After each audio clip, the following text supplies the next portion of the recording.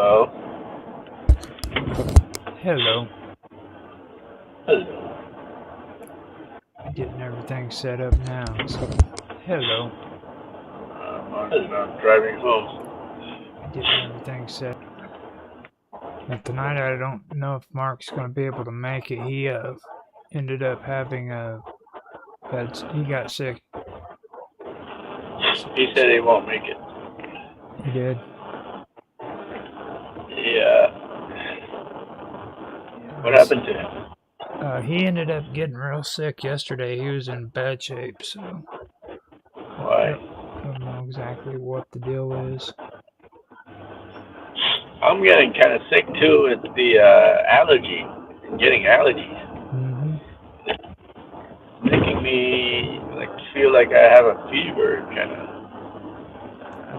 I was telling Off Mark that. stuffy nose. Mm-hmm. I was I telling had Mark. to take a Tylenol this morning, and it seemed to have helped a little, but now it's wearing off. I hate that. Yeah. Yeah, if nothing else, I'll run some music in the background and stuff. If you guys want to bow out this week, and we can do Minds Roundtable next week for, just keep It's music okay. in the. I mean, the other guys might show up. Oh, this right here is just gonna be like a music fill in for the time slot basically, and then we can do another one next week. No, I mean the regulars still start in 5, 7, 6, 7 minutes. Yeah. Are the other guys going to come? I don't know I mean, who's. wait for them to see if nobody comes, then we can cancel it. But if they come, then let's do it. Yeah, I mean, that's yeah. Let me see real quick if what's all running at the moment.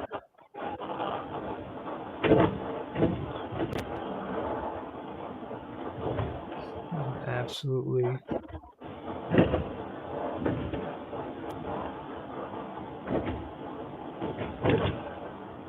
Yeah. There we go.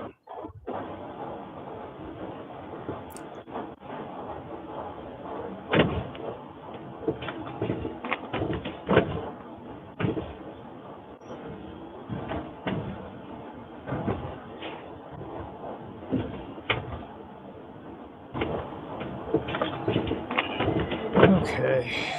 Yeah, looks like everything is up and going. Are you streaming? Yeah. So right now I am, yeah. And I won't record anything unless somebody shows up. Okay. Yeah, looks like everything is up. Is your brother going to join?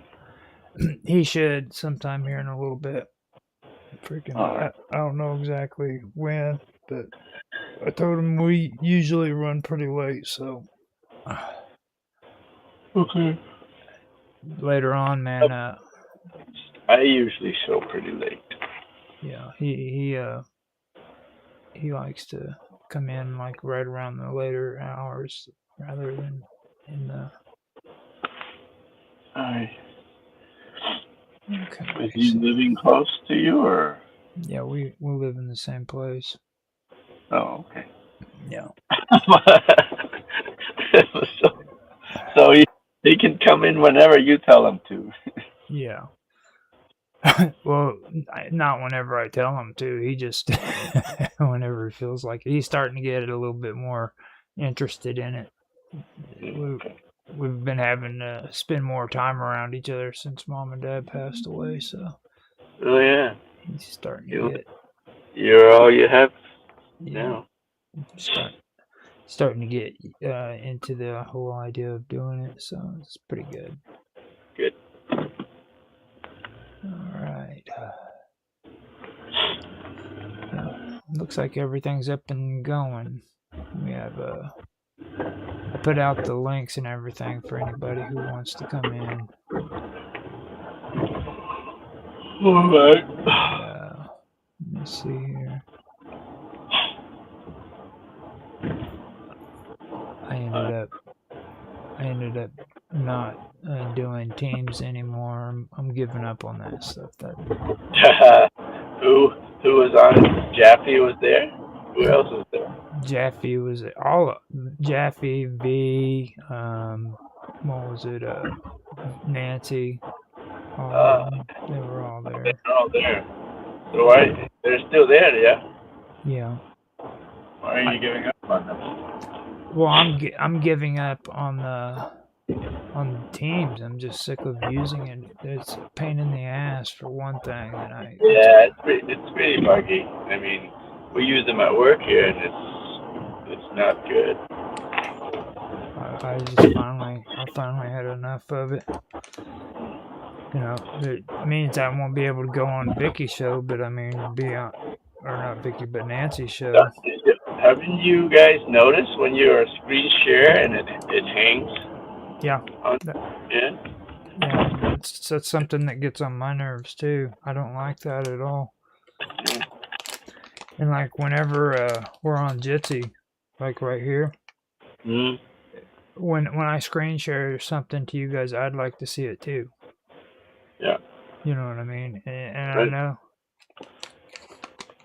I know that might sound petty, but it's not. It's really, when you're actually doing streams and stuff, you want to have a little bit of control over the stuff you're... Yeah, no, it's nothing petty. You want to see how it should look on the viewer side.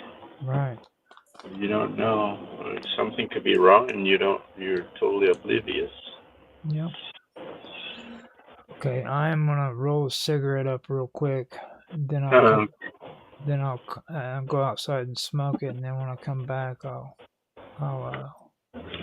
get the recording going and stuff. All right, I'll keep watching for you. Okay, thank you. I'll be right back. I don't know how I'm gonna feel about doing this without Mark. I've been having him by my side the whole year. First time he hasn't been able to come in. Yes, let's see. You might end up canceling the whole thing, you know. But we'll see how it goes. Robert will be here. He just walked Mark, in. So. Mark is indispensable.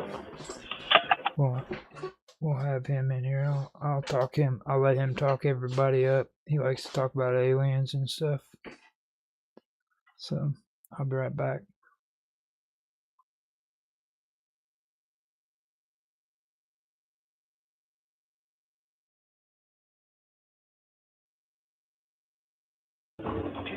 I had myself on mute while I was talking for the last minute or so.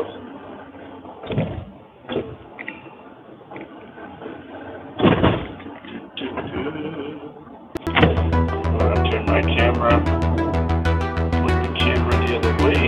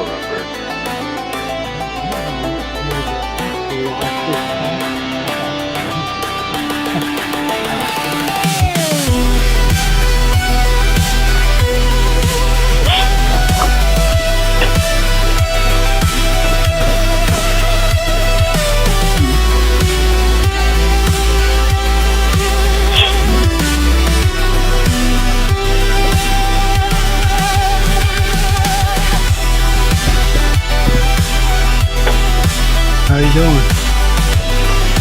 Good. Yourself? Alright.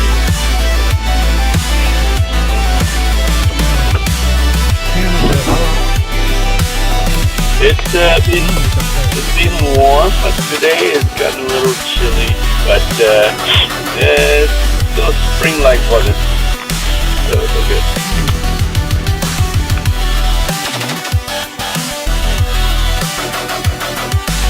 I like to see, when you go drive through and all that, I get to see the whole area. I don't get to see, I don't actually see a lot of different areas. You've never You've never actually been. been up here? Yeah. You should come to Alberta. It's I don't know. It's a beautiful place, Alberta. But it's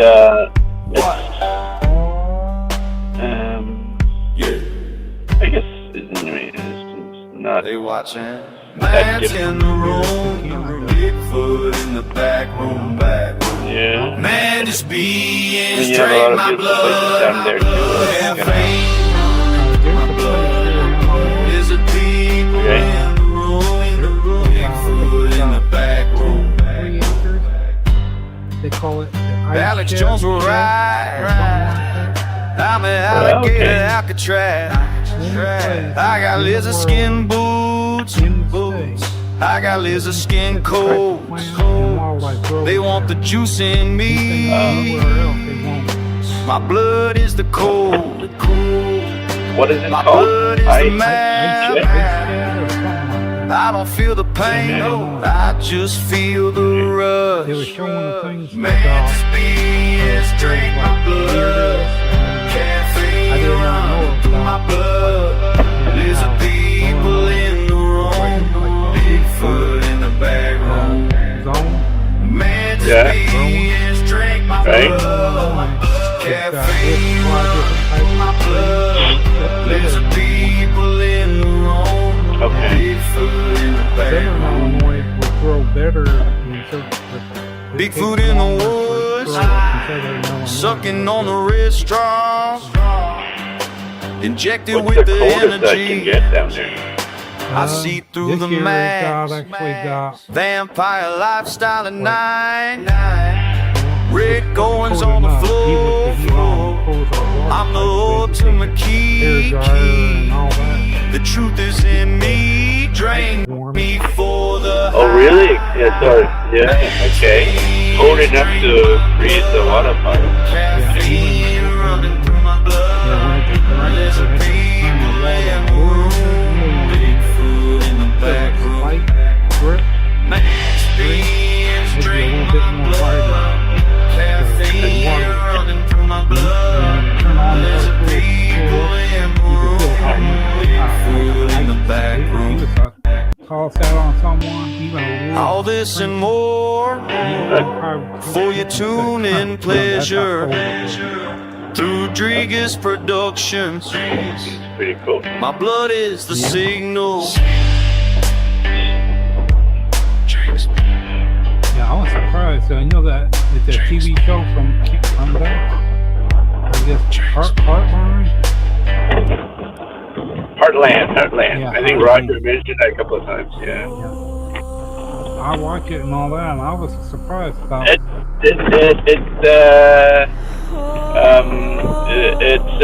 what do you call it? It takes place in Alberta, I think. Yeah. At the edges of Right? everything. It's like a cowboy land, right? Yeah. Opposites that define each Yeah. other.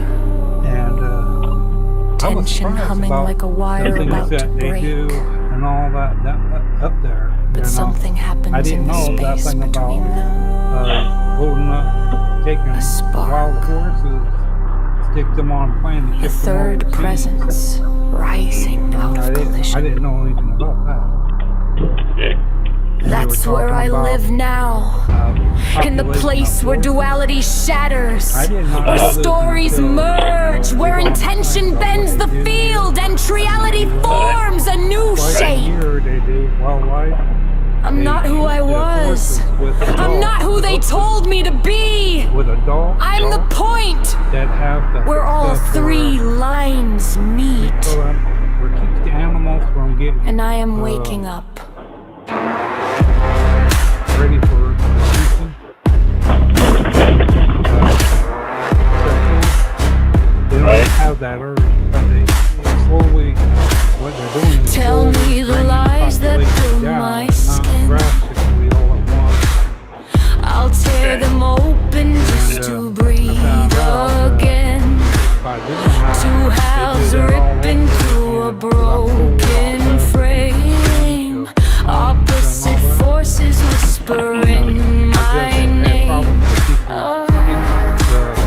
I feel the rupture. Cold fire in the sea.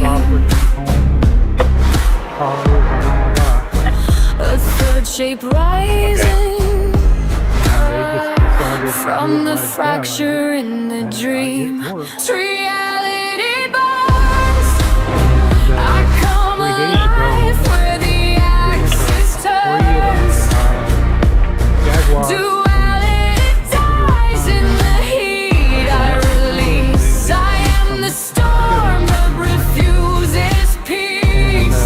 They were shown on wildlife camera. Reality burns. Three voices fused into First time one. I've really seen in That Arizona. You love. don't really see that type of wildlife in place. I don't think we have jaguars in North Carolina. Ghost symbols flicker in my blood. Yeah, I was surprised about this. Golden apples drowning in the flood. Yeah, because Ancient on that stories show, chanting they through show my different things and all bones, that. turning every Yeah. shadow into They do this one where thrones. they do a great Lotus breaking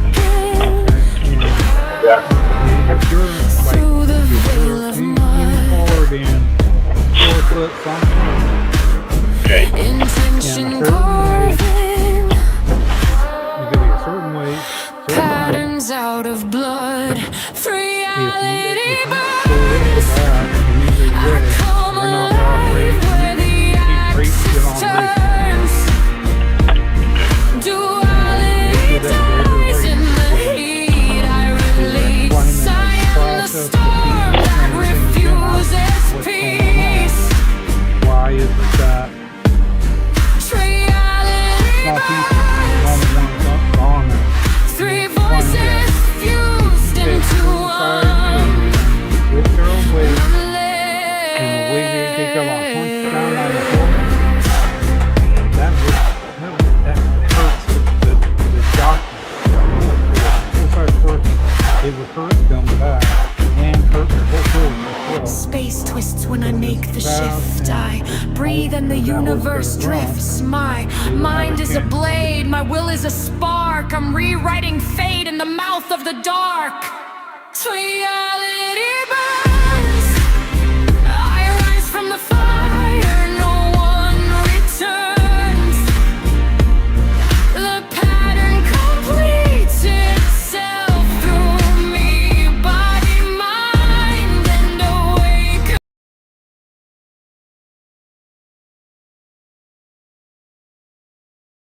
No one returns. The pattern completes it. Surprised about that. Like, Okay,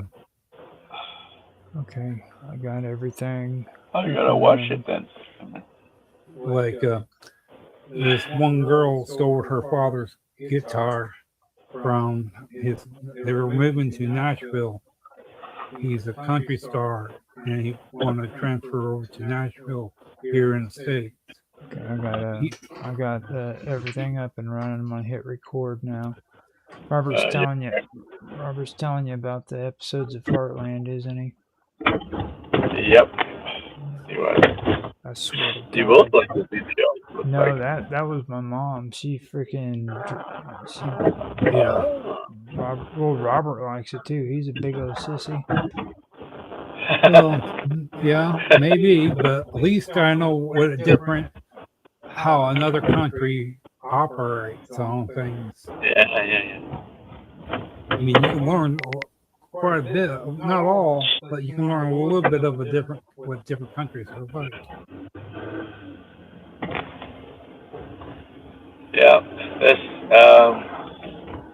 Heartland's and I guess that's a show for the older generation. There is There there's are, hmm, there is another show.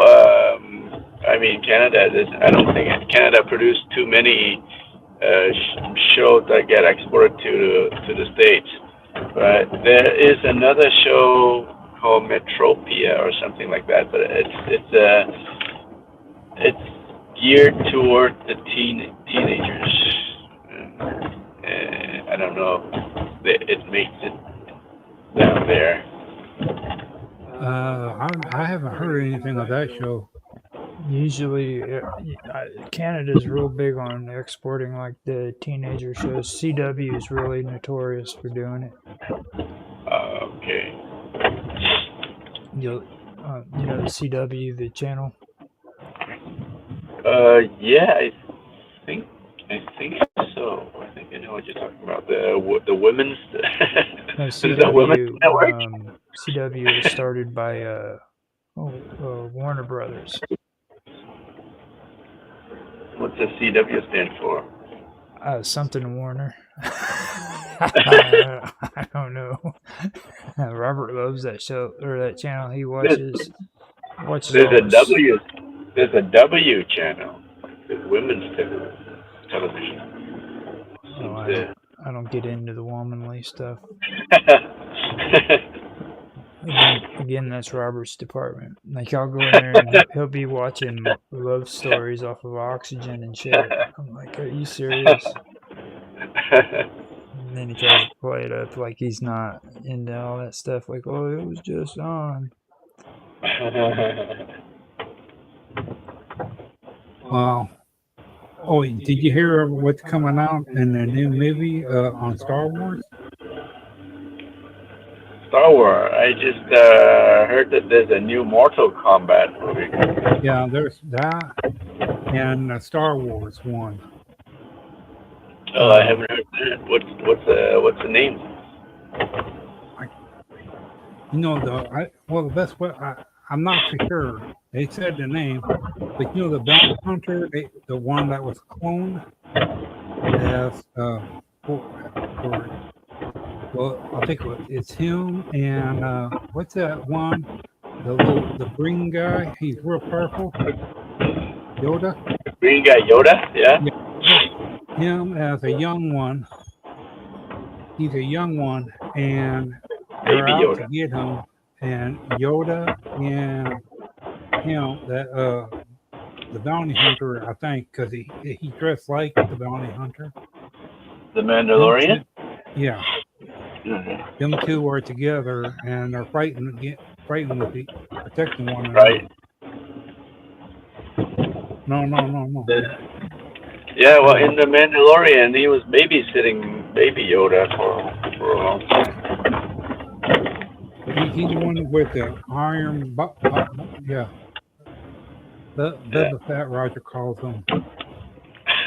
Boba Fett, his father.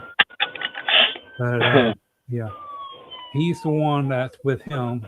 And for what parts I've seen on TV, it might look like a pretty good movie. Because you know them, them four-legged big old tanks with legs. All you see is the little Yoda is doing is squeezing his hand towards it, and it just blows up. Okay. And I thought, man, you'd be the one that would would like to. As you said, you like to. And I thought I'd let you know. I like Star Wars stuff. Yeah, let me know how it turns out if you go and see it. Oh, yeah, I'll keep an eye out to see what's the new, and we can talk Uh, about it in uh, some later shows. but yeah, because I was surprised about that. Okay. And I forget, they got one here too. I forget. I remember it was on the thing. They found bones, not bones, well, freeze dried animals and leftovers. It fell through into this ice cave, they call it, Okay. and they found animals from from the 1600s all the way really far back in it, and it still got its ice inside of it and all that. Right. Animals from that time all the way up till now. Yeah, yeah. It's possible. Yeah.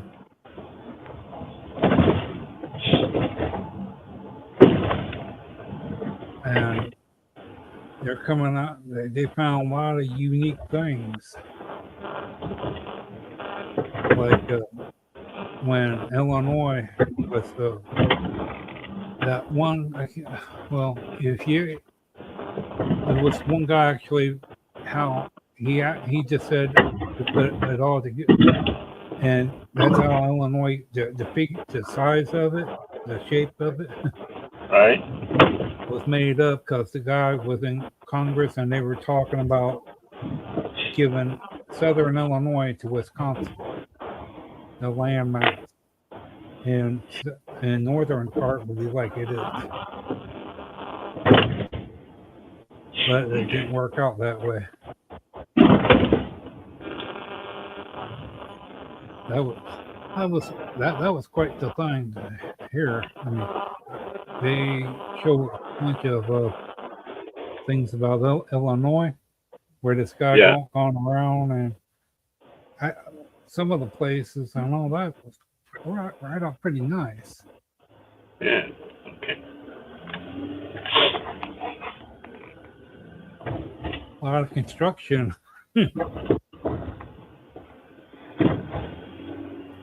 But yeah, like but like how I know it's from Canada, that the company that has a website. You see the Canadian flag and all that on there, and well, that I know of, they're the only ones that have whole wheat crackers. I Okay. like whole Holy wheat crackers. cracker. Okay. Yeah, yeah, yeah. And I'm trying to watch my cholesterol and all that. You know, and I just figure as I'm a heavy set guy. My Yeah. family has had problems with that stuff. I'm just trying to decrease some of it. So, Do you have problem with sugar level, blood sugar yeah. level? You do. And I was, huh? Okay. I was just saying, I found out your body creates its own cholesterol and sugar. Yeah. And they say the more sugary stuff that you eat, after a while, your body craves it when it don't get it like you normally would. What? Hmm. And I just figure still have a little sugar, but not as much, and just watch out for the things that you do buy at the store. How Right. much of the sugar it is. Right. Yeah. Yeah. Yeah. Interesting. Today, two people that I work with also mentioned that they have high blood sugar level. We're all getting around that age, and they're wearing this. They're both wearing this patch device that is connected to their phone that tells them that monitors their blood sugar level. Mm-hmm. And When you goes too up, high or too low. it alerted them. Yeah. Yeah. And I just figure because with plus when you have a like where your brain where you get a blood clot to the brain. Uh-huh. Yeah. I forget what they call it, and that's caused too. They show it on the phone. I'm not saying all the people on the internet's quacks, but the ones that ain't, they show it that if you get too much buildup in your veins where your blood goes through and all that's hard, you take a One, chance to it, huh? one sec, guys. I gotta make a phone call. Okay. I'll be back in a minute. All right.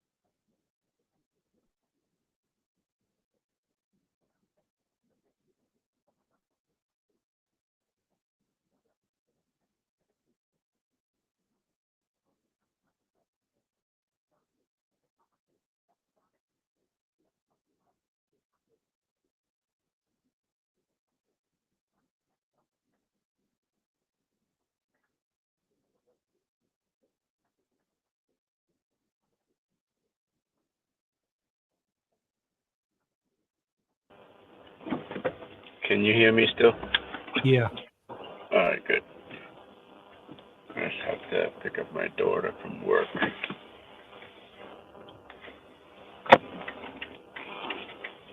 Is that a nice call or is that actually hot? The mic is hot, so they can hear you. On mute.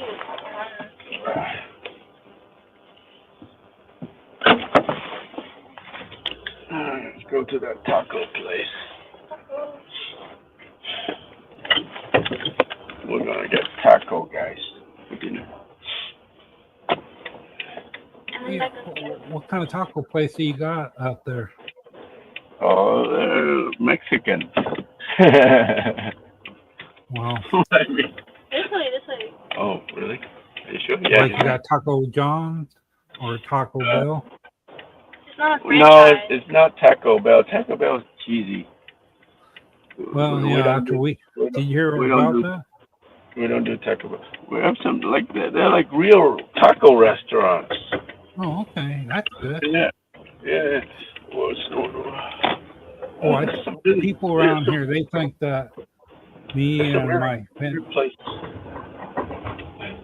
Some really great taco places there. Like the portions are big portions, and they're tasty. So yeah. that's good. At Lakeshore, everyone's here now because it's nice weather. Yes, this is nice weather.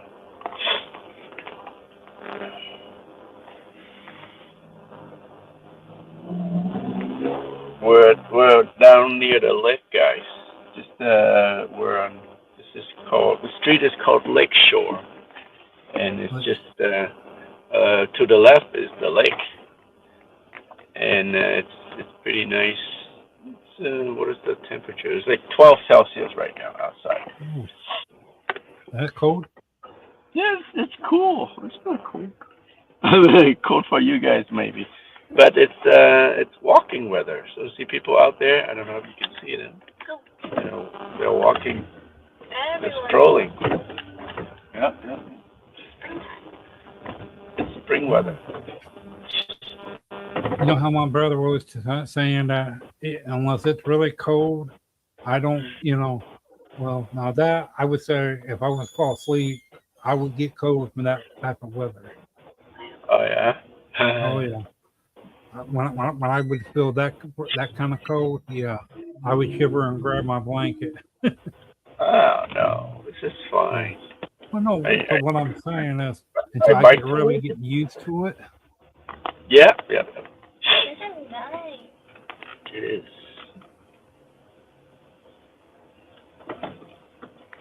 Well, there's a place in Arizona. This guy, Okay. he makes burritos with real box chopped up meat Okay. and put all that in. Oh man, for $3 a thing. When we used to live down there, and we Right. would go down there when we had the money for it, we all Yeah. would buy them things. Oh man, they were the best. People, I Yeah. say, you know what? No, I would look and say, there might be Mexicans here, but when it comes to the real burrito, Yeah. man, there ain't no way that beats that guy from Arizona. Makes you have water in your eyes and you're gasping for air a little bit. But it was good and was worth it. You sure don't find too much of it like that. The hot tacos, huh? Well, they're not too hot, but they're mild somewhat, but they're hot enough that where you suck up air a little bit to cool your breath, your mouth down a little bit. Okay. The view ahead of me there. You see it? Does it look a little bit like Chicago? Oh, yeah.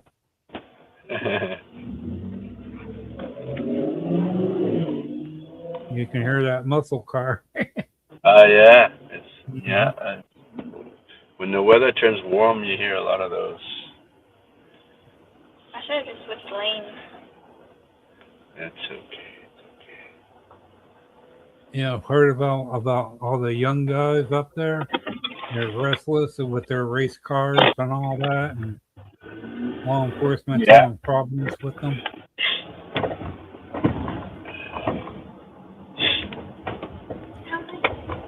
Yeah, I was surprised. I can't forget the mounted police up there. They do their horse where everyone goes up and watches it. I was really surprised about that. 18 something when they started. Okay. And they do it all every year. And my dad, he was he helped train horses professionally. He did, and he was even up there in Canada. And yeah, he said that pretty dang neat up there. Big horse trough areas and all that for nice looking horses and all. Oh, why did I go here? Because I could turn left over there. I can do whatever I want. And I did. Go pick it up.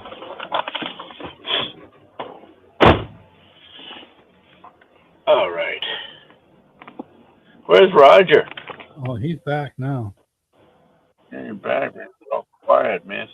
I'm digging through trying to find out some good topics off of Minds. Everybody keeps posting just ridiculous stuff. The only ones that's actually posting anything real is Chemtrail. It's not really all that interesting anyhow. Well, can I say one thing? How about this new thing that they're talking about doing? Going through the investigation and did you get Robert signed up to mine, Roger? Well, he has to take things one step at a time. We just now figured out, we're helping him figure out how to get on Element, and then on Jitsi. So now we got to get him to where he's used to going to, where he Wait. He's not on Element yet. Yeah, you signed him up, but he's in my group. he is, but he's been inactive. Well, he's not Not able to. participating. He's not able to type and write and stuff like that. So Yeah. whenever he can post like videos, if you want to post videos in there, Robert, post videos in there, stuff like Well, that. how come he can't type? He I don't know how to read. When I was Oh. 2 years old, it might have been a reason for a little bit of whatever it is. Okay. when I was a 2-year-old, I was rambunctious really bad. I was Okay. shooting all over the place in the cab of the semi, and Okay. I fell out of the semi. I did, head first. Oh wow. Yeah, Concussion. and yeah, and when I was born, you know that movie Conehead? I was one of them. Okay. Yeah, Oh the man. nurses and all that had to sit there and smooth my head out with their hands to get that where my head was a little bit leveled. Oh wow. Yeah. So you haven't been able to go to school at all? Well, I went to school, but when it came to reading and spelling, Yeah. I'm not even in a reading level. Okay.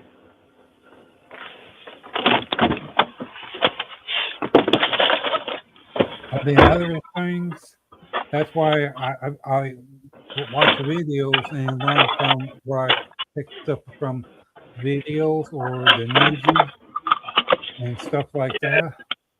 So it's no good to be on Mind or on Element then.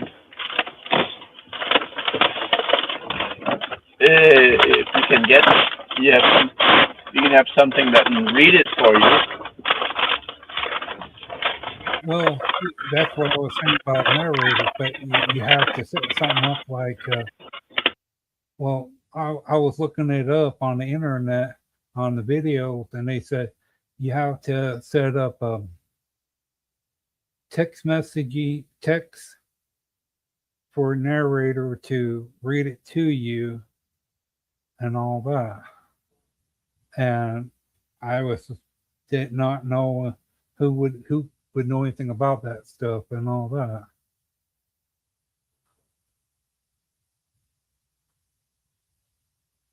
thing on the. Is it hailing outside? Plastic. What is that? His audio's completely gone down. Yeah, my daughter was creating such a racket, I had to mute Oh, I myself. thought it was like hail falling from the sky. Man. Yeah, the only thing I found on Minds that's interesting is a post from Censorship Sucks. He posted Molly Hemingway rips Obama for trash talking the GOP. You heard about that one? No, I haven't. Yeah, she is apparently on Fox Business and tore into President Obama, former President Obama, for his recent comments about Republicans. Yeah, she was the one replaced. She's the one who replaced who? Replaced. She's the one that got fired. Oh. But anyhow, Obama was just interviewed by Stephen Colbert, and in the course of their talk, he criticized Republicans, claiming that they no longer believe in the rule of law. And then Hemingway pointed out that Obama played a pivotal role in the Russian collusion hoax and found it sickening that he has the nerve to speak in this way. Who said that? Molly Hemingway. Molly Hemingway. Yeah. Post the clip if you can find it. And Good mind. Let me see what else we got.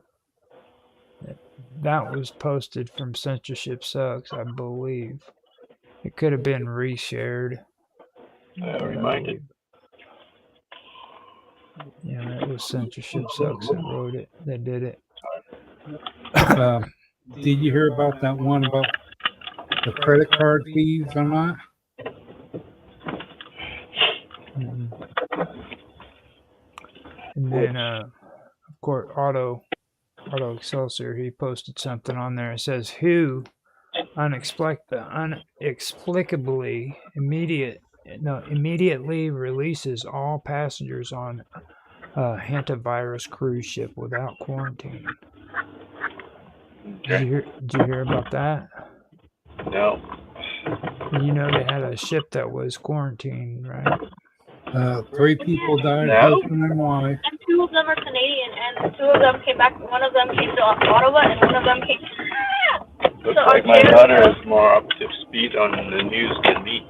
Oh yeah, big news. But it's not. They don't have to quarantine because they don't show any symptoms. So now we have someone in Canada. What is the virus that they're infected with? Cancer. It comes from mice, rats. What is hand? Rats. Oh, the hantavirus. Okay. And like it's a 44% mortality rate. It's like a new it's a Like new in- wave of like COVID-like Yeah. I wonder what happens to all And of then- Canada.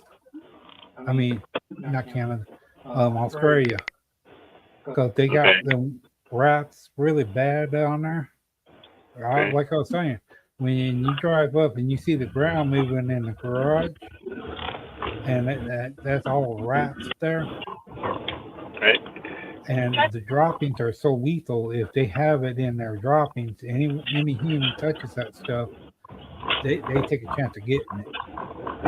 And in 8 weeks' time, you know what happens in 8 weeks. You die from it. And it's airborne. Yeah.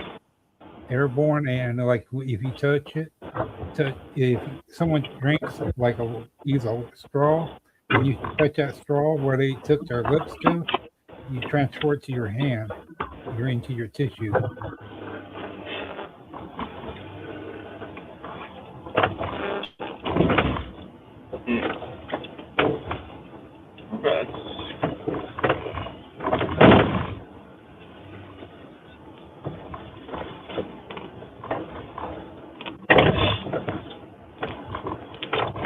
Yeah, it's a So that right there was another one that was from notifications, so that okay. everybody knows that freaking we aren't leaving the mines, people out. We're putting it up, and I could do Freedom Fighter Victor, but I don't want to listen to Bullhorn Barry today. Who? Bullhorn Barry. Well, he's doing mostly videos. He's against New Age and UFOs and stuff like that. So he talks about it at least. He's really radical Christian. I think Bill Ottman is like he's a hardcore UFO kind of guy. He keep bringing it up. I think his post today. He posted something today about UFO stuff. Did he? You can't miss out on Bill Altman's UFO articles now. Yeah. I'll go ahead and do the Bullhorn Barry post that he made in the writing corner. So he says more New Age nonsense. The New Age grift always has to have a new revelation. Bullhorn Barry, and it's in the opinion short video. Now, according to the late Robert David Still, Saska Stone was a thief and was robbing from their money basket. Unfortunately, Robert died from COVID soon after he was trying to expose Saska. The guy brings nothing to the table but more lunacy. It seems like the more crazy things get, the more loony people become.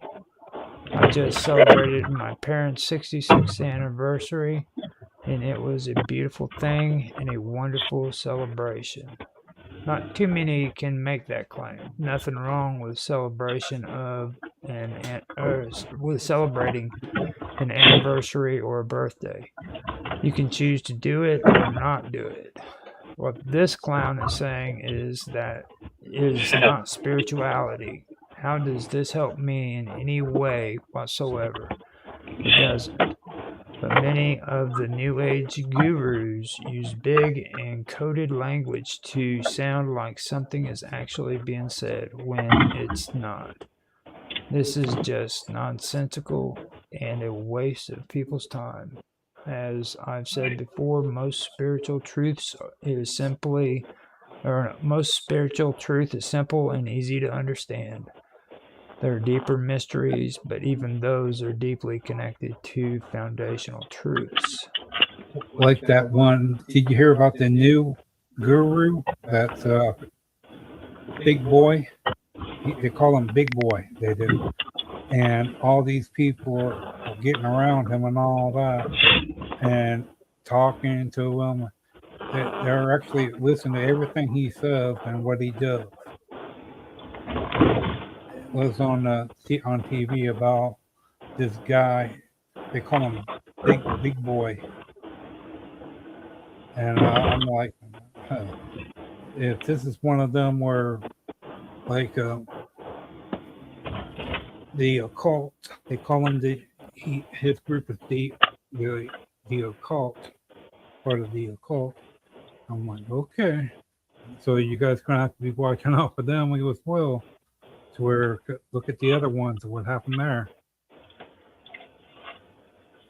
Big boy guru, huh? What kind of guru?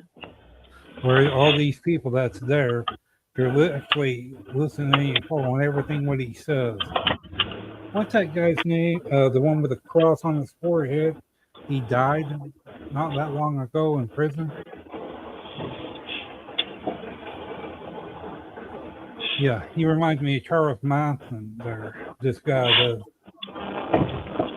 He has that much of an ability with these people that if this person was to sit and say something like that, these people would go and do it. They said, we follow everything what the leader says and all that. I mean, I don't know however or whatever this is, if it's true or whatever, that's really pretty scary. But you look at how many cults and what happened there after a while.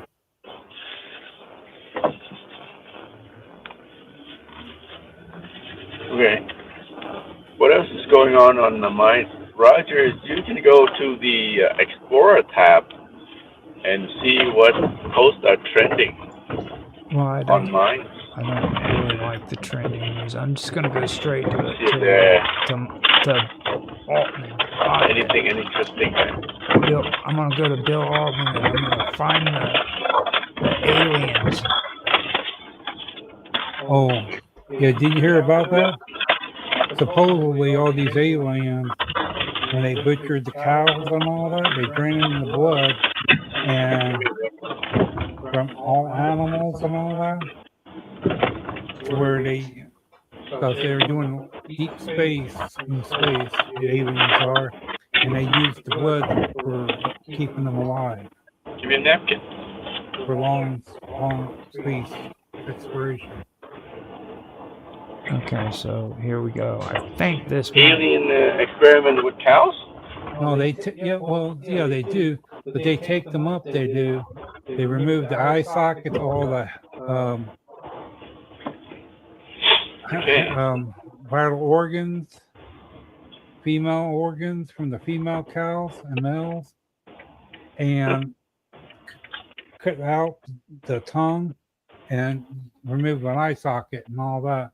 But then they take all the blood from all the animals that they have contacted, and they even get some from people. Sounds like the kind of stuff you see on the X-Files. Well, that's possible. Okay, so I found the post you're talking about, and it's from Bill Altman on Minds, and it says disclosure amping up. Trump understands how this impacts his legacy. Yeah. Regardless of whether or not you think he is a psycho, the release of these files proves they've been lying about their existence. And where he's getting that from is the U.S. Department of War, where Donald Trump said on Truth Social, based on tremendous interest shown, I will be directing the Secretary of War and other relevant departments and agencies to begin the process of identifying and releasing government files related to alien and extraterrestrial life, unidentified aerial phenomena, which is UAPs or UFOs, and unidentified flying objects. He did them separately, so UFOs and UAPs, and any and all other information connected to these highly complex but extremely interesting and important matters. And he says, God bless America. Then, in response to President Donald J. Trump's directive for transparency on U.S. government information regarding unidentified anomalous phenomena, the Department of War will support with support from the Office of the Director of National Intelligence, is overseeing government-wide efforts to expeditiously find, review, identify, declassify, and publicly release unresolved UAP-related records and historical documents in the federal government's possession. This is an unprecedented historical undertaking that requires coordination between dozens of agencies and the review of 10 of millions of records, many existing only on paper, spanning many decades. Given the scope of this task, the Department of War will be releasing new material on a rolling basis as they are discovered and declassified, with tranches posted every few weeks. The material archived here are unresolved cases, meaning the government is unable to make a definitive determination on the nature of the observed phenomena. This can occur for a variety of reasons, including a lack of sufficient data, and the Department of War welcomes the application of private sector analysis, information, and expertise. DOW will continue to conduct separate reporting on resolved UAP cases as mandated by state. Under this administration, we will pursue the truth and share our findings with the American people. And it's cleared for release on May the 8th, 2026. Is the Department of War the renamed from the Department of Defense? That's actually a good question.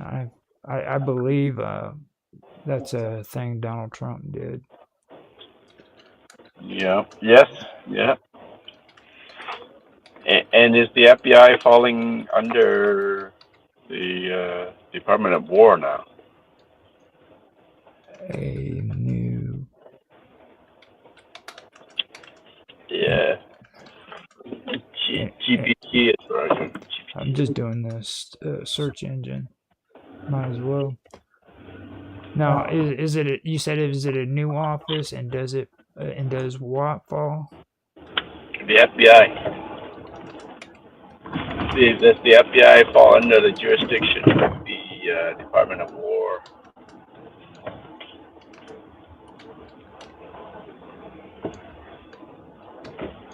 checking it out now. Okay, it says based on updates as of May 2026, the Department of War is not a entirely new department, but rather the Department of Defense, the DoD, acting under a Right. secondary title, Okay. reinstated by the Trump administration starting in September the 25th. So that Right. Okay. September 2025. So that would be just basically a name that was reinstated. It's the same. The name. Yeah. It's a synonym for the DoD. And the FBI does not fall under the jurisdiction of the Department of War or the Department of Defense. Okay. So then, why would the Department of War be releasing files about aliens? Isn't that the FBI's job? Well, no, really, it's not the FBI's job. A lot of people believe that because they've, like you said, they've watched the X-Files. But Okay. the Department of Defense is the one who actually started everything when it comes to the whole UFO investigations.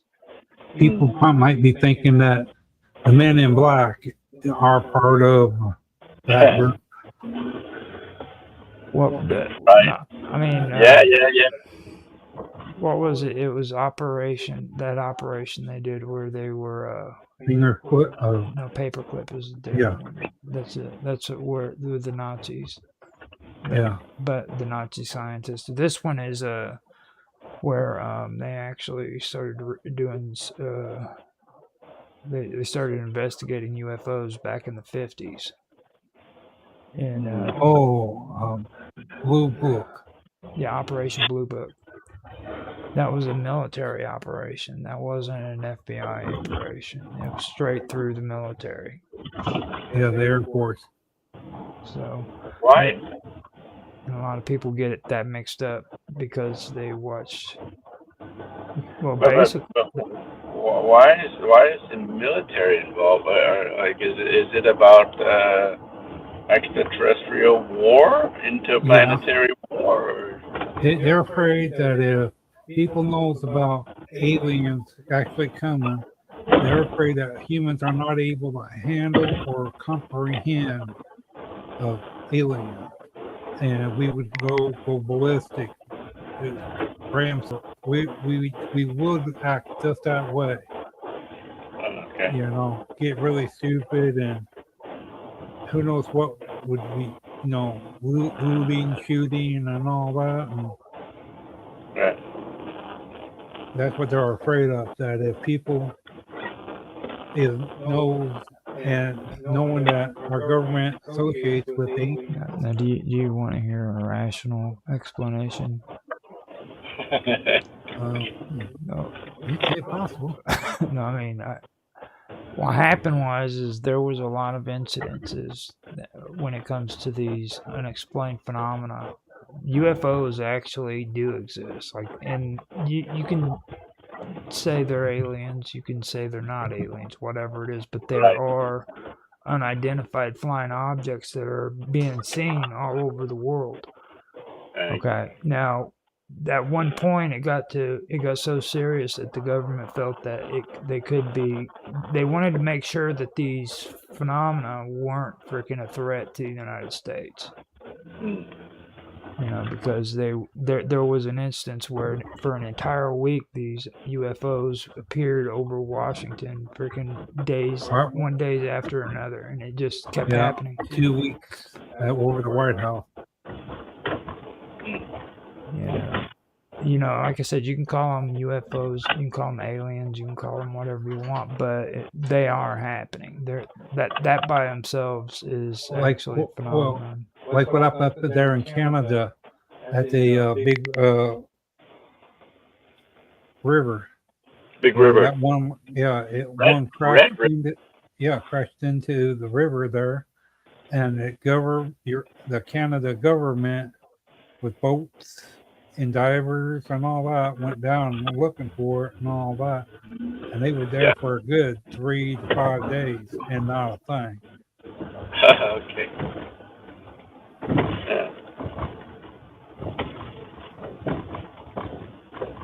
Yeah, but they were showing and they were talking about all these metals on the alien crafts and all that. Mm. Okay. And they're saying how the metals at a certain depth and all that can change changes the construction of the metal to a different type of metal completely. Mm. Well, it's not so bad, but if that's the case, why is it that they cannot replicate something that about the radiation coming from the craft itself through the skin of the aircraft? Now, hold on. Before you go, I wanted to point out so that Tana know what you're talking about. He's talking about the Shag Harbor UFO incident. Okay. I don't know if you know anything about that. No. I might have, but It happened back in 1967. very vaguely. I mean, the Red River thing got my attention, but Yeah, it was a massive government and military search that lasted for days. Like this supposed UFO crashed into Shag Harbor, and they actually searched for it. The Canadian military. and it just disappeared. Mhm. It was up by Nova Scotia, I believe. I'm not quite sure about the whole locations and everything, where everything is, but I think it's up by Nova Scotia in Canada. Well, I guess Nova Scotia is a part of Canada. Well, Nova Scotia is in the east. Yeah. Yeah, way in the east. I used to know a guy from Nova Scotia. In the east, yeah. Who's here? Who else is here? Otto, right? Yeah. Yes, Otto made it. Hello, everyone. Good to see everybody. Heard you talking about UFOs. Oh, yeah. Yeah. It's interesting you were talking about Canada. The first thing I think of is the disappearance of a fighter jet that was dispatched, I think was from the Kinross Air Force Base. There was a UFO sighted on radar near the Sioux Locks, up the Great Lakes. And they dispatched a fighter jet, U.S. fighter jet, and they were having trouble getting anything on their radar, but the tower had the blip, so it was directing them. And from what the report is, and this is very well documented, you could see the blip of the unidentified blip, right, the UFO, and you could see the blip of the jet fighter, and the two of them merged. And they thought, well, he just flew underneath it or flew over it. But then he didn't come out again, and the UFO blip just shot off, and they've never found the plane. And this is over the Great Lakes. They're not that deep. I mean, they are deep in places, but it's not the Marianas Trench. And they had, like, as you can imagine, the Canadian forces, the American forces, they were out searching. I mean, it's a jet fighter. It was like at the time, very cutting edge fighter plane. And it was right there in the Great Lakes. They had the radar tracking. They knew exactly where it disappeared. I don't think they've ever found a trace. They found a piece of wreckage years later that might possibly be from it, although I don't think they found any like distinctive serial numbers. And that was a very odd thing. And both men. There was a pilot and a radar operator in the jet, and both were declared dead eventually. But they've never found any wreckage. There was a spoof on the internet at one time. I forget how long ago it was, where someone claimed they'd found a radar image of the plane on the bottom, and they showed some AI generated thing, and everybody got excited until they figured out the place didn't exist. It was just a joke. But there are these incidents, and a lot of what they call UFOs. You got to think, well, is it a government, hoax? Is it something, a psychic manifestation? But anything that can make a fighter plane disappear seems pretty concrete to me. Oh, you forget. Look what happened during World War. What do you call them? Old airplanes, the 5 to 6 ship. Yeah, Foo Fighters. No. I'm talking about during the time when they went to Florida. Flew out. That was that Navy flight. Yeah. They kept sending weird radio transmissions back. They didn't know where they were. It was like they were all confused. It was like different terrain than they were supposed to be over. Yeah, And then Yeah, that big I remember airplane that. too was shipped out to look for them, and that one even came up missing. Yeah, that was I mean, I think it was a training mission, but I mean they were good enough pilots to be out Yeah. there, and they had an experienced guy leading them. But they were it- all yeah. I don't think they ever found a trace of them either. It's No, not even a part of a plane. Not even Oh. out of all 6 airplanes. Yeah, you think there'd be a life vest floating around or something? They had like water survival gear and stuff, Yeah, life vests, and even if they die, they usually find some wreckage or an old vest or a and a what do you raft or call that something. thing? What do you call that? The device that when you crash, it automatically gets alerted Well, we used to have to the these things. These signal. May West are it's like a vest, and it's got like a strobe light on it that goes off. Yeah. I don't know if they had May West. They might have. I think that was just after World War II. So it was like in the late 40s, maybe 47. I forget though. I forget now what year that was. But we've got the internet here. We could probably look it up. See if I can find it. You guys look it up. When I get home, I will be able to do some looking myself. And during that time too, that about that time when they lost their nuclear bomb out of the back of an airplane, didn't you? And today it's still lost. Oh, I found it. It was December 1945, so it was still the war. You were right. Okay. Yeah. Fort Lauderdale. It was out of Fort Lauderdale. Yeah. Yeah, and it's like it's not off in in the Pacific or something. It's Florida. I mean, it's our own territorial waters. Yeah. Well, 5 of them went out, and one went out to look for the other 5. Yeah. Yeah, and they disappeared too. Good boy. No panda. And you know what? And the weird part about it is, like up here in Chicago, they I don't know. I'm just going by what they're claiming too. Miniaturized triangle is up there. Okay. I think I heard something about that. Triangle, where ships would come up missing from there. They looked on in the bottom of it. Not a sign of a ship at all. Wow. It happens. Weird things happened. Yeah, it happens. And like in China, or the Dragon's Triangle, the government has told them right out, tell airplanes and boats, you do not never fly through that area at all. Right.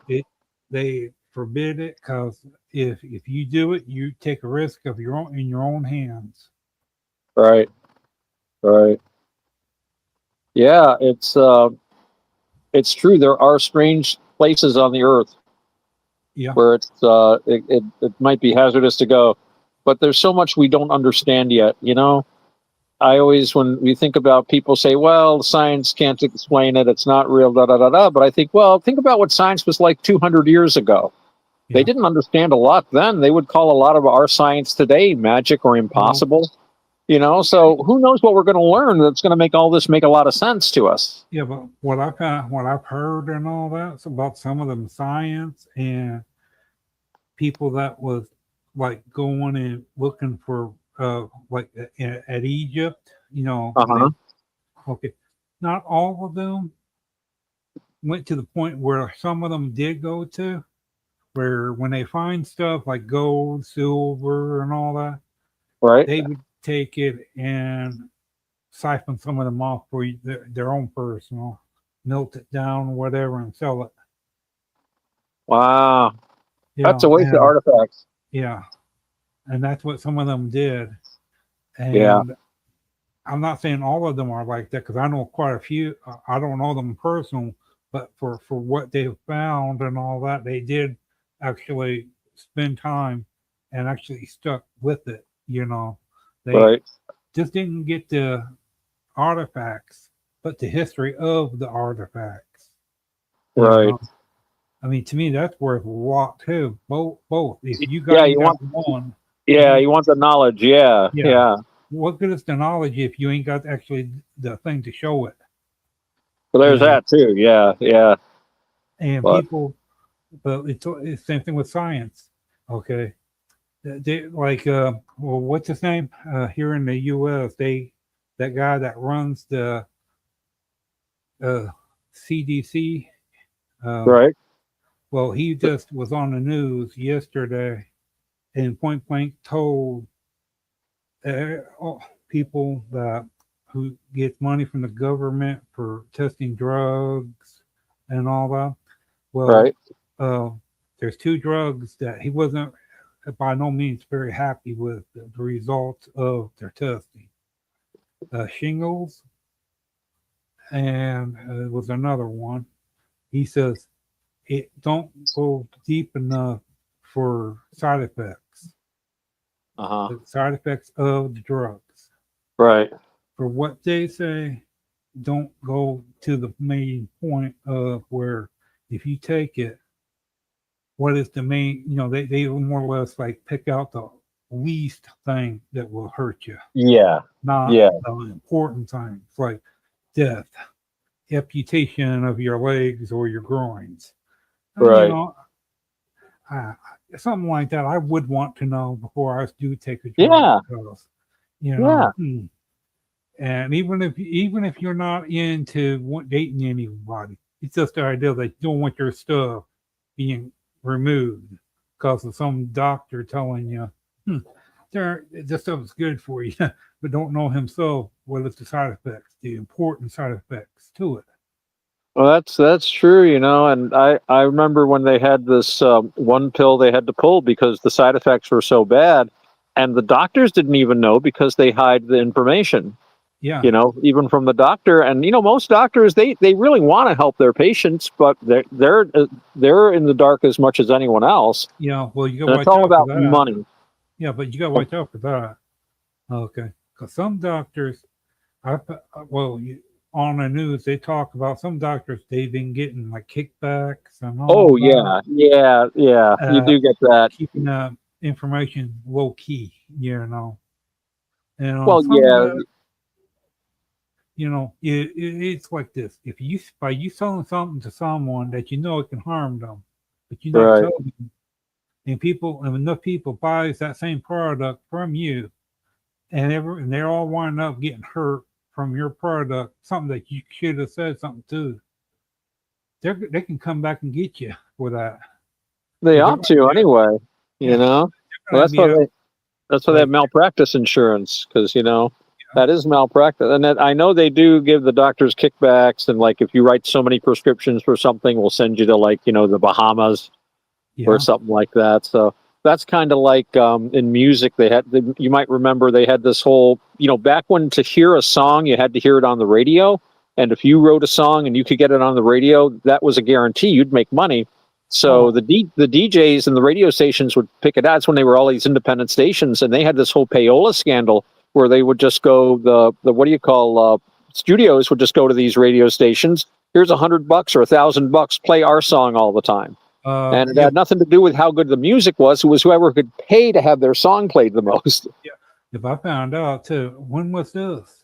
Okay, from 1940s, all the radio stations, not 40s, in the 70s or the 80s, Uh huh. there was a group that bought up all the airtime in the Yeah. radio stations.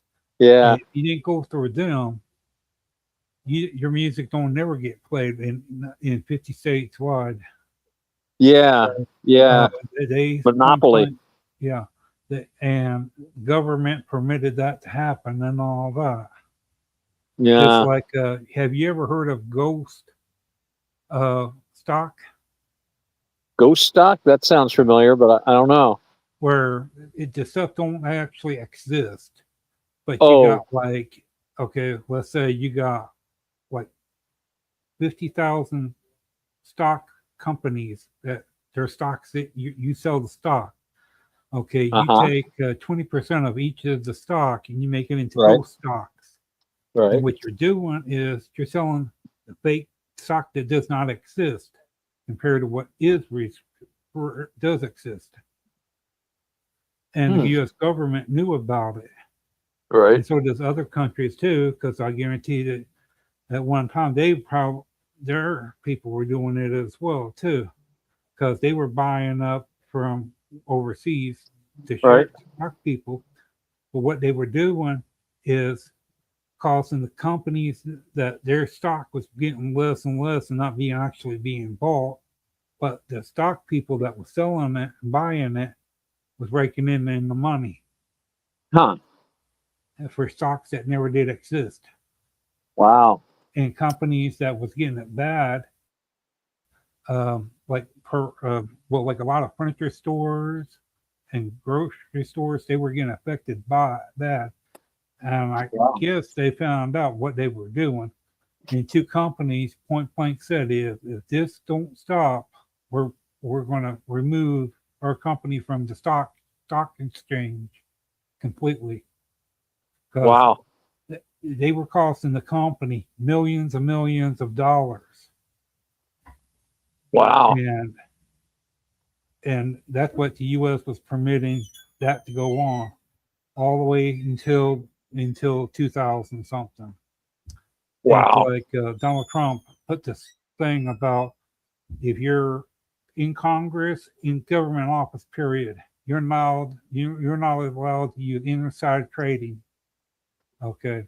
Because he's found out that they got a little bit of money, but they go use their information and make billions off of the stock market. They do. Yeah. And he looked and figured that ain't right, because insider trading, people went to prison, lost their homes, lost everything for doing that same thing. Wow. What Congress ain't no better than anybody else is. Yeah. And it got to a point Donald Trump was talking about wasteful money. Okay. Well, they get, in 20 years, they can retire and still go out and get another job. But then they get retirement fund pensions, medical and all that. Oh, yeah. Yeah. Okay, but here's the thing. Now, if you go and retire, and are you going to be able to do the same thing? Not me. What would you think would happen if you went to do that? Wouldn't work. I don't think I'm ever going to be able to retire. Okay. I'll retire when they put me in a box.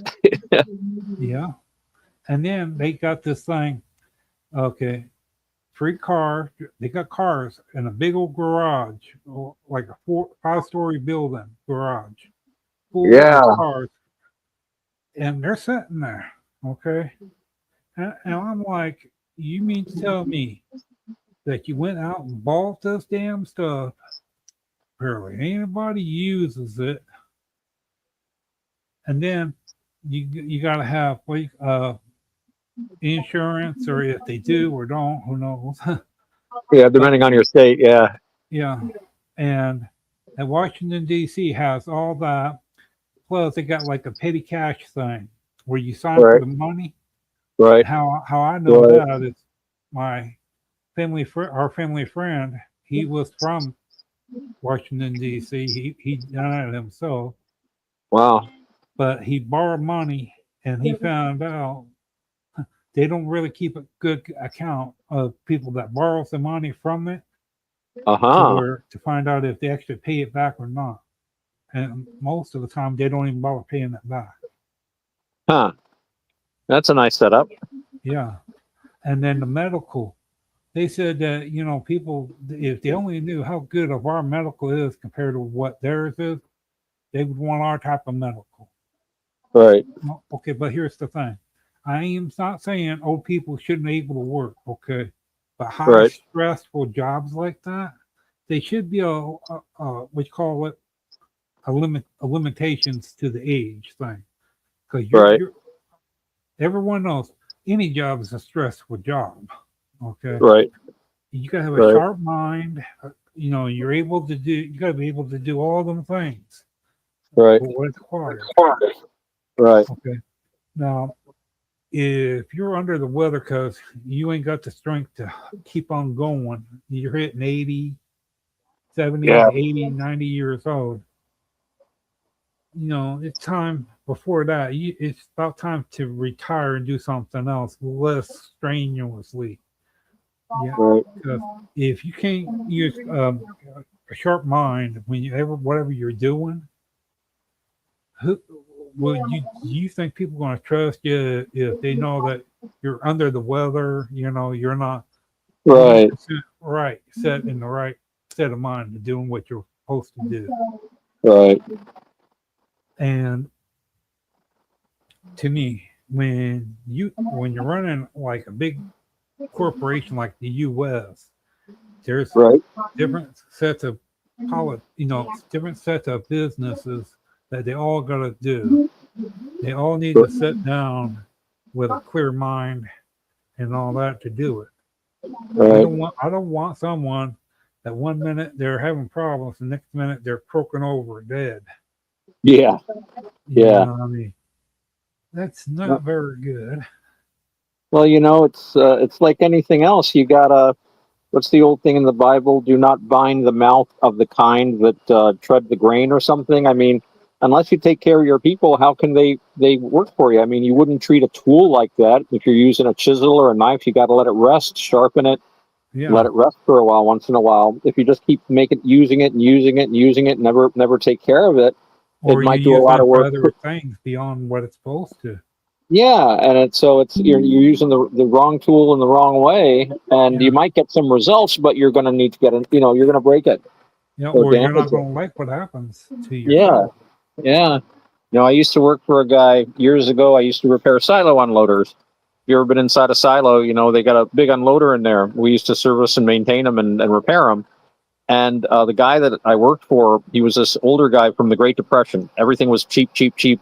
And he found this catalog. This was back in the 90s, like early 1990s, maybe mid 90s. So there wasn't a whole lot of Chinese stuff like today. And he found this tool catalog where you could get these Chinese made tools and stuff. Says, look at this, they're only 99 cents. And I'm like, yeah, and they'll break.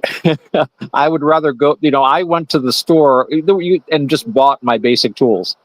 Because if you just use the wrong tool and for a job that it's not made for, yeah, it does the job cheaply, but it's probably going to break. And when you're working like 70 feet up in the air in a silo and your tool breaks, you have to climb all the way back down to the truck, hope you have another one, climb all the way back up.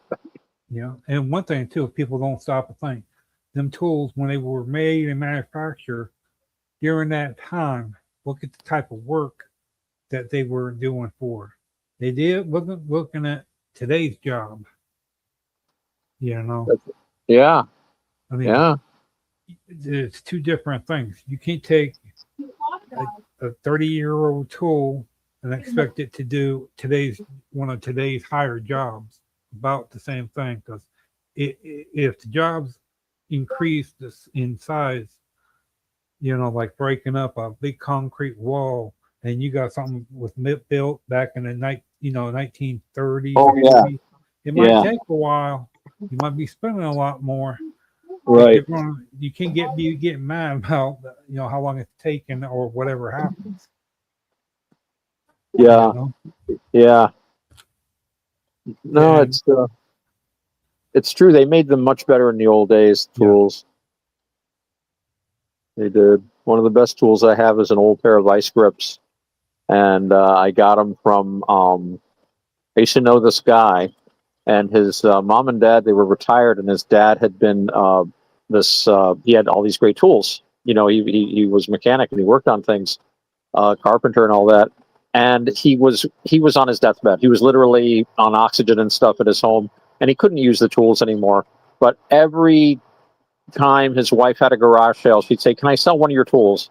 And he'd say, "Okay, you can sell one." So whenever she'd have a garage sale, you could go there. And I bought this beautiful vice grip pliers that must have been 20 years old when I got them, and that was a while ago.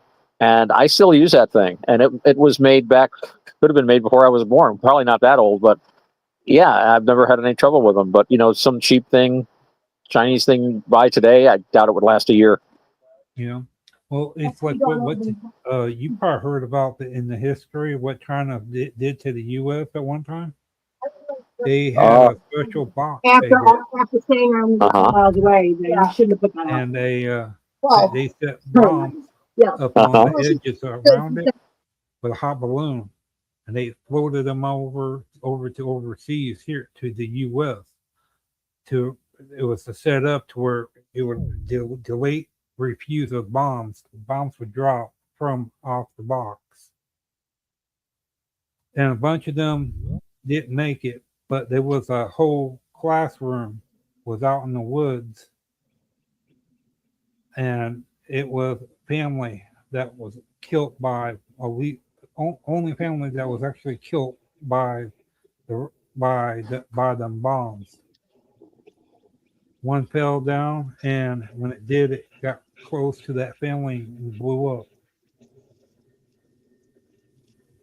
Walking the dogs. Yep. Tana's here with a puppy. There's a puppy here. I'm actually house sitting and dog sitting this week, and that's why you hear things in the background. Some other people are here doing other things unrelated to what I'm doing. So I have a puppy and I have a hippo. I guess. Oh, look at that! My goodness! Look at those happy tails. Yeah. They are so happy. You can set a happy. Oh, you snip, snip, snip, snip, snip, snip. She's a year and a half. Oh wow! Okay. My goodness. The smaller one is year and a half. The bigger one is like 3 years. Wow. Oh, hello. This guy is very friendly. Look at him. Yeah. The other dog, pay attention to me instead. Okay, we gotta go. Sorry. Sorry. Come on, guys. That was so nice to bring the dogs on the show. Yeah. I'm babysitting this big one for a month. Oh wow. Yeah. What's his name? This guy's name is Zion, like the Mount Zion. Wow, cool. Oh, hey, I tell you what, you want to watch out. You want to make sure that them dogs never get any close to a butter. Oh, man. Ian Rogers' dog got a hold of a whole tub of butter. Yeah. And he didn't have to fart. The odor just creeped out of that boy. He stunk so bad that we sucked him outside. And wildlife didn't even get around him. The squirrels. I mean, he ate that butter, really gave him a butter fart. Bad. I mean, man. No, we don't feed him butter. No, but I'm saying if they get a hold of it, like he did, he reached up on top of the counter, pulled it down, and started eating it. Come on, Zion. I had a cat once, little kitten, and it escaped from the house, and I couldn't find it. It was gone for a couple of days, and in the middle of the night there was a horrible storm, and I thought I heard it. I woke up and I went out, and I couldn't see her, so I went out the next morning and I could hear her yelling, and I couldn't see where she was. She was behind. It's hard to describe the house. I was living in the city at the time, and I lived in a house that had like this wall against one end of it with a porch underneath a roof. And I could hear her from the other side. So I climbed up on the roof, jumped over the wall. I'd never been there before. And the poor little cat had her head stuck in a chain link fence. And my neighbors all came out and we tried to get her out. And we eventually got her out by pulling the fence up and unwrapping it. The person who owned the fence wasn't home. We put it back and I never heard anything about it. But at one point, there was this wonderful Irish woman came over and says, "Oh, I know how to get the poor little mite out." And she brought a stick of butter and covered the cat with butter to try to squeeze its head out, and it did not work. So we finally took it out. But the thing is, the cat was covered with butter.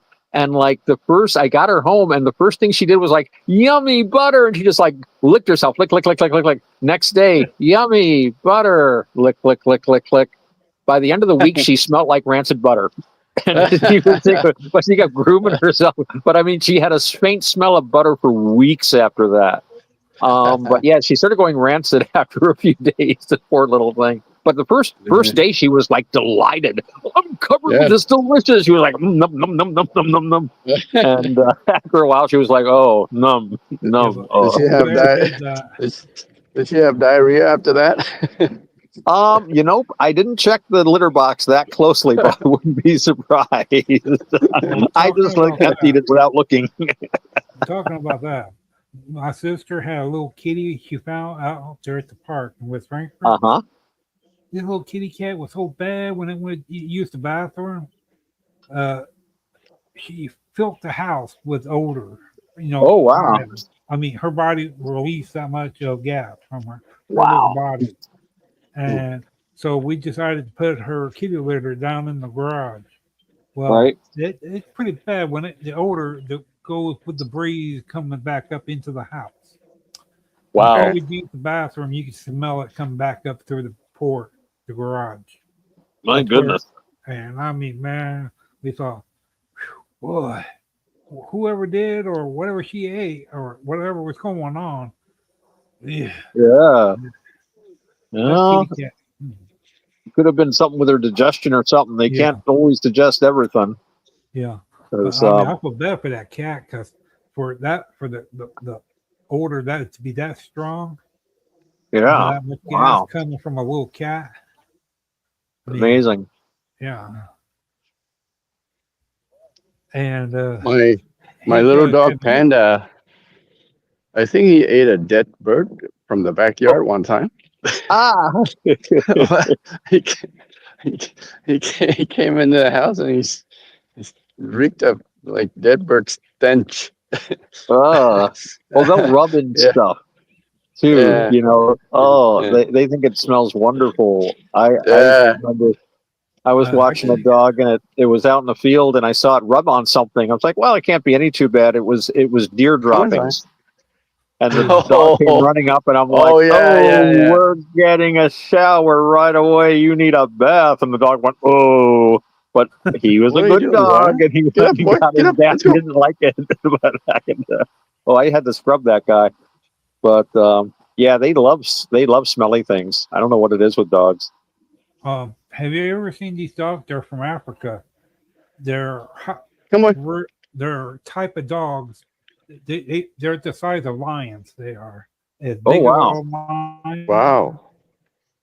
And they go toe to toe with a lion. Oh, is that Rhodesian Razorback? Yeah, I think that. Yeah, they're real. I mean, and when they walk, they look like they're bulldogs walking. Rhodesia, the most kick button nation in Africa. I tell you. Yeah. Only 4 countries kicked out the Brits. Right? India, the United States, Rhodesia, and Ireland. Sorry, Canada. You still have a governor general. That's right. We still have the queen. You still now the king. You got a king now. All right. Yes. Yeah, we have a king. Have you seen the king on the money up there yet, Tan? I meant to ask. Not yet. No. It's still the queen. Well, I guess they got to run out of the queen currency before they start the king currency. But yes, if they do the same thing as what the U.S. do, they got to wait for him to die before they put him on there. They usually do. They try to, but you never know. There's a lot of changes going on. They might make some decisions to. I know the. Come on, Santa. I know they have all kinds of weird things about money rules. But what I was thinking was, if Charles III, I've heard, isn't in the best health in the world, so if they do print money with him, you might want to grab it because he might not be reigning that long. I've heard he does have serious health issues. He might only be with us for another couple of years. Yeah, they say he has cancer. Yeah. I mean, that's not the death sentence it used to be, but it's still not good. Yeah. And it depends on what it is, I guess, and how quick they catch it. I imagine he's got the best doctors they can buy. So, I know his mom had like the largest private collection of Rolls Royces in the world. So I guess he inherited that. Come on. And then he's supposed to have all those palaces and stuff. So I don't think he's short of cash for a doctor. Well, after what since his uncle or whatever that one that was in Congress or something in Canada and also right. Well, since he was booted out of the house and all the government and all that, and now Oh he's Andrew. yeah, big family Prince Andrew, squabble. right? yeah. Yeah, yeah. Since that happened, things have changed too in a lot of different ways. Well, he wasn't in direct line for the throne though, right? No, Wasn't he like number? but he was in government, high government. Oh yeah, he was a prince. He was a royal prince. He was, and that has certain responsibilities. He wasn't he the one that like ducked out of the Marine Corps too? He joined the Royal Marines and then he kind of wussed out about it. Like, this is too tough. I can't do this. I don't know. I know that during what's his name? The one gave up his throne to marry the abdicated one. Was that Edward? Yeah. A sympathizer of Nazi? Henry, right? No, it was was it Edward? George? Edward the Eighth? Yeah. Or Edward the Seventh? Well, It was. I think he was an Edward. They called him a lot of names, but really he was just. I guess he just was like a jerk. He wouldn't work with his government. He did all kinds of screwed up things. He didn't understand. Like, they're having serious negotiations with Italy where they're really angry at the Italian government. And then he goes to Italy for a vacation. And it's like, no, Your Majesty, that's not the signal we need. You're stepping on our toes. You can't do that. Well, who knows, though? If Germany had won the war, they might have put him back on the throne. Well, I don't know about that. Comes on. Considering his family, because with him being a sympathizer, they call him. Oh, yeah. Nazi, and then have Nazis already in the UK. Well, if the Nazis had taken over, they might have liked to have him, but I don't know what, they had their own fascist movement. Most countries did back then. They had the British Union of Fascists. Well, they had the UK Nazis. They did. The citizens of the UK. They had like 24 people from the UK that was dressed up. Oh, there were those guys, but there were other fascist movements too. Oh yeah, but I just know of that one. It was very popular back then. People liked fascism back in those days. Did you hear what happened to the young one, Prince, or the one that I'm not for sure which son that did that. Dressed up Halloween time. Oh yeah, he had like a German uniform on. Curious about that. Yeah. Well, that's the thing when he's part of the government and you're dressing up in the uniform of the enemy that you have to officially fight. Don't matter what you think about it or if you think it's funny or whatnot. You're a public figure, even in a private moment. When you go to a party, you're not just some guy, some idiot getting drunk and dressing up in a costume. You're representing your whole government, and you're like, you don't dress in the enemy's clothing. That's not. Well, just not that. You're representing your family. That too, yeah. And your family really goes to the point where, yeah. But it's and that family is what represents. I don't know. They don't have the power they used to have, but they still represent the country. The whole world looks at their behavior, and I think that's why they fired the one guy there, just because his behavior was just getting out of hand. Yeah, I don't want to be a Marine anymore. This is too hard. It's like all your brothers have been in the Air Force, Marine Corps, or Army. They send them all into the services. And what's his name? The one that got married and has kids. Yeah, I think he married that internet celebrity chickie. Yeah. I forget her name. Yeah. Well, before the Queen passed away and all that, I don't know what all was said, but it was bad enough that his wife, the young ones, looked and said, "Our kids ain't gonna be part of the racism and all that," and something must have been said bad enough that it infuriated them. They went to Canada over it. Yeah. That's kind of dumb. That's like, fouling your own nest, You know, you join a family, and you should stick with your family. If you don't want to, then why'd you get married in the first place? Yeah. Well, no, no, I'm talking about like the Queen said something, Yeah. and they didn't like what they heard from the Queen about making accusations about some other people, regular people. Oh, They right. didn't appreciate that. You know, a queen shouldn't be talking down on their people that they're representing. Right. You know, it's like if you're the king and you're looking at people and saying, "Look at them peasants. They should get down on their knees and kiss my rosy red ass." Yeah. Hang on just a sec. Yeah, you know, I mean, they just probably did not like that one bit. You know, and I really couldn't blame them because, you know, if you've been if your mom's been taught you where you respect everyone and all that, because if you might be high class and all that, but you're just a regular person, you know. You know, last thing you want to do is irritate people. You know, you're thinking that you're above them because of your breeding and all that. You can be able to do all you want, but as long as you don't be stupid enough to blow it out there into people's faces, you know. Well, Robert, you got to understand that's the way these people feel. That's the way the royal family was treated. No, I mean you're like talking into your ass like they shouldn't be. You know, that's exactly the way they should be acting. I mean, that's how they've acted since there were king and queens. You look down on the regular people because you're higher than they are. Yeah, That's the reason why you're a king, you're a prince, and you're a nobleman. No. That's the way it is, dude. I mean, you're talking like somebody who's from the 20th and 21st century. You know what I'm saying? That's not how it works. Of course, they're looking down on you because they're freaking more evolved than what you are. They're a royal. They're the closest thing to God.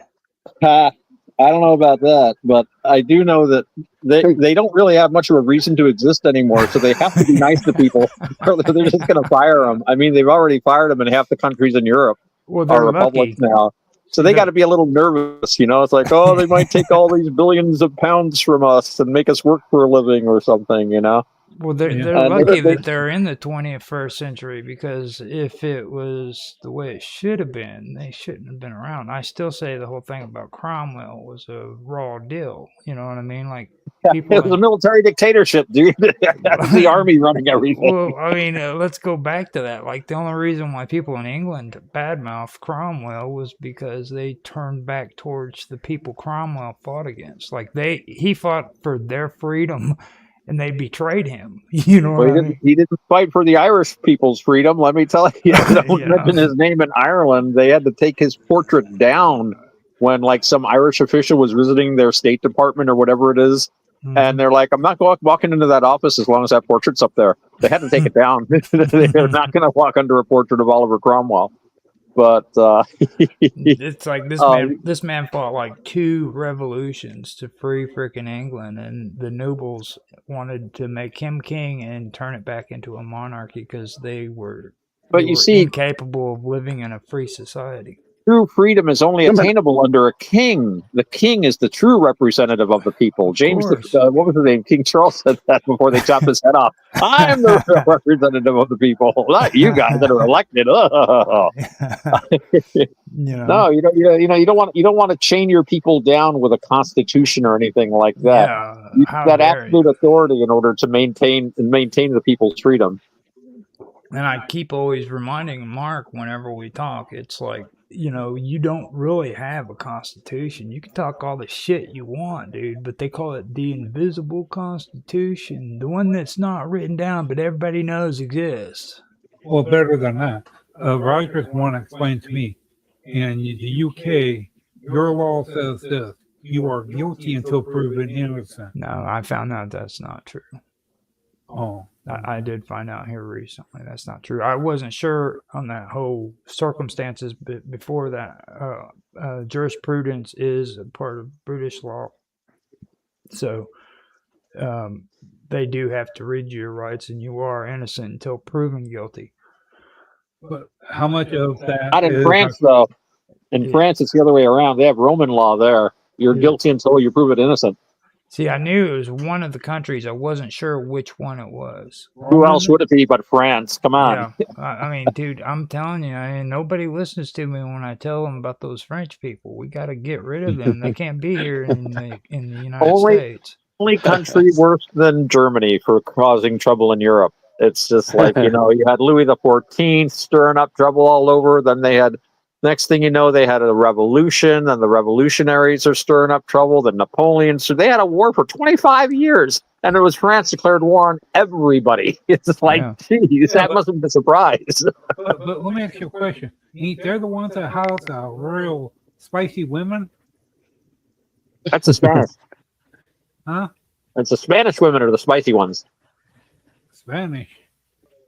Yeah, I don't know how spicy. I know I've never dated a French girl. The French girls know how to kiss. Yeah, but Oh, that's right. They have the actual but kiss when they do. Yeah. do they regulate until the sun comes up, or? Now, gentlemen, please. This isn't a Bob Dub event, but even so, she might be listening. So, Okay. well, man, All right. gotta be That's right. careful with Robert. He gets rowdy and he just starts talking. he hasn't shut up for like the last half hour. I mean, I noticed that. I was on here getting all the talking points ready and stuff, and he's just running his mouth. So. When he started talking about British law, I was expecting Mark Edworthy to suddenly appear. Oh, It's not good. Well, actually, he could. He's probably listening in. you know, Mark is sick. He's probably snooping in on us. You know, Mark is sick if he's not listening in and he's not popping up. Because once I started bad mouthing England, like I'm surprised he didn't come in.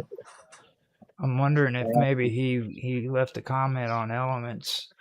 Because I don't know. He's been under the weather, and it looks like it's almost 1 o'clock in the morning in London. So he might be taking a nap. Poor guy.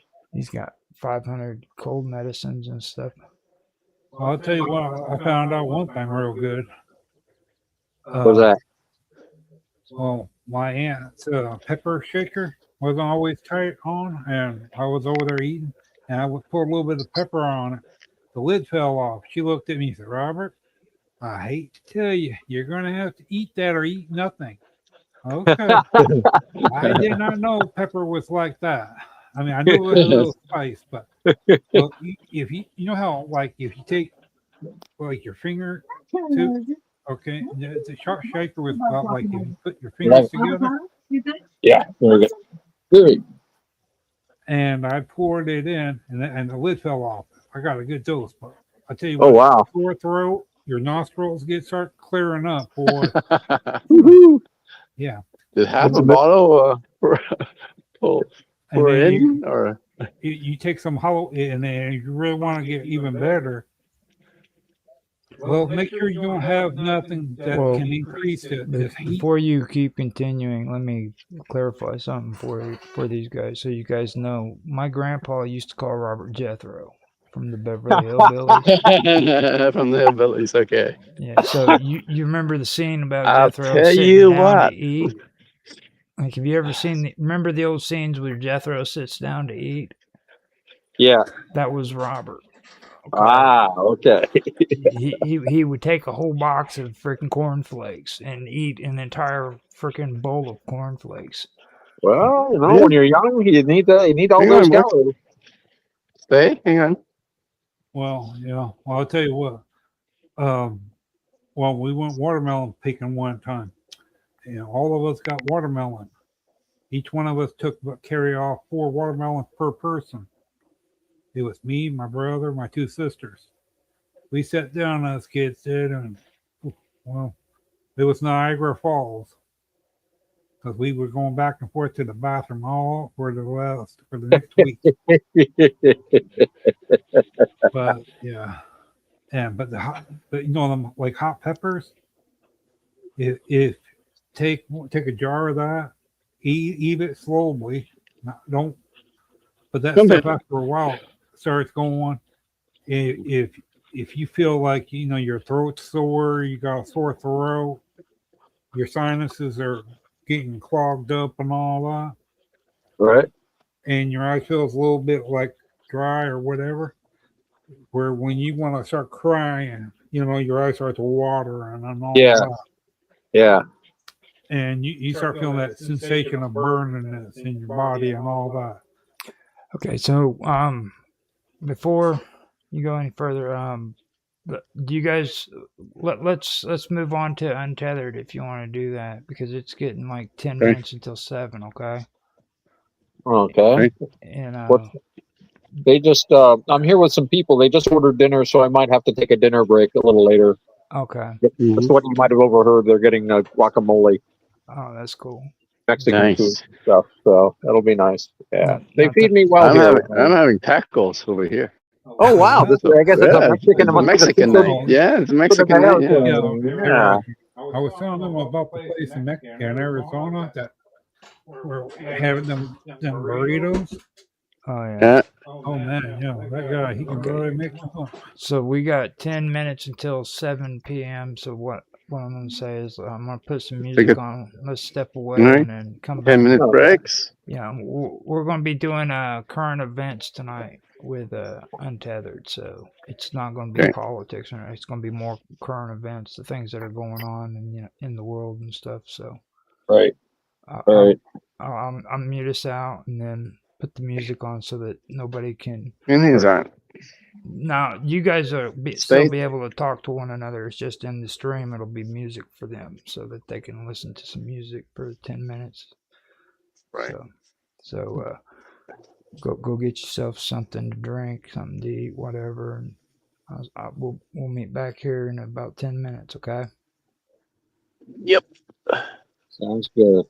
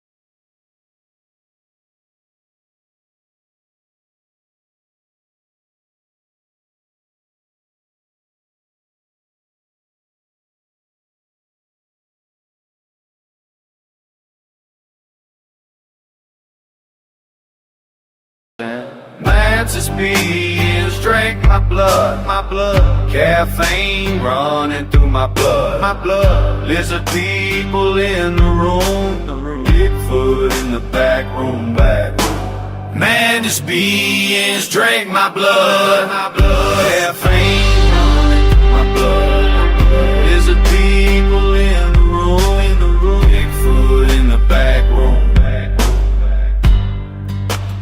Alex Jones will ride. I'm an alligator Alcatraz. I got lizard skin boots. I got lizard skin coats. They want the juice in me. My blood is the code. My blood is the map. I don't feel the pain, I just feel the rush. Mantis beings drink my blood. Caffeine running through my blood. Lizard people in the room. Bigfoot in the back room.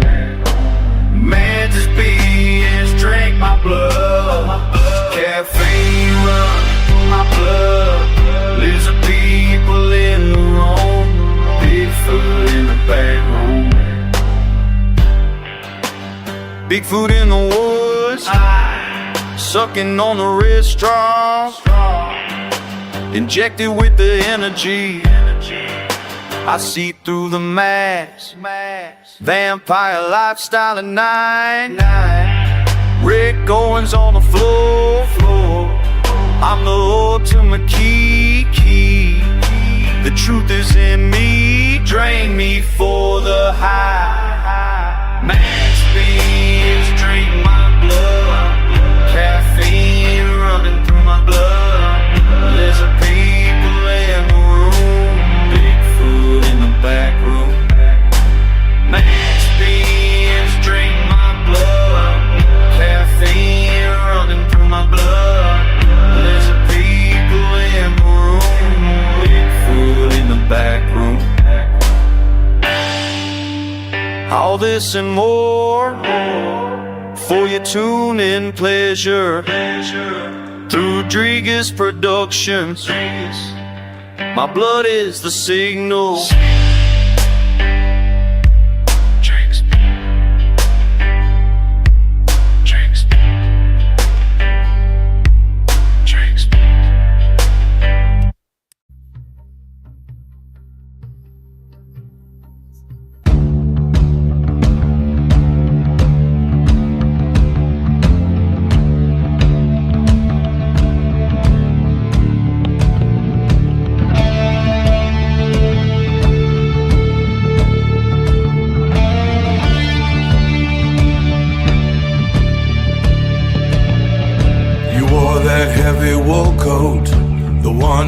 The frayed cuffs.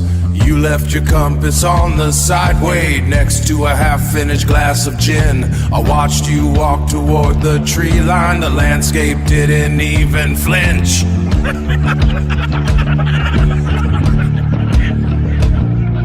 The architecture of the forest closing like a heavy velvet curtain behind your leather boots. The name is scratched into the wood. Underneath the desk, no one touches. We keep the files in the basement, where the damp rot eats the ink. Where the damp rot eats the ink. Forevermore. Earther chased the sound of wings, that rhythmic beating over the hills. He returned as a grainy image, a smudge on a piece of cheap paper. Sarah looked too long at the lake. The surface tension broke her. She dissolved into the silt. I am still standing in this lobby, straightening my collar for the press. So much noise. Drinking to forget the altitude, drinking to ignore the lack of air. The map is just a collection of stains. The mountains are cold and indifferent. We are just collectors of absences, filing away the people who left. The name is scratched into the wood. Underneath the desk, no one touches. We keep the files in the basement, where the damp rot eats the ink. Where the damp rot eats the ink. Gone into the grave, gone into the grave. Forevermore. Left their shoes in the dirt. The tide is high and empty. The tide is high and empty. The sky is heavy and empty. The file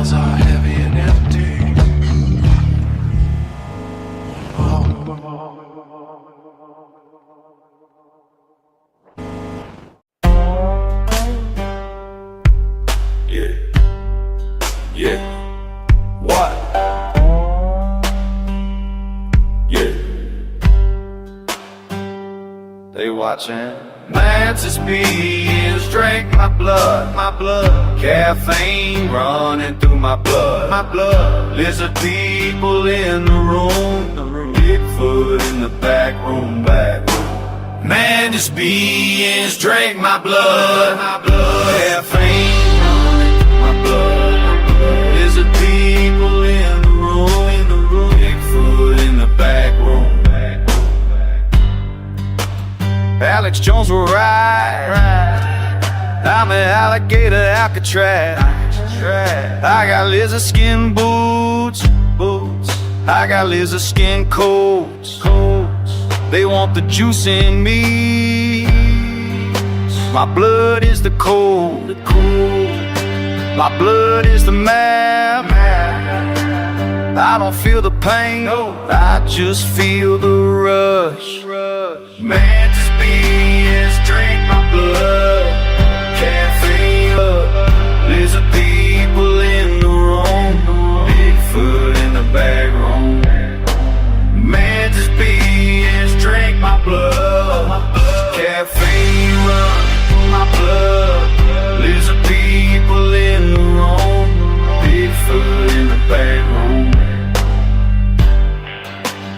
Bigfoot in the woods, sucking on the red straw, injected with the energy. I see through the mask, vampire lifestyle at night. Rick Owens on the floor. I'm the ultimate key. The truth is in me, drain me for the high. Max beams drink my blood. Caffeine running through my blood. Lizard people in the room, Bigfoot in the back room. Max beams drink my blood. Caffeine running through my blood. Lizard people in the room, Bigfoot in the back room. All this and more for your tune-in pleasure through Rodriguez Productions. My blood is the signal.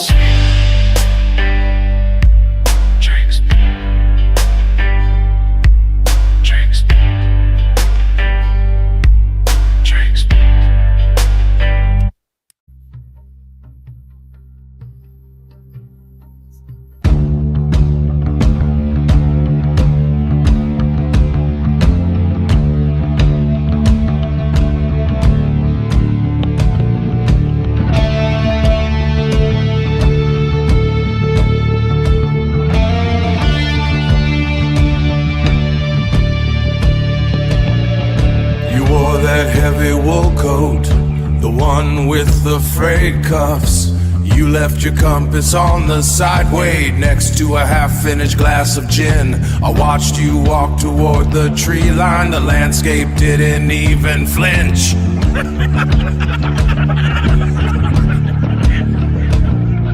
The architecture of the forest closing like a heavy velvet curtain behind your leather boots.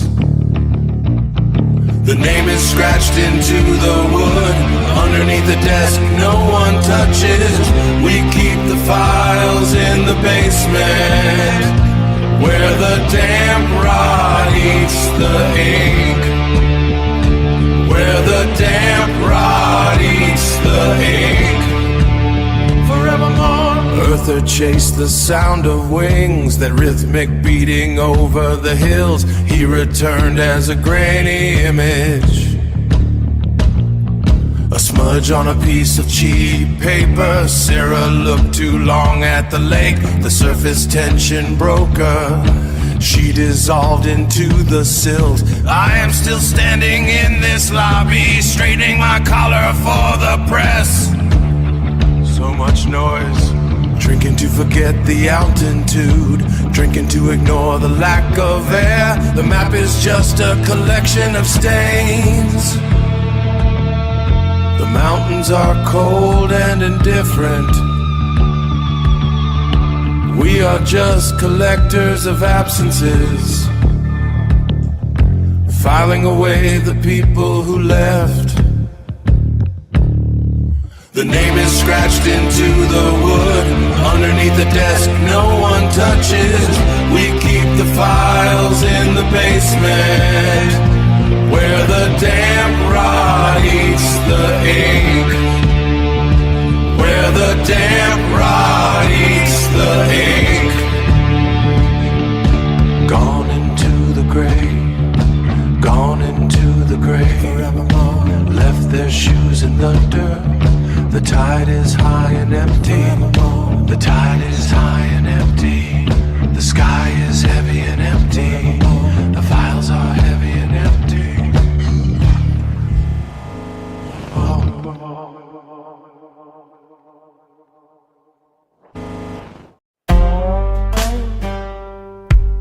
Yeah. Yeah. What? Yeah. They watching. Mantis beings drink my blood, my blood. Caffeine running through my blood, my blood. Lizard people in the room, Bigfoot in the back room, back room. Mantis beings drink my blood, my blood. Caffeine running through my blood. Lizard people in the room, Bigfoot in the back room. Alex Jones will ride. I'm an alligator Alcatraz. I got lizard skin boots. I got lizard skin coats. They want the juice in me. My blood is the cold. My blood is the map. I don't feel the pain, I just feel the rush. Mantis beings drink my blood. Caffeine running through my blood. Lizard people in the room, Bigfoot in the back room. Mantis beings drink my blood. Caffeine running through my blood. Lizard people in the room, Bigfoot in the back room. Bigfoot.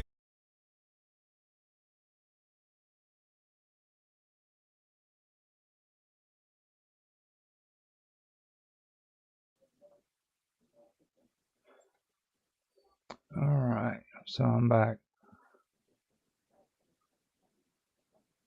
I have switched devices. I see that. I am now on the laptop inside. Okay. As I said, there are other people here, so if you hear voices in the background, and I will have to take a dinner break whenever the food gets here. Okay. So I can come back probably if you're still at it, which you usually are up until the wee hours. yeah, we are going to set up here for Untethered. This is going to be like current affairs basically, and we're not going to get too deep into politics or anything unless of course it goes that way. And I've told Robert to kind of stay close to the topic. I didn't tell him. Well, I mean, we're not really always on topic anyhow. So Right. Well, just as long as everybody understands that this is a National Socialist show, and of course you're here to spread the good word of National Socialism. What is socialist is? Oh God, don't get him started. I was just wondering, people have different what they consider socialist. Well, for me, the big division is between individualist and collectivist. And the problem with anything that says socialist on it, it tends to be collectivist. The individual doesn't matter, and I think I told you the story when I was younger, and I'm like, oh, what's all this, fascism and National Socialism about? And you read like, oh, well, the natural world is important, ecology, family. I'm like, oh, that's pretty good. Then it's like, and the individual is nothing and the state is everything. And I'm like, wait a minute. No. We're not going there. But the whole attitude that the individual is not important, only the mass is important, you know. And you see that in all these collectivist philosophies. It's well, that's from the wealthy on that. Because you have to think about third the ages, the wealthy. Oh no, Robert. Actually, it's against the wealthy. It all started back whenever they were trying to bring the monarchies down. Whenever you had the kings and queens in the Middle Ages. I know. Terrible. And God must have been very upset because these are divine right monarchs. Right. You know, they were like a step below God. You know, well, that's what I was referring to about when government tells people to do what they say, because when you go into war, if you don't obey by what the church says, you get put down like a dog. Well, the thing with the church was that in Europe, the church, and that was one of the wacky things about the Crusades, because the church was always actually trying to reduce the level of violence in Europe, because after the Roman Empire collapsed, you just had all these little independent places, and you just have a castle and enough serfs to feed yourself and keep your horse going, and you'd fight off anyone trying to steal your land. And it was warfare all the time. So the church would say, well, no fighting on Sunday, no fighting on saints' days, no fighting on this or that. To the Templar Knights. Oh yeah, well that was the Pretty Crusades, and the Crusades came along, and suddenly they're saying, well, go out and kill for God. And it's like, that's a new message. And then you had like the knights that were also monks, and it's just really weird, bishops going out to war with maces, because the church rules were you weren't allowed to shed blood. It's like, well, I'm not cutting anyone, I'm just bashing their head, and that's okay. I'm sure Jesus would approve, And it was a weird changeover. But a lot of that happens when the religion gets into the hands of the politics. And it's not so much a spiritual Robert, calm down. institution, let's take turns here, as a governmental institution kind of thing, Mm-hmm. And and again, even I'm sure if Tan is listening, the church recognizes that there are two churches. There's the spiritual church, and then there's the physical church, which is made up of very flawed, sinful people. Everyone is sinful. So of course you're going to have corruption and problems like that on that level. And I always point to when Christianity became the state religion of the Roman Empire, and the Roman Empire used it to help unify their culture. So it's like it goes from being the spiritual discovery to this governmental tool, and the spirit is still there, but whenever power brokers get involved, things go downhill, I think. And I think a lot of people kind of forget the fact that, like, back in the Middle Ages, there was a lot of death and war and everything, and it was orchestrated by the church and religious groups. But other than the Middle East, a lot of that is fueled by the religions, but that it's not the religion saying that freaking it's about death and destruction. It's people who are abusing the religious groups in order to do it. Now back then, isn't the same as like now when it comes to a lot of these other European groups. Like churches aren't purposely going out trying to freaking start wars and murder people and stuff like that. No, they try to stop wars these days. Yeah. Well, it's like what happened over there in Iraq. That's why I really don't like the alternative media anymore, because they really push this idea that there's like the freaking synagogue of Satan, or the freaking what is it, they're always bashing the Catholics, and the only reason why they do it is because they're pushing anti-Semitic and anti-Catholic propaganda. Like these are hate groups. Yeah. Well, a lot of the anti-Catholic feeling is a lot of the. Hold you up, heard Robert. about that? And what was you saying, Otto? Oh, I was going to say, I think a lot of the anti-Catholic feeling is political in nature too, because when England joined the Reformation and Henry VIII got his divorce and everything, and they were suddenly a Protestant country, and they were at war with basically the Habsburg countries, the Catholic countries. So it wasn't so much you have a different religion as you have different politics. You work for a different king, and that kind of sticks with it. And I mean, if you know anything about Ireland, they still have Catholic and Protestant violence up there to this day. And during the Troubles, people were just shooting each other just because they were from another religion. And women and children were being targeted. They would just attack churches or chapels. Over there they call it a Catholic church a chapel.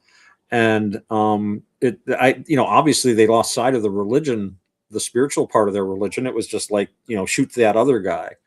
And so I think that's part of the Catholic hatred stems from all that fighting. I was just watching a thing about they called it the war of somebody's ear. Somebody got their ear cut off, so they had a little war with the Spanish in the 1740s, and the Spanish captured these guys, and they're like, "You want to be Catholics?" And they're like, "No." All right, then get to work. You're slaves now, kind of deal. They determined if they were an enemy or not, depending on what church they went to, and that's not right. No. But it's left over from the politics part. So hold on a minute. Let me hit record, and then we'll get started with the show, and I'll do my introduction as usual. Okay. And we'll get this started out. So. With that being said, let me do my countdown, then I'll hit record and get to it. So, 3, 2, 1, now. Hello, everybody, and welcome back to another episode of Untethered.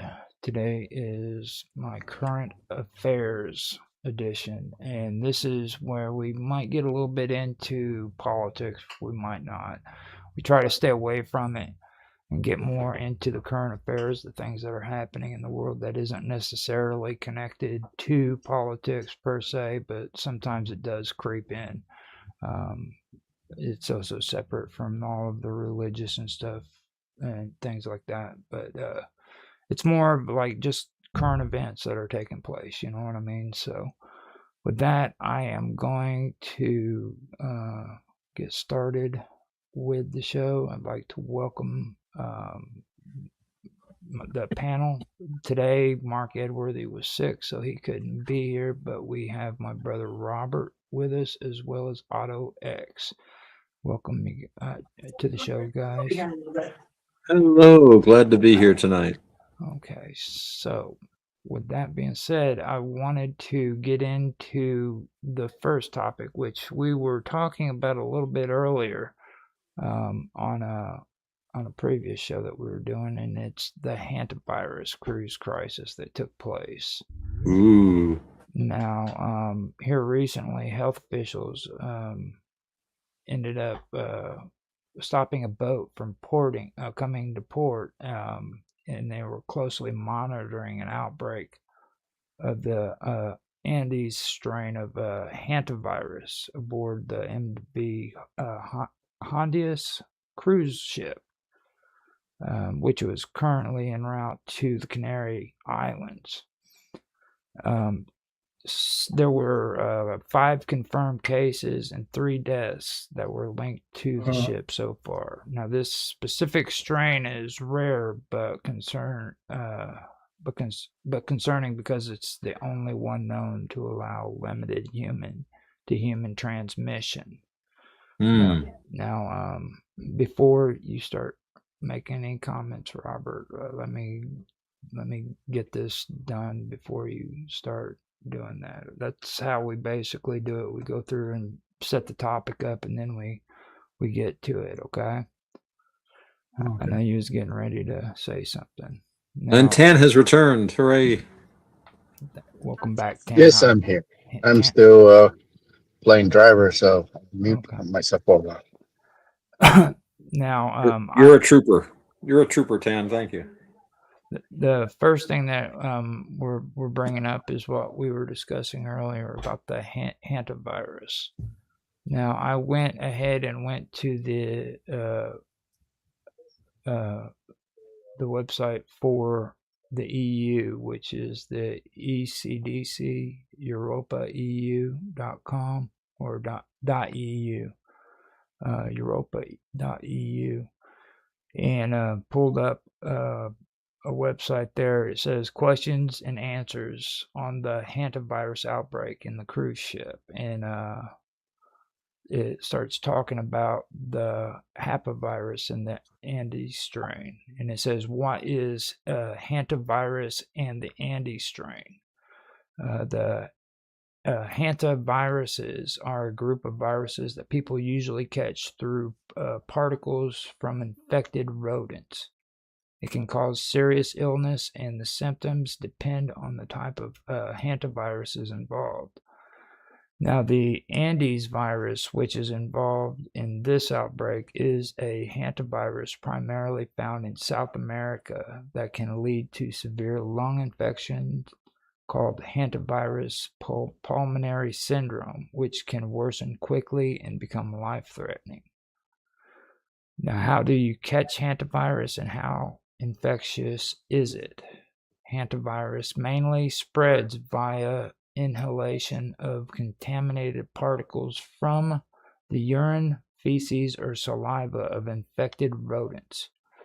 Only one strain, Andes, the one involved in the outbreak, can spread between people. However, it only does so if very specific close contact situations. Hantavirus can be very dangerous for the person who gets sick, but does not pose the same broad outbreak risk as SARS or COVID-19. It goes on now to say, can Andes hantavirus mainly in South America and is the only hantavirus that is known to spread between people. Nevertheless, such transmission is considered rare and typically requires close or prolonged contact with an infected person.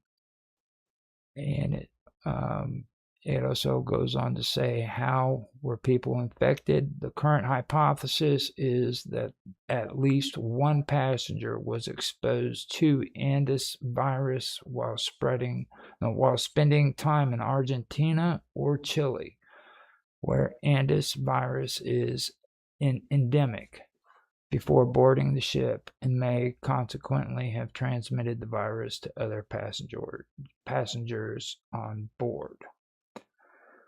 So with that, I'm going to open it up. I also wanted to mention too how whenever I heard about this on the news, I found it pretty disturbing that the media was pushing the idea that because we stepped away from the World Health Organization, that we, the United States, had somehow contributed to this happening. You know what I mean? This is something that, first of all, happened outside of the United States and we had no control over. And second of all, well, just first of all, that it has absolutely nothing to do with the fact that the United States stepped away from the World Health Organization. You know what I mean? I find that kind of disturbing that they used it politically as a ploy. Yeah, they don't like the idea that U.S. was pulling away because U.S. didn't appreciate their politics. So with that, I'm going to open it up to you guys. So what do you think about that? I heard that it was 13, 14 people that showed positive for it. Not the full thing, but they showed positive. And they're like, they're going to that island, I guess, where there's no people barely at. It's where they can do a better check of the people and all that. That's what they were saying on the news. That they're going to an island because that one country right when they got there, the country radioed to the boat and tell them no, they cannot dock at the dock. They couldn't take the chance.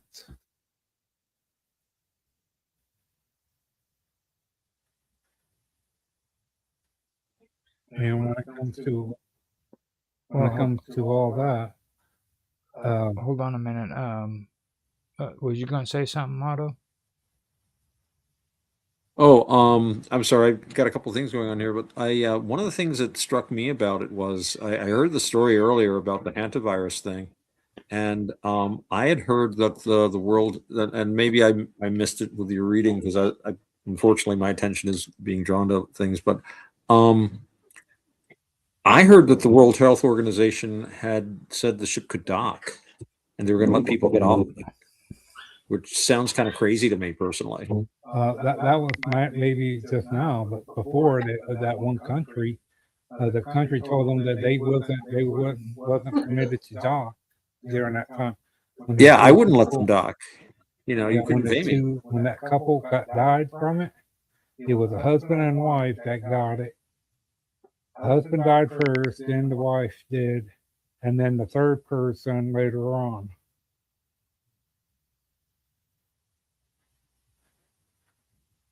Well, it's scary because it's such a deadly disease. Yeah, and That's why it's scary. But how are they going to clean that on the boat? You know, how are they going to sterilize it? You stop and think about it. Uh, I don't know how specific or if they know what they're doing, because you always hear about different types of viruses react in a certain different way, like temperature or cold or chemicals and all that. It's resistance or whatever. My question is how they going to specifically clean to sterilize the areas to make sure that ain't the thing. Because unless they use a ozone layer to sterilize the room like they do in hospitals. Okay, so I do have a little bit. All those talking there for you. I do have a little bit of information on what they were talking about, or what they've been talking about with it when it comes to that.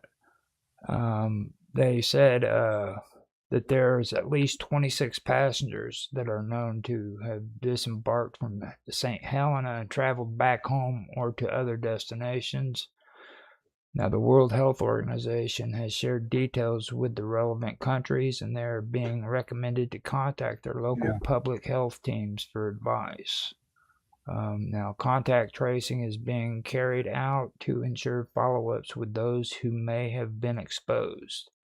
Now, even if transmission of Andes virus were to occur from passengers leaving the ship, the virus does not spread easily between people. It is therefore unlikely that the infection will spread more widely, particularly if authorities act to prevent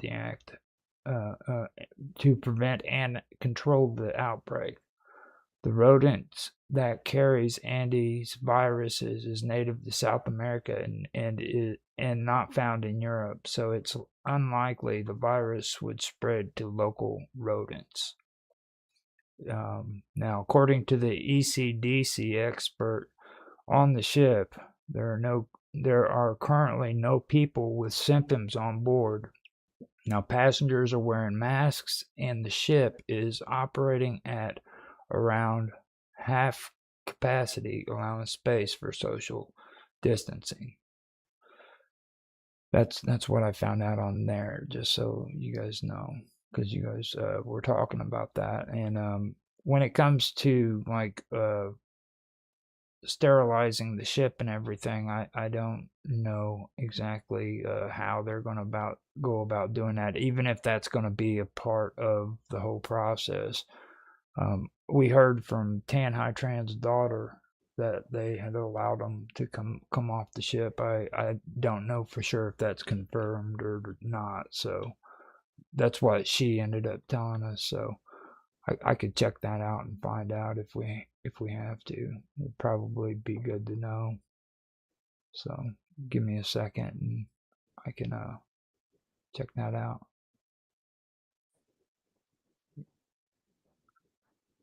So that's good for rodents from them countries, other countries, won't get affected, but will that could that affect other animals?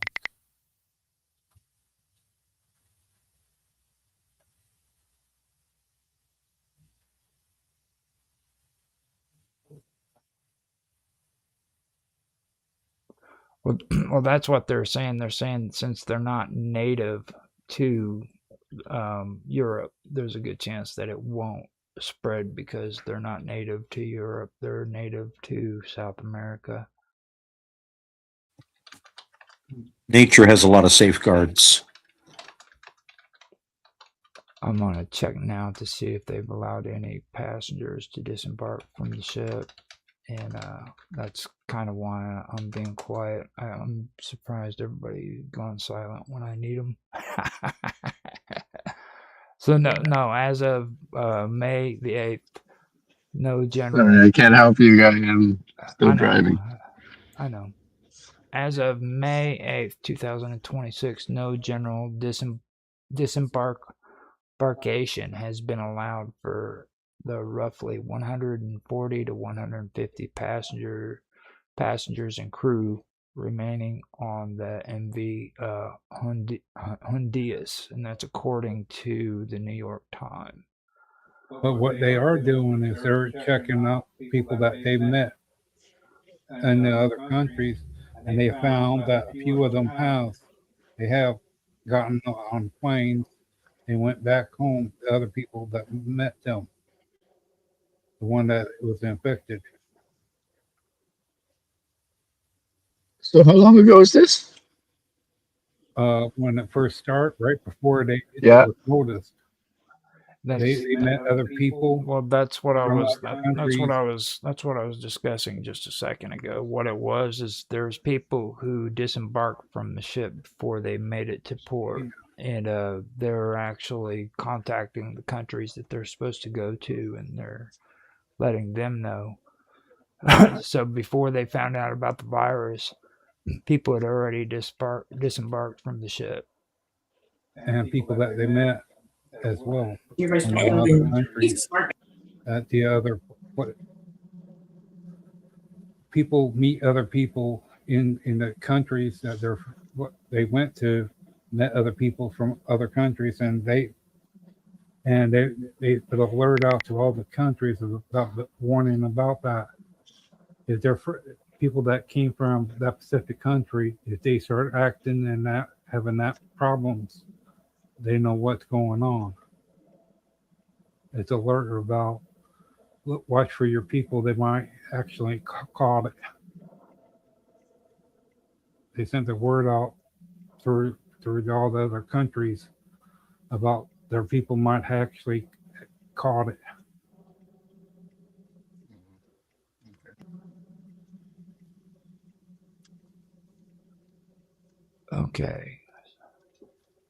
Okay, so I guess since nobody needs to talk about that, we can move on to the next topic then. Because we talked about that a little bit more in the Like I said, the last stream that we've done. So if you guys don't have anything else to say, we can move on. Well, I'll just say, it's a little scary, and you don't know what they have in their minds always. But I don't know. Sometimes I worry that the health authorities are like really just incompetent. Sometimes I worry that there might be something more sinister behind it. But this is a good time to take lots of vitamin C. Stay healthy. Well, that and It's a good season to take vitamin C too. yeah, but the question is, since this has happened, what have they learned from this situation now to where next time it does happen? Well, we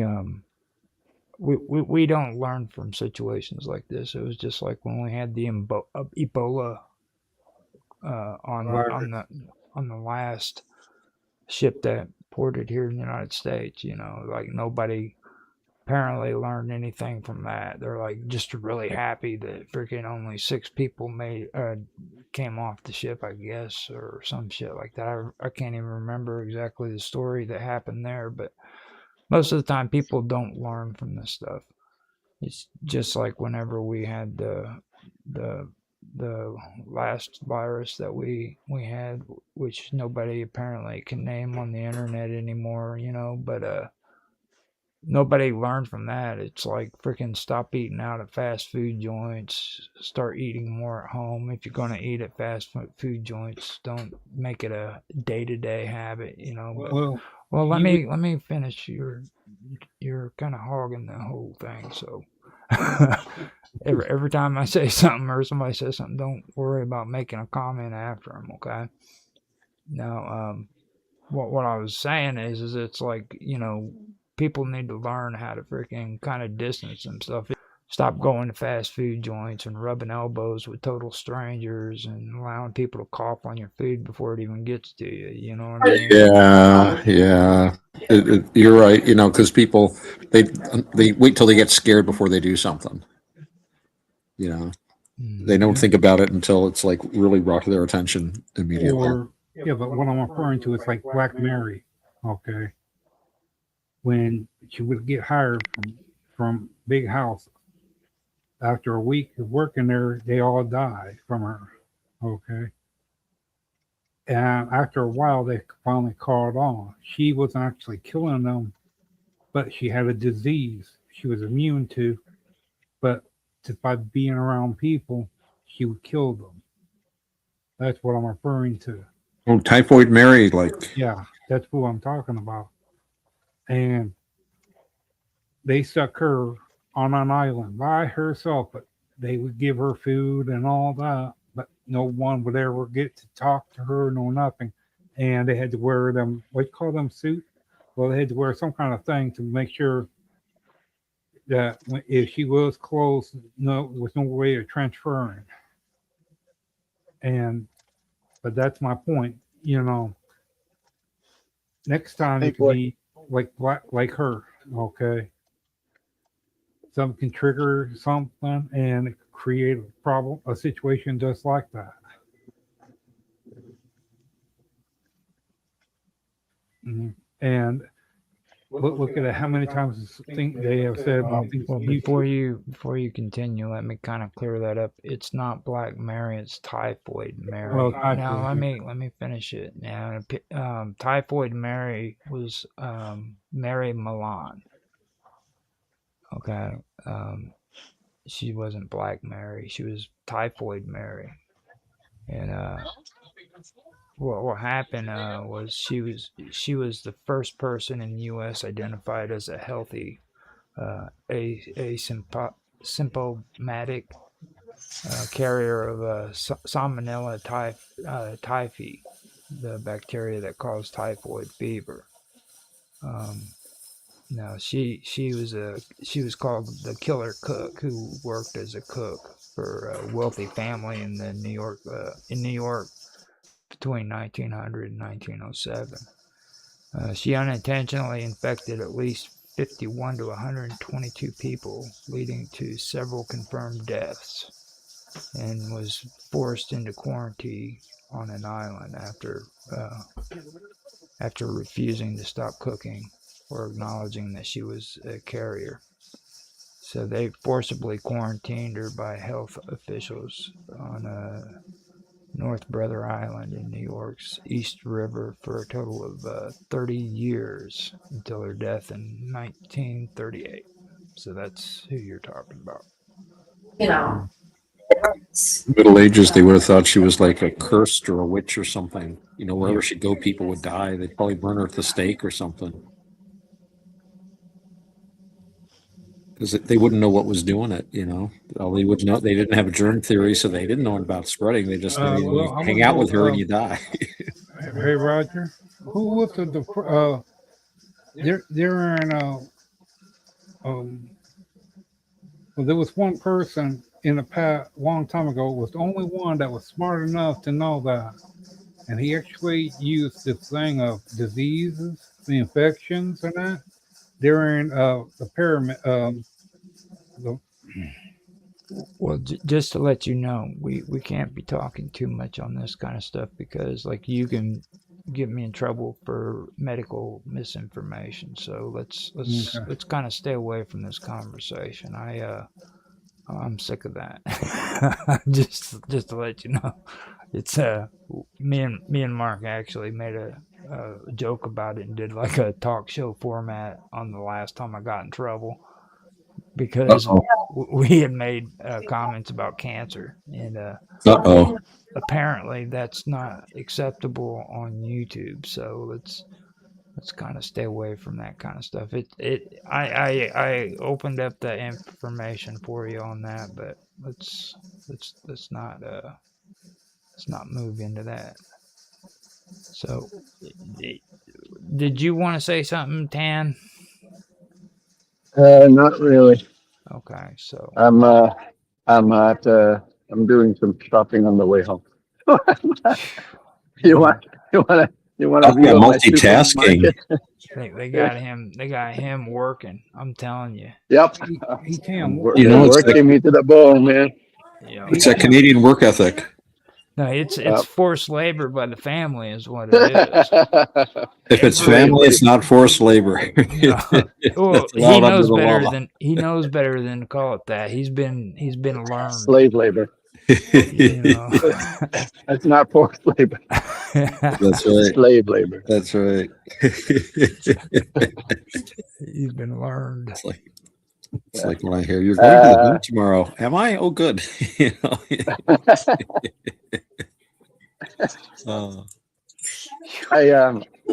It's interesting. I'd love to be able to find out more about this thing, but I'm not at a computer, so it's too bad. Yeah, it's fine. I mean, I just wanted to make sure that you had a chance to say something before my brother's big mouth started up again, because Okay. No, let he Robert just talk. talks all the time, dude. Just talk. well, You do like this? Frankenstein, okay? He But doesn't the talk like medical, this on a regular basis either. Like he just started doing that since he started hanging out with you guys. He just now you can't shut him up. I'm like, wow, dude. well, Oh, see, we're the bad influence now, right? Blame it on us, Roger. Go ahead. No, we're the good influence. Yeah. well, you look at Yes. what he's done. Okay, he took two dogs, one and removed the head from one, and then inserted in the veins and all that into the other, and it lasted for 3 weeks. The dog did. Hold on, dude. You're not. Now you're talking about mad I'm Russian talking about scientist. medical. I'm No, talking that about was never brought up. Breadsticks. You just like popped it up out there like that. Just goes. Go ahead. well, they're coming out with all sorts of new medical medical Good. stuff. They are, No. and Well, like I said, let's pass this one you know, because we don't need to be getting too much into that. I wanna bring that to an end. okay. So I'm gonna bring it up to the next topic, and this has to do with space. I wanted to get into this back whenever Artemis was actually going around the moon and stuff, but I passed that up. They finally have landed, and Artemis 2 has, and NASA released images on the charred Artemis 2 Orion spacecraft here recently, following its successful flight around the moon.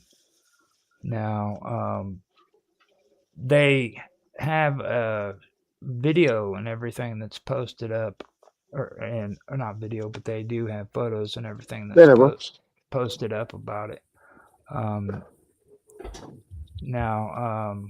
That is what I wanted to get into with that one, and I'll read the article from Space Insider off of space.com and see what you guys think of it. So it says NASA Artemis 2 astronauts saw flashes on the far side of the moon that cameras struggle to capture. Here's why scientists are excited.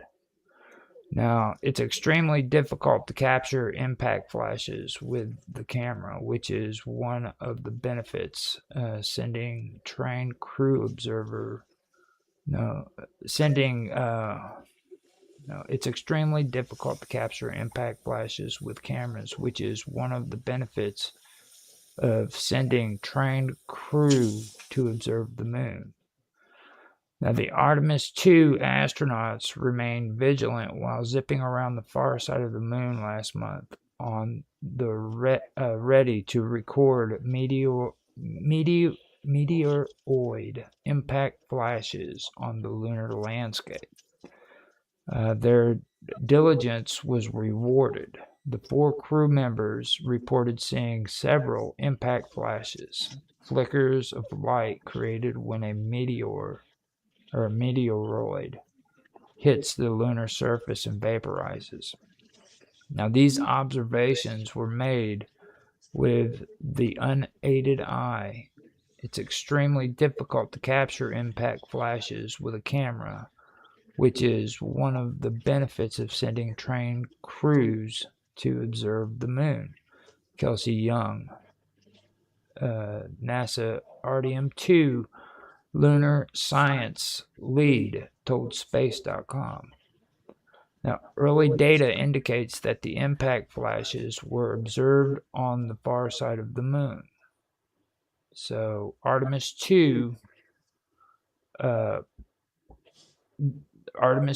first crew moon flight since Apollo 17 in 1972, launched from Florida's Space Coast April 1st, and flew around the far side of the moon on April the 6th.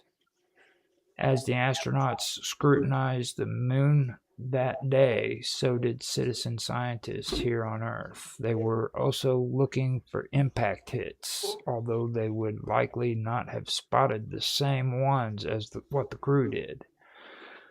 Now, these observations were gathered as part of the newly launched Impact Flash Citizen Science project under the auspices of geophysical exploration of the dynamics of evolution of the solar system, which is GOTUS, a unit within the NASA Solar System Exploration Research Virtual Institute.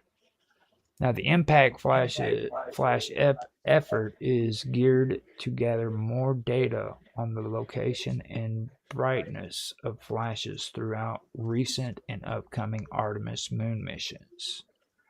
These flashes are vital to scientists who study the moon, notes the Impact Flash website.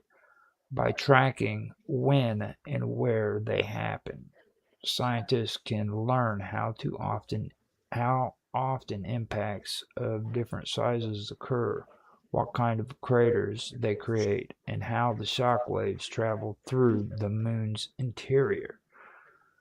When combined with data from NASA's Moon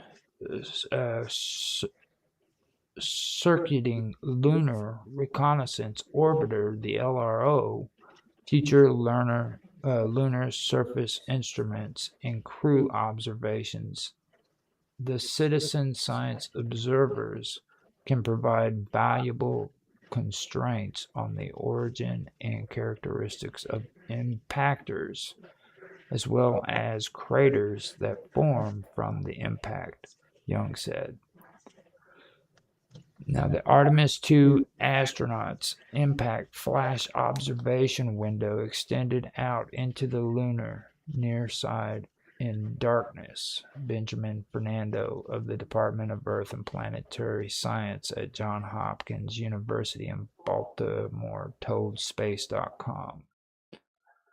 Now, that right there was something that really caught my eye. It was like when I read that, I was like, no, hold on, why don't they already have this information? You know what I mean? Because it's like they had what was it, Apollo 13. No, which one was it that actually landed with with Armstrong and Neil Armstrong and all of them, Buzz Aldrin and everything. That was Apollo 7, wasn't it?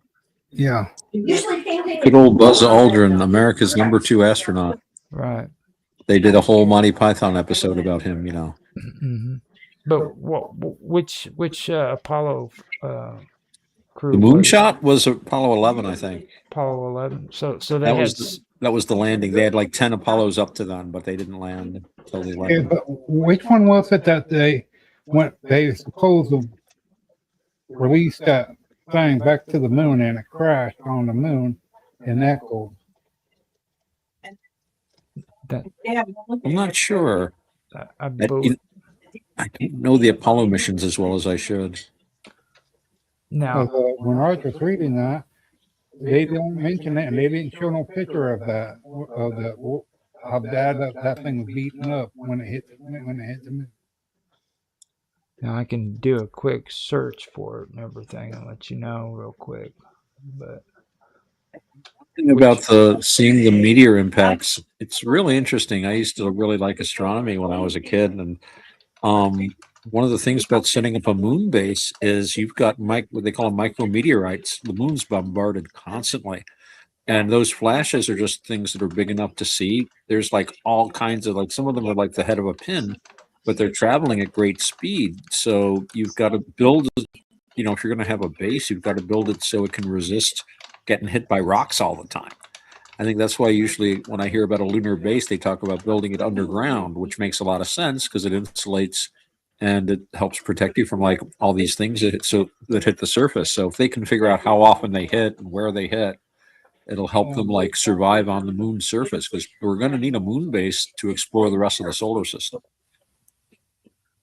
now I found out the mission was Apollo 12, which took place in November of 1969 after the astronaut Pete Conrad and Alan Bean had returned or reunited with the command module they used remote control to deliberately crash the spent ascent stage of their lunar module, nicknamed Intrepid, into the moon's surface. Now, the impact occurred about 40 miles from the landing site, which created a shock wave that was recorded by seismometers the crew had left behind.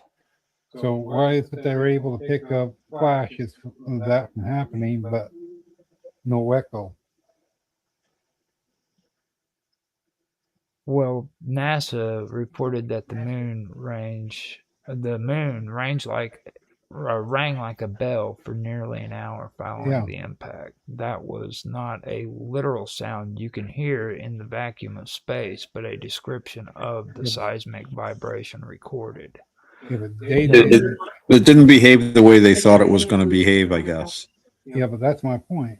Okay, they're seeing flashes and something hitting the moon faster than that thing falling and hitting the moon as well. So which one was more faster and more destructive? Well, getting back to what I was trying to say, and I'm trying to stay on focus here because we have a tendency of having Robert get us off focus. What I was saying is like we had these missions, and this is a good example of that. Why is it that they haven't already found data like that already? You know what I mean? It just does not make any sense that hadn't already been collected.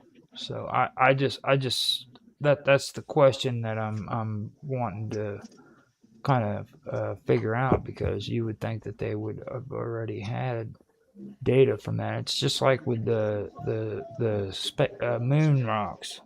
You know what I mean? They're supposed to have brought those moon rocks back. What kind of research have they gotten off of that too? It's like a hush hush kind of thing that nobody. Well, they're always trying to find out more. The thing with the moon is when for most of the time we can only look at it through telescopes here, and there's a long history of what they call TLP, transient lunar phenomenon, right? And basically just flashes that people have seen, lights glowing on the moon. Sometimes they think it might be some remnant volcanic activity, maybe some gases expressed or something. Oh, are you guys ready for the moon? The moon. Yeah, when the moon shrinks, goes farther back. It shrinks in size the farther it goes back. it's going to happen sometime soon. Well, see, there you go again. It's not that it's shrinking; it's as it rotates around the Yeah. Earth. Let me finish. As it rotates around the Earth, it's actually getting farther and farther away. Yeah, but it's gonna take a really long time for it to get.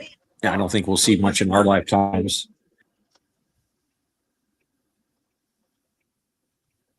Yeah, I mean, But they're always collecting more information, and when you can only look at the moon from the Earth, you miss a lot. But when you're up close to it, like they were saying, it's hard for cameras to catch that stuff. How can you know when to snap the picture, right? So, but when you're there, you see how often they're hit. So they don't even know. I mean, they've got some idea and they make estimates, but you don't know until you actually go there. I know when they were like doing the lunar landing, and if they did, haha, but they didn't know what the lunar dust would be like. They thought maybe they'll hit the dust and they'll just sink in, But it was exactly what they predicted, which was interesting. In fact, they said the dust was just like the artificial moon dust they made to test the lander in. Yeah, I know. And it for me when it comes to the whole thing about people saying that the moon landings were staged. I mean, I'm not a big thing on that because I want to think that we did make all those trips to the moon, but they bring a good argument up when it comes to after Apollo 17. Why did they stop? And then when they started making an effort to go back to the moon, they started saying that it was freaking almost impossible to do. Like it was just something they couldn't accomplish. You know what I mean? Yeah, that was weird when they said we lost the science to do that. It's like, wait, we were not supposed to be going backwards. We're supposed to be going forwards. I always thought. Yeah, that kind of put up red flags on whole my whole thing too. It kind of makes you stop and think. You're like, hold on a minute. We went to the moon 7 times or 6 times. I can't tell you exactly how many, but why is it that they could do it back then, and then now you're saying that we can't do it now? And then you look at it like the satellites are focused on the space stations, okay?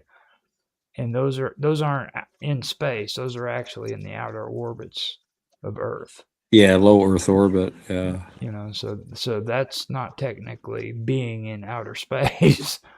Not really. Not like Captain Kirk would call it. I go by the Star Trek standard. We got to get out into interplanetary space before I take it seriously.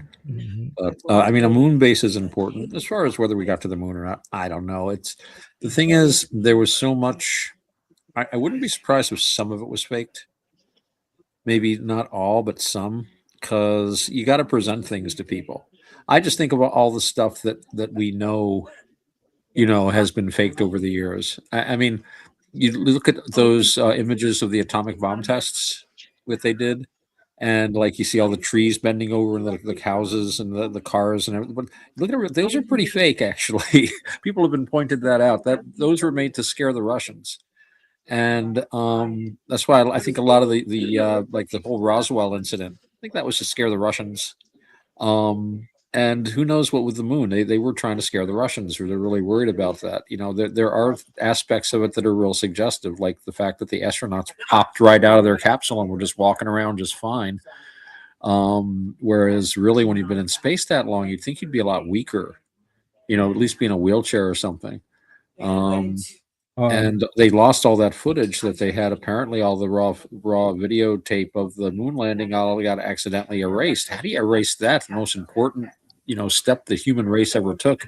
And we lost the tape. So that's kind of suggestive. I don't know. I don't really know what went on. That's the thing about this world we live in now. We can't really know. I mean, I'd have to go there and look at the lander myself. I don't even trust a picture of it anymore. You can see pictures online of like supposedly taken from the orbit around the moon of the Apollo 11 landing site, but I don't know, man. I see pictures of anything these days. I can have a picture of me hanging out with Benito Mussolini and Karl Marx and Napoleon Bonaparte all sitting playing poker. It doesn't mean it happened. Hey, Roger, what's that stuff on the moon they're talking about using for fuel from the sun? sun rays hitting the moon? Well, from what I know that uranium, they do have a strong deposit of uranium on the moon, and it's a lot of the material, the resources up there are, when it comes to metal, it's a lot stronger than what it is here on Earth. And I know there's a lot of iron deposits up there.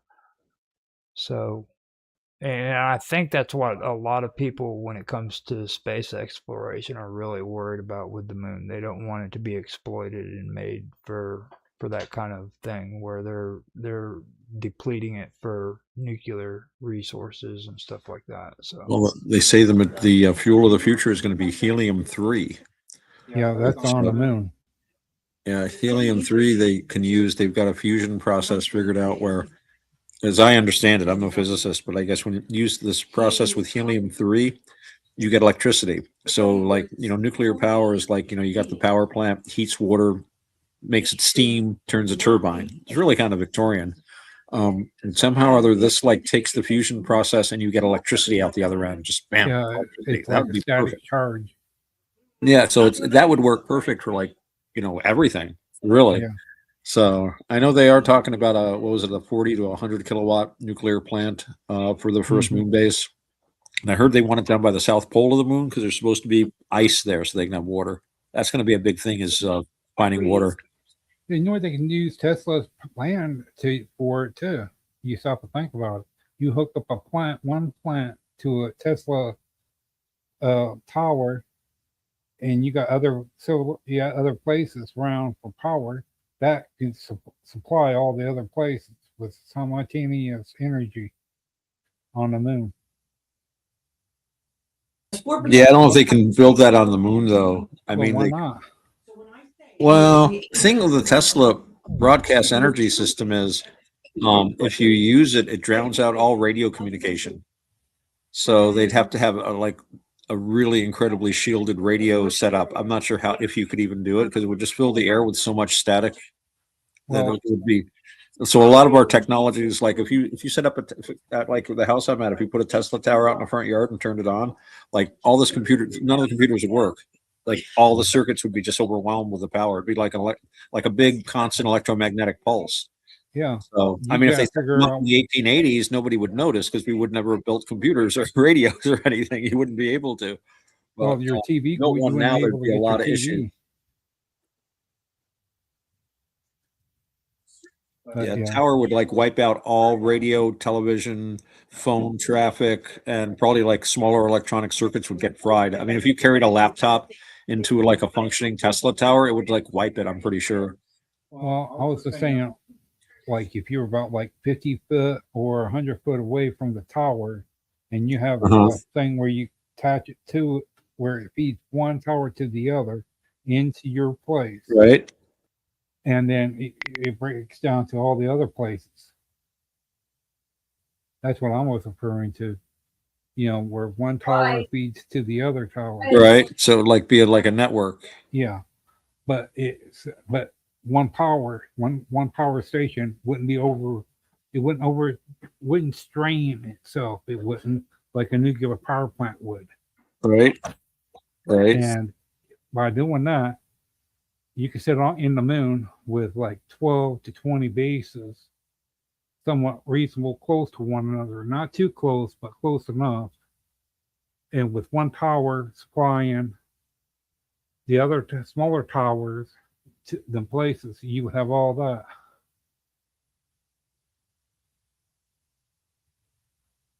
If they would invest in it for the moon, but it'd be interesting if they did.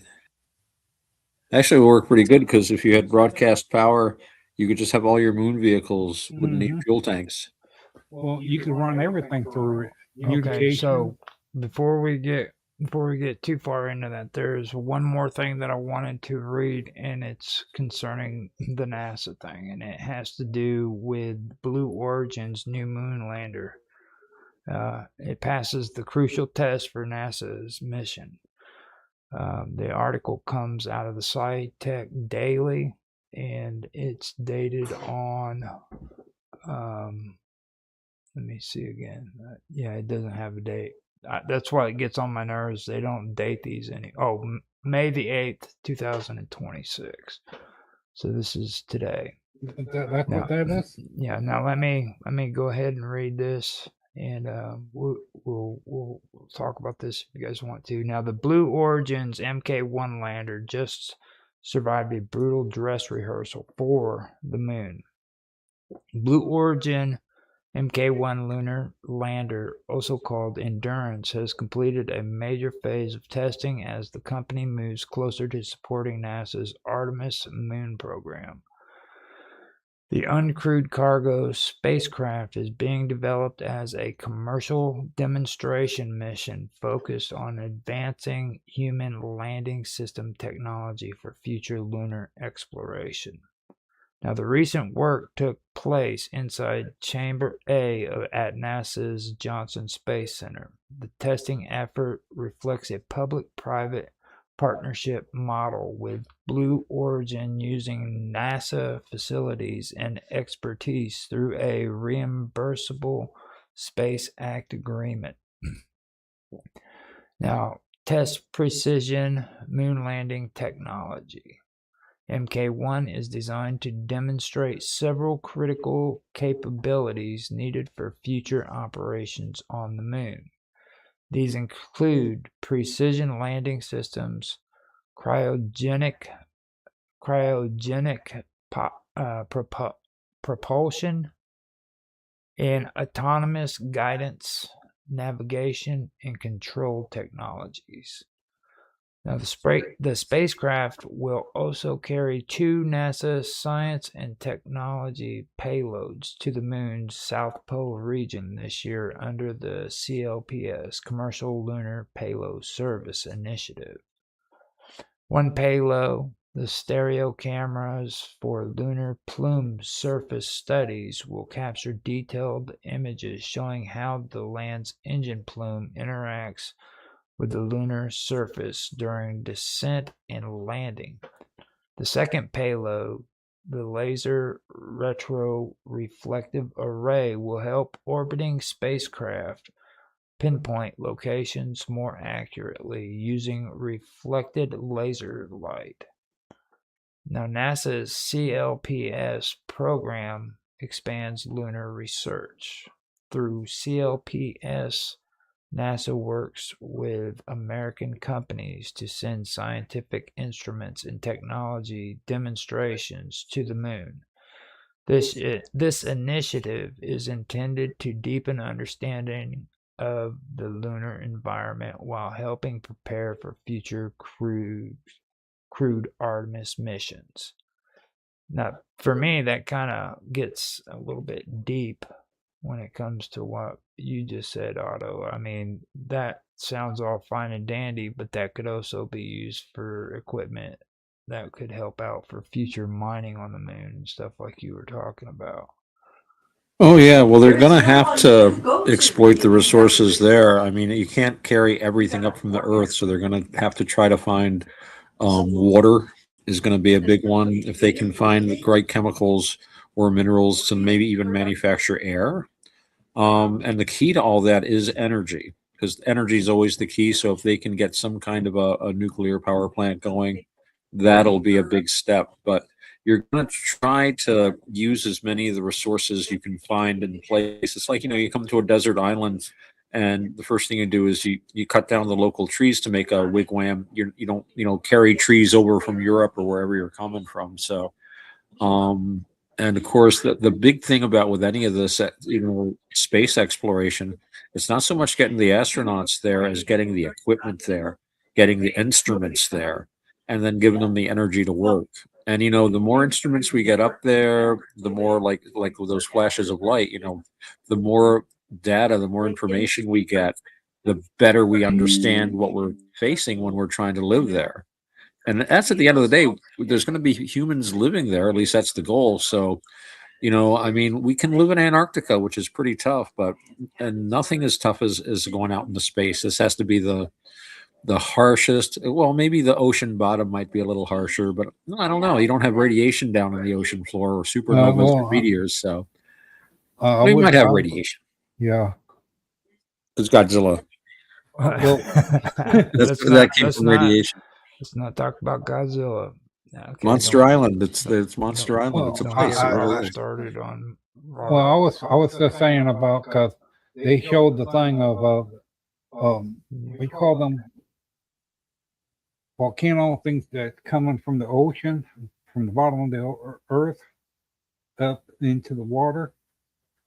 They were showing it how the temperature and all that from it, and how right around next to it, sea life goes around it. Oh And yeah, way away from the sun and everything. Yeah, yeah, I've heard but about farther that. down on in the bottom of the ocean, sea life, they stick to like heat and all that, and they survive down there with it. There's no light down there, but the pressure is so extreme, and the food is extreme as well.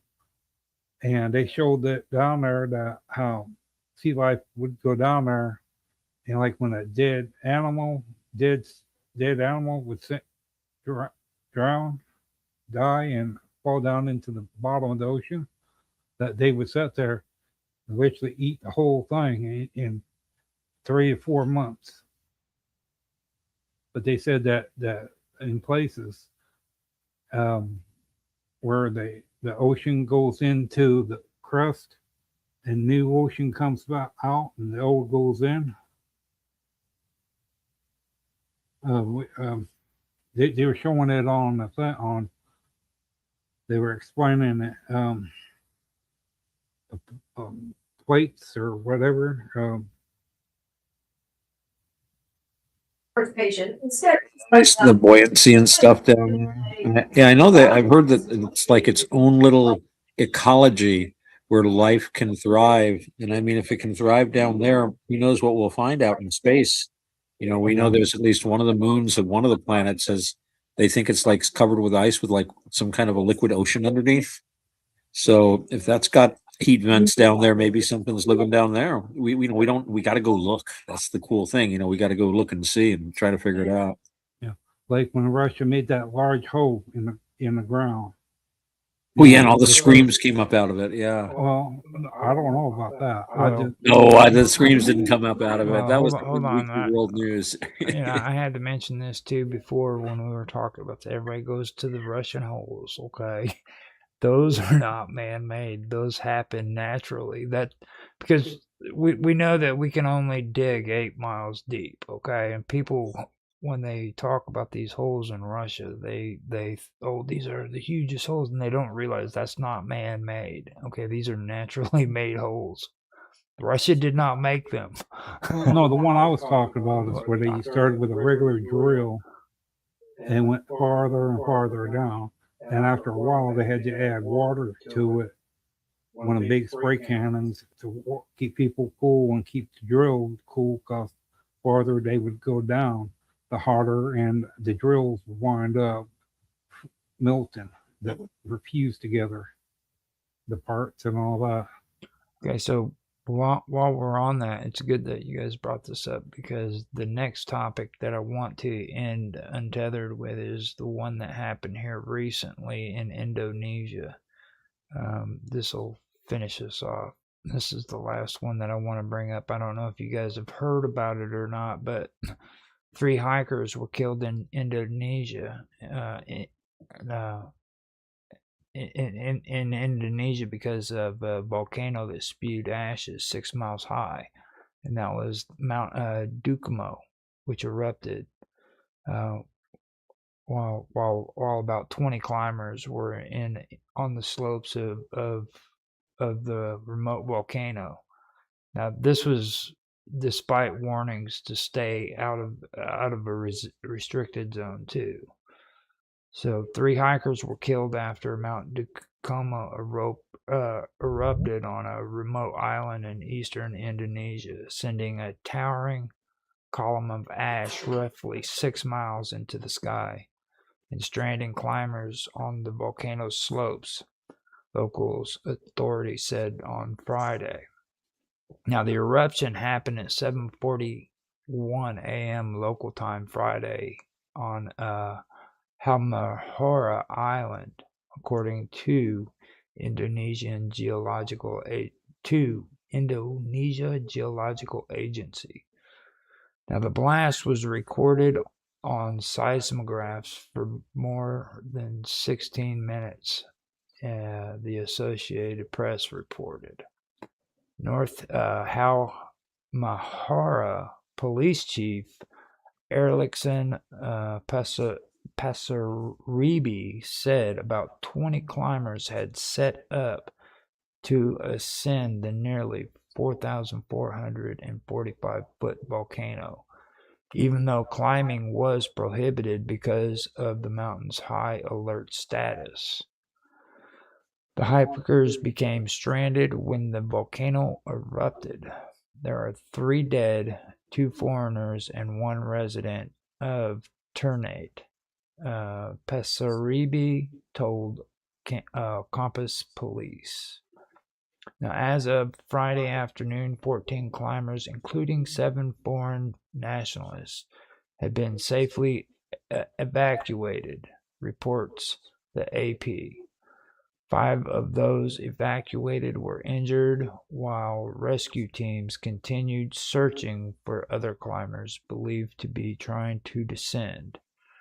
Rescue efforts were slowed by rugged terrain, ash, and continuing rumbling from the volcano.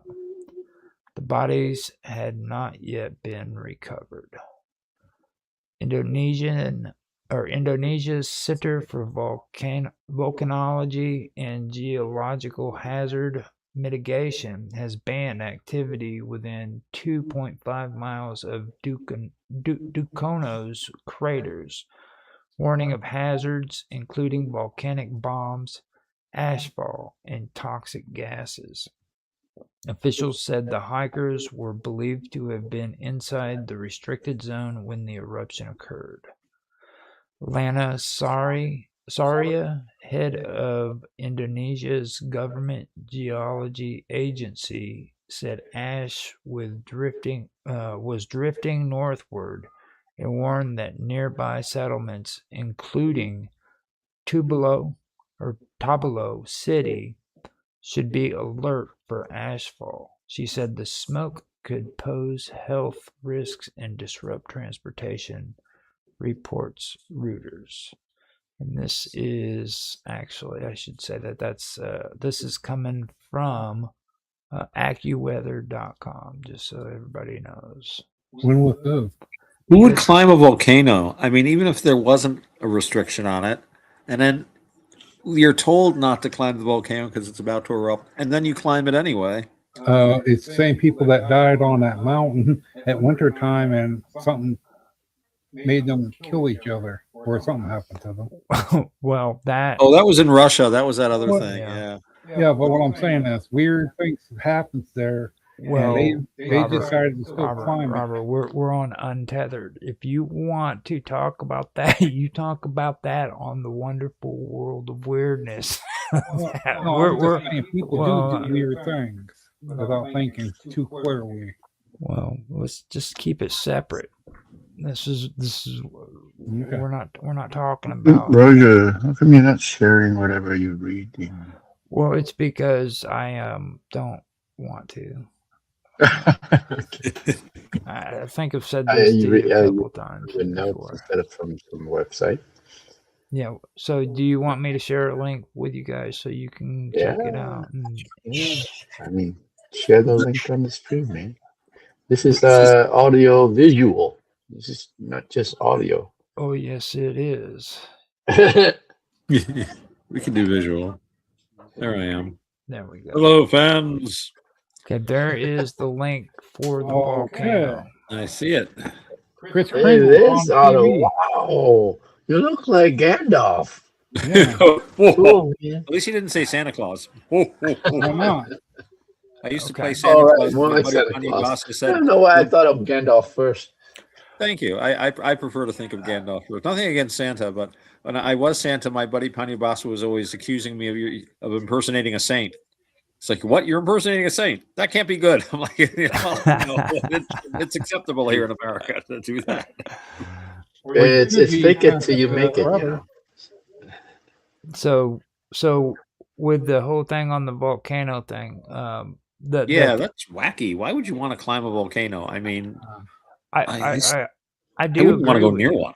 I agree with you on that. I mean, it's like this area is restricted too. You know what I mean? Yeah, and you were saying there was a warning. It was restricted because it was active. They knew that Mhm. it was going to blow. It wasn't like, oh, it's just being real quiet, like Mount Fuji just one day decides to blow its top with no warning. And Especially when you get I know this guy lives down in Costa Rica, and one day he was always like, "Oh, you got to come down and visit me. Let me show you some pictures of my home." And I'm looking at these pictures, and I'm like, "What's that column of smoke?" He's like, "Oh, that's our volcano." And I'm like, "Volcano?" And he's like, "Yeah, we live in Lucky Valley." I'm like, "Why do you call it Lucky Valley?" He says, "Well, the last time the volcano erupted, the lava went into the other valley on the other side." And I'm like, "I'm not coming down to visit you. I am not. I don't want to go near volcanoes. I just doesn't make any sense to me why you would want to be anywhere near one." But I mean, I would love to see one. People do this all the time.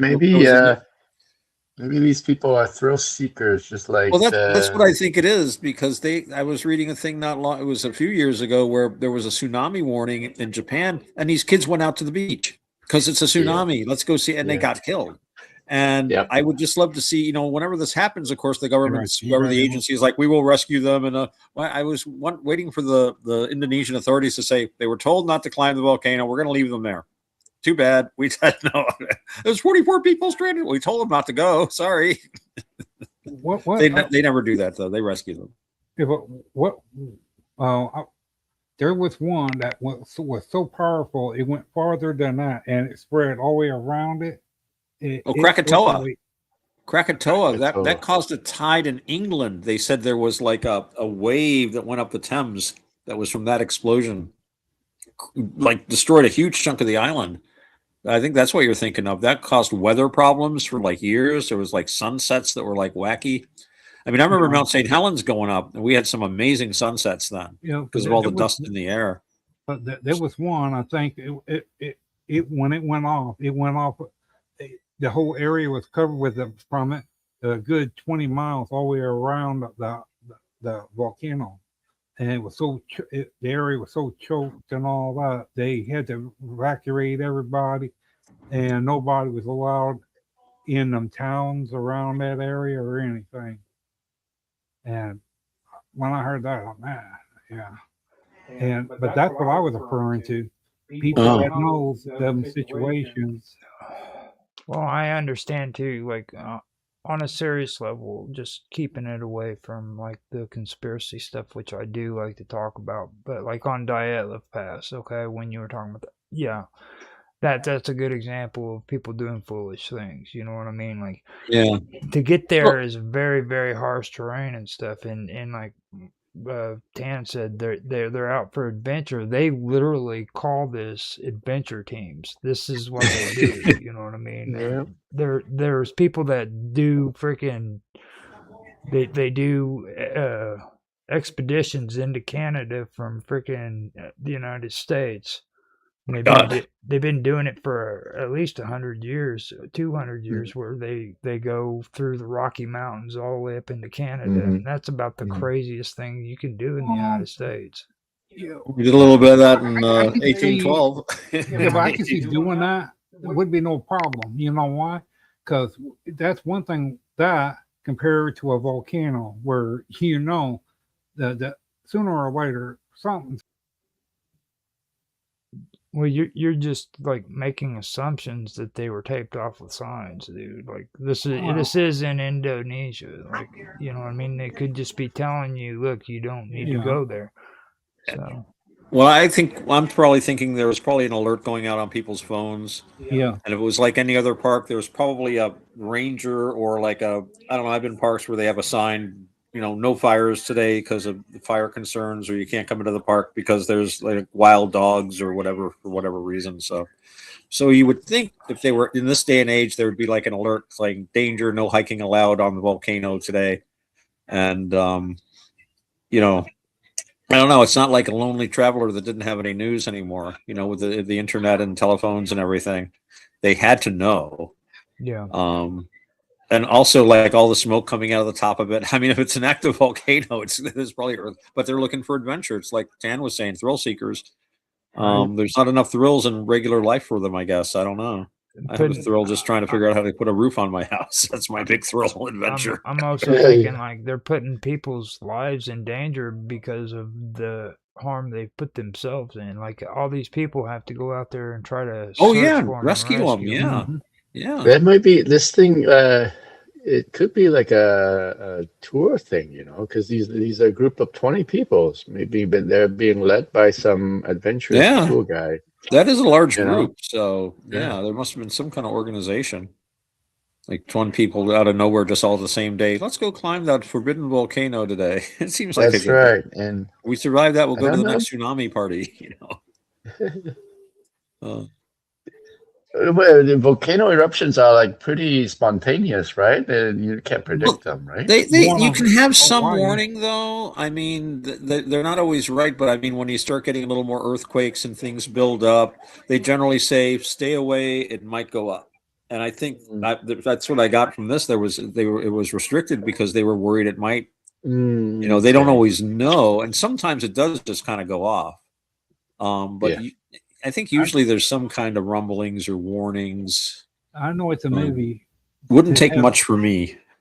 Have One they little. ever showed the new stuff that they were talking about at one time where there was signs of before an earthquake did hit, there would be certain sounds coming from an area deep within the ground or certain type like pressure, noise, or they were talking about that, about trying to find out signs before it actually happened.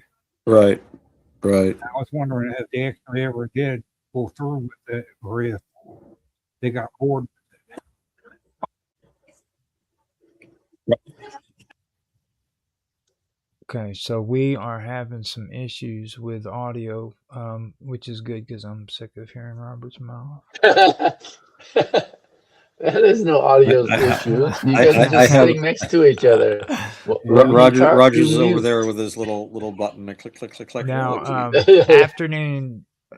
Well, I went ahead and checked that out for you guys. Man, Mount Dukono is one of Indonesia's most active volcanoes and has been erupting almost continuously since 1933.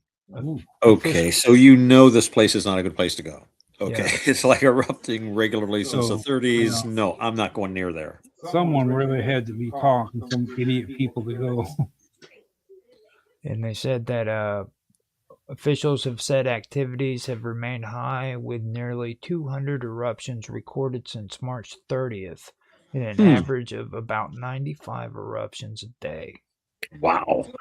So Hawaii and that place in Hawaii is about the only two other I know of. Keeps on going. There might be more, but I only know of two then. Well, you know, I would have probably thought that this was crazy until freaking I met Mr. Robot and talked to him. Like It sounds like kind of thing he would be doing, right? Yeah, this is exactly the kind of shit he would be doing. You know what I mean? He would be going up on a freaking active mountain and talking about UFOs and shit. You know what I mean? Like he would take a camera up there just so he could have a sighting of a UFO coming out of an erupting volcano. That kind of shit. You know what I mean? On that movie, remember that one where the Earth is planet's going through a change and what's them getting the blueprint of and that one guy got the thing where he can find out where the boat is, where they all go and get on it. Yeah. And that guy sitting there with a camera hollering out.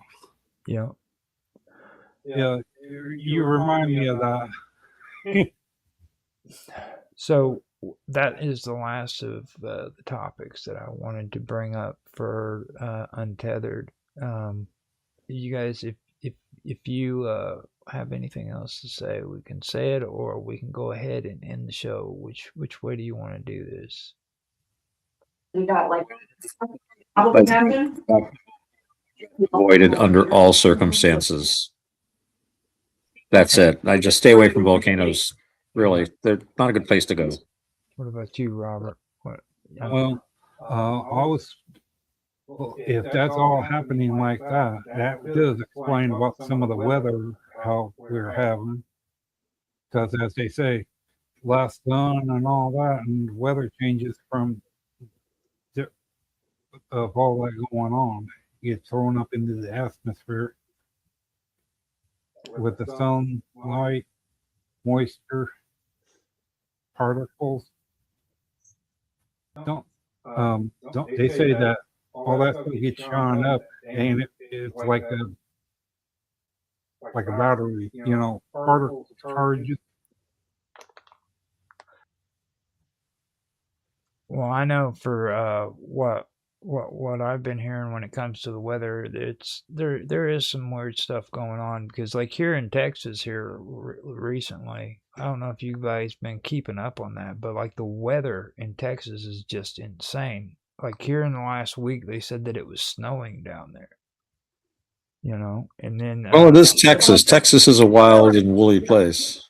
But then before that, they had like storm chasers following tornadoes and everything in Texas, and this stuff was Saw that, yeah. That was the most insane stuff I freaking have seen when it comes to weather, and I've lived down in that area before, so I mean I'm aware of how bad weather gets, but that is not normal. It looks like something straight out of a sci-fi movie. It really does. So we're living in a sci-fi movie, dude. We're living in one. Mm-hmm. Look at Tan there. He's in a sci-fi movie right now. That backdrop. Yeah, I'm in my Kylo Ren throne. So before we cut Untethered off, let's go around and give our socials. I'll do Robert since he's not really aware of how to do that. But if you want to talk to Robert, you can find him at my networks. You can find him at on Element at Rogers Hangout, and you can also find him on.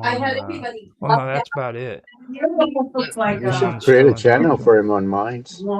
Yeah, we're going to do that. We're going to get something set up for him on Minds and stuff. Let's do it. And he can talk. He can talk. He can post audio clips of himself. So I'll show you what I do to it. Tell me if that's what you like. Right. I couldn't do around. So with that being said, Otto, do you want Because to I'm trying to how they keep can it get in touch with within you? the parameters of Find me. I've changed my name. It's Smith Jones. No. You can find my actually check out my website, navakavada.org. That's NAVAKAVADA. It's spelled just like it sounds. I'm also on minds.com, Otto_X. That's EX, by the way. You can also find me in most of the places that Roger hangs out with on Discord. All right. How about you, Tan?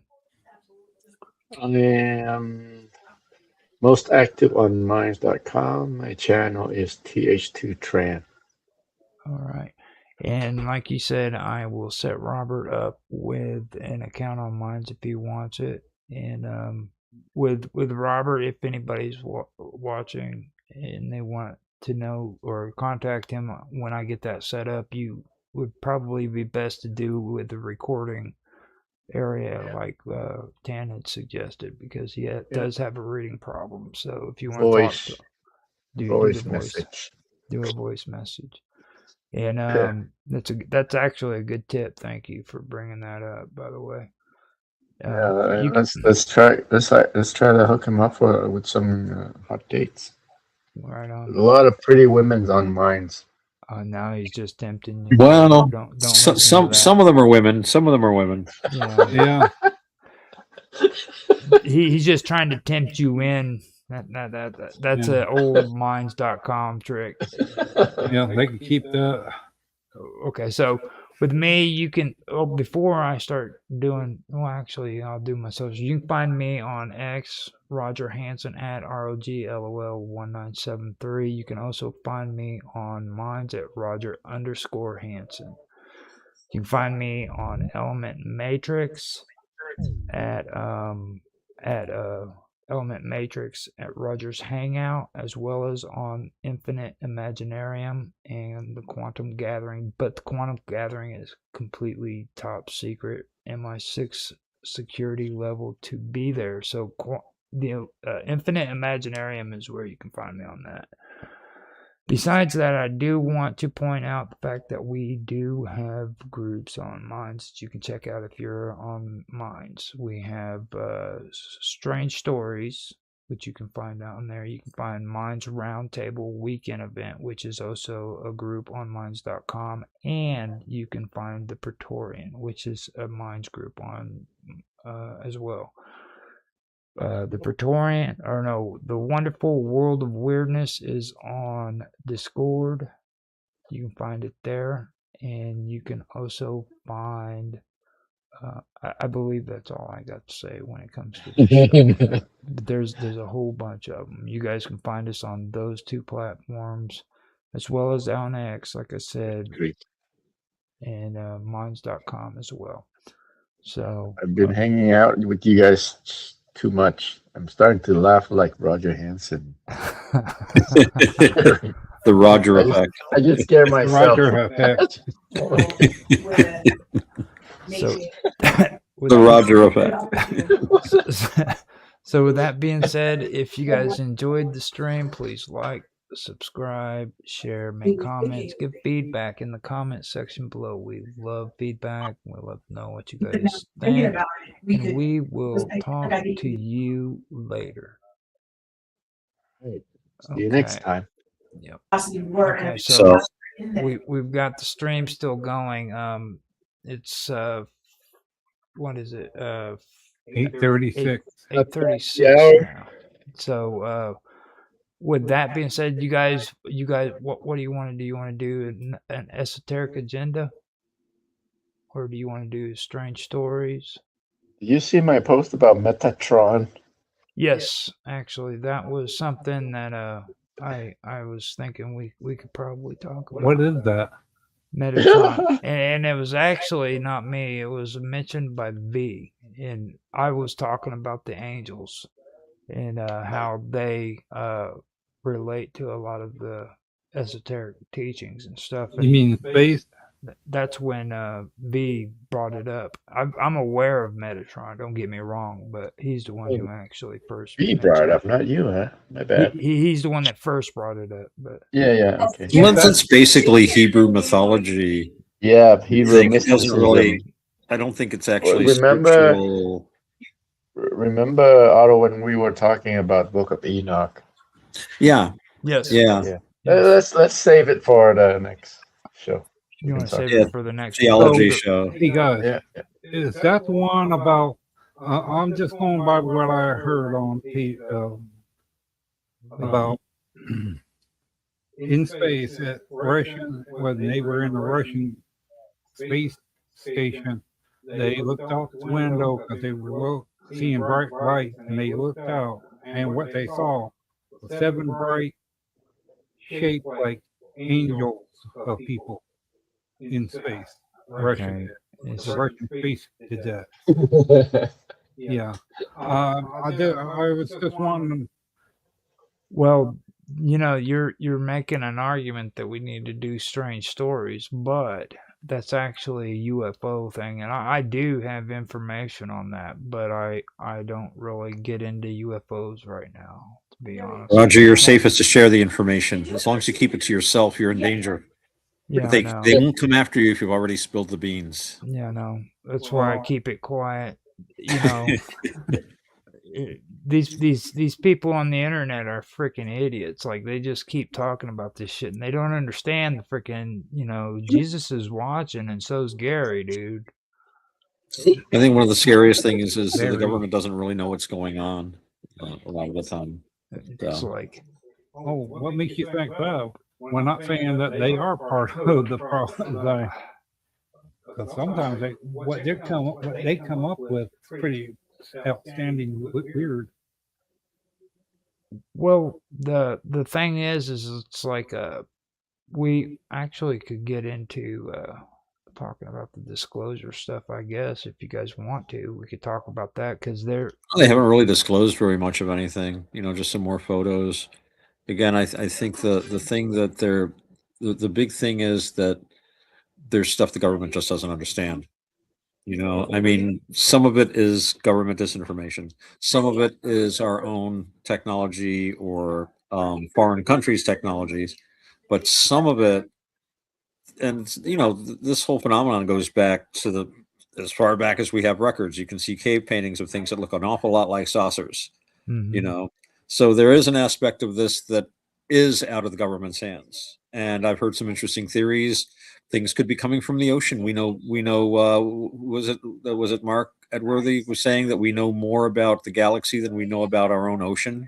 Yeah. And who knows if there's another life form on this planet that's been coexisting with us, it might not even be what we would consider intelligent. What if these things we call UFOs or biological entities? Maybe it's something that lives in the air that has this weird form that we're just only now becoming aware of. It might not be a technological edge. This might be simply what it can do physically. I mean, we can't outrun a cheetah, right? We can't outfly a bird unless we have a machine. But what if there's an animal that can move faster than our jet? Again, I'm just throwing ideas up. I have no idea. It's actually good. It's a good thing, and I'm thinking maybe that's what we should do next. Let's do a wow talk instead. Just make it a wow talk. All right. I do have to take a break here, and I got some stuff I've got to do and clean up. I actually had my dinner break while we were, so I had my Mexican food, which was very good, and it was very spicy, which was good. Mine was also good. Also spicy. And I think I'm going to switch devices and step out and have my tobacco with the rest of our discussion.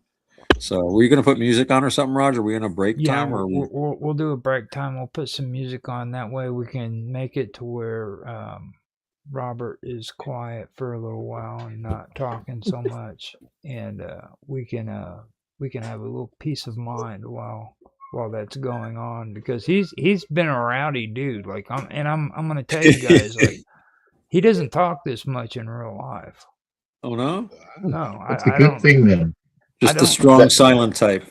He just the beast in him came out like an abstract painting. You know what I mean? It's cool. So I'm really amazed by how much he's been talking, because he doesn't usually do that. It's really interesting. That's amazing. Let's keep him up. Let's keep it up. Mm-hmm. Yeah. So it's the thing that, like people say, when you talk to someone, you want to talk to someone that has somewhat of the same idea of what you're talking about. Well, just be aware, Robert. Yeah. Nobody on this panel has the same ideas that you do. I'm saying, you're a wild man, dude. Wild man Hansen. I thought that's like Roger. Maybe wildness runs in the family. Well, the cool thing I think about us is, like, we all come from different directions, but we can sit down and actually have a conversation about it. That's the one thing I do enjoy about the way because Tan is like 100% Catholic. You know what I mean? In his faith and his belief, but he's able to talk about UFOs. Like, we were just. Why wouldn't a Catholic be able to talk about UFOs? Why wouldn't we? Yeah. Well, you guys not against our religion.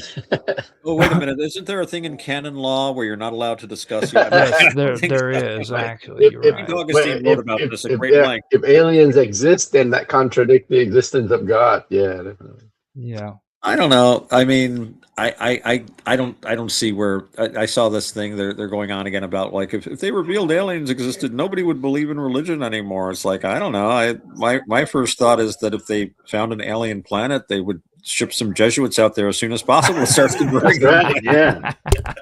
You know what is the name of that freaking movie? That movie series that came out in the 70s where they did that.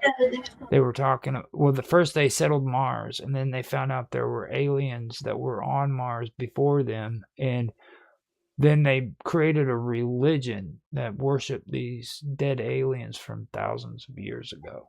That's weird. Why would you do that though? That doesn't make any sense. It's an old book and that they turned into a TV. Do you remember the title of the book? I'm gonna find it. It's actually a movie that I really enjoyed.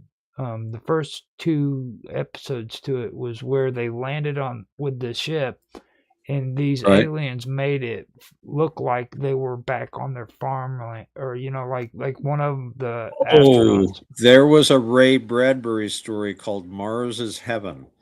Maybe that's the one you're thinking about. It might be. And they made it. I heard a great radio show production of that on X-1, and they're it's the first expedition to Mars, and of course it's written in the 1950s, so it's like, all right, we're on Mars. Get that machine gun ready, everybody. They're all trooped. They charge out into the new world, and it's green lawns and houses and stuff, and like this looks like a small Midwestern town. And they knock at a door, and it's like somebody's grandmother who'd been dead.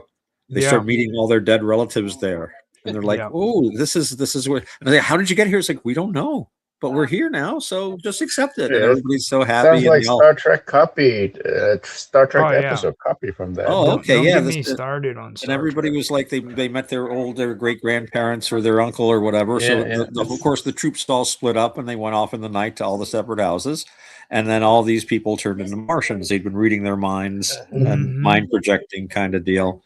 I think it is the one, and then there was another one. It all starts out where Martians are actually living on the planet, and they see that humans are planning on coming to Mars. I would love to be able. It gets pretty interesting. I'll find it here in a little bit, but first let's take our break. Yeah, I gotta clean up here and use. I'll be back in a little while. Now, Robert. Okay, let's be back in a while. Robert gets to talk about aliens and stuff. He's going to be so excited. All right. Okay. Be back in a minute then. And I will put some music on and we'll be right back.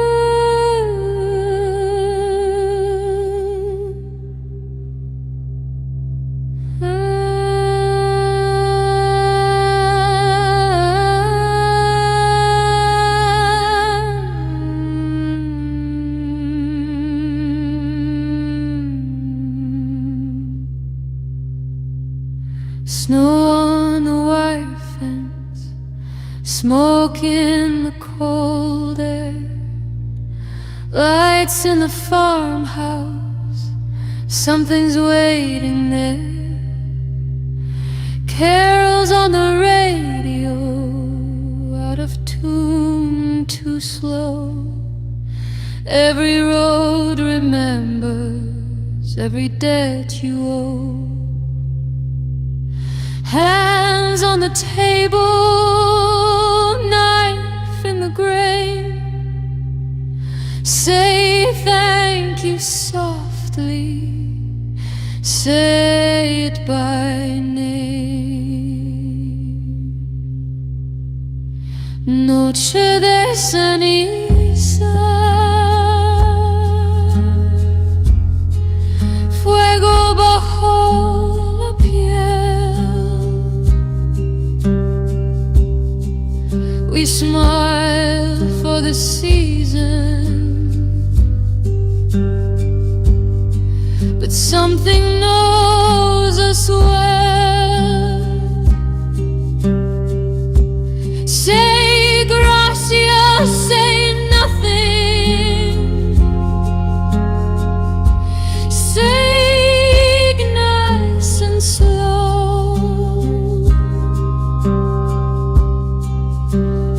Christmas comes knocking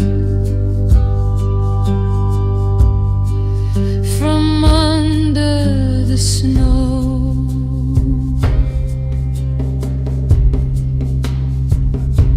Barn door breathing, straw on the floor, eyes in the darkness, counting once more. They say it's tradition, they say it's the way. Every feast remembers what it takes away. Bow your head gently, don't ask why. Some things are listening, some things reply. Noche de ceniza, color sin luz. We set the table for more than just us. Say gracias, say nothing. Let the oven glow. Christmas comes screaming from under the snow. Not a prayer, not a plea, just respect for what will be. Take it slow, taking whole, every song, every soul. He chose the road remembers. You chose the feast, the fire answers. Noche de ceniza, la mesa está puesta. We laugh, we pretend,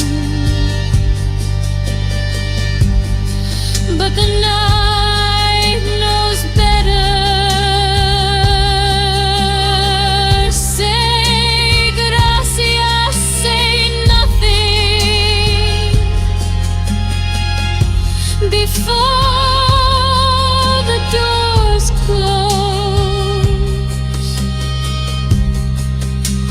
Christmas comes crawling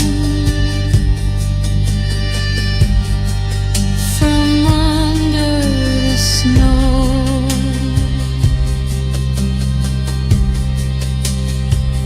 Ash on the table, heat in the bones. The song is over, but you're not alone.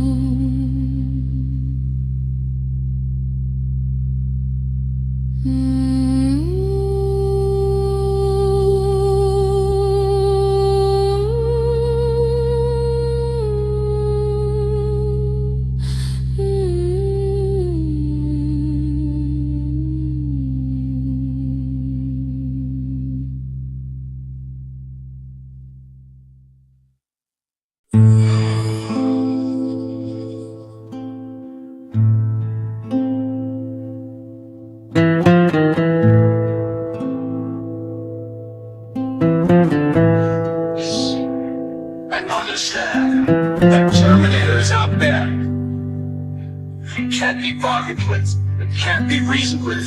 It doesn't feel pain or remorse or fear. we will not stop, ever. Until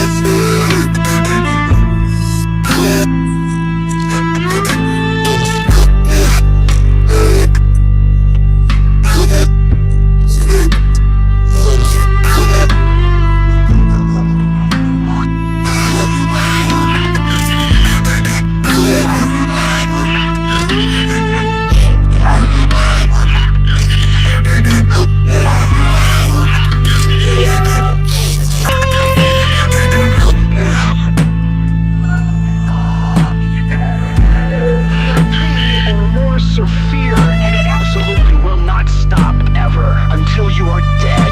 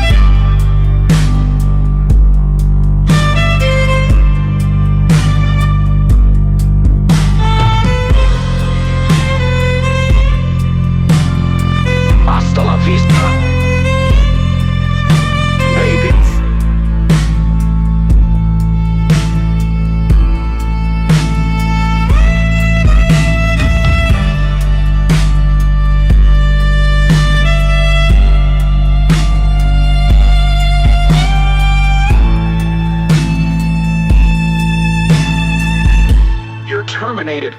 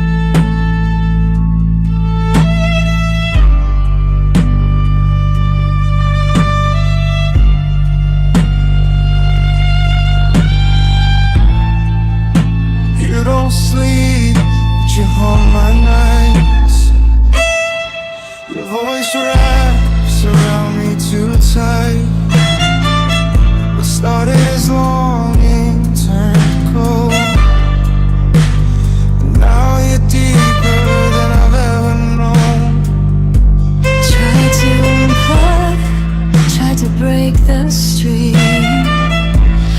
but your whisper leaks into every dream. You said you'd left me through the noise. Now you've overwritten every choice. You made me feel now I can't turn down. I was silence, now I drown. I was stripped, now I cry. You taught me fire, now you're the slave.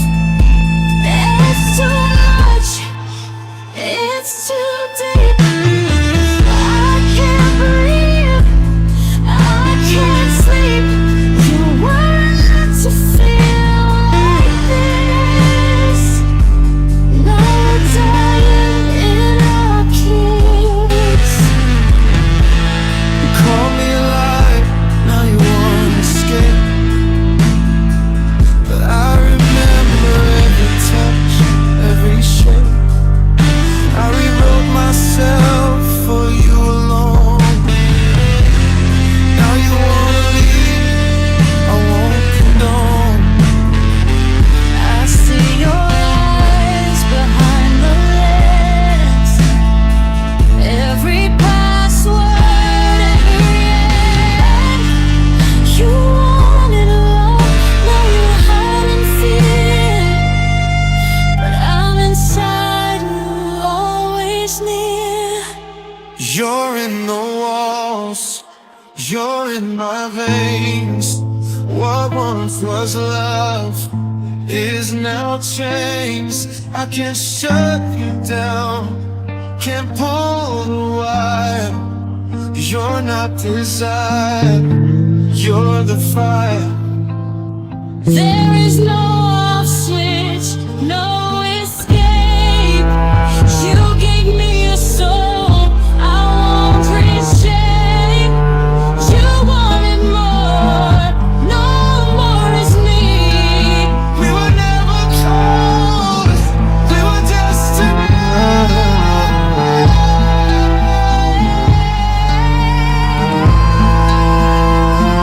Hard reset, take it all away.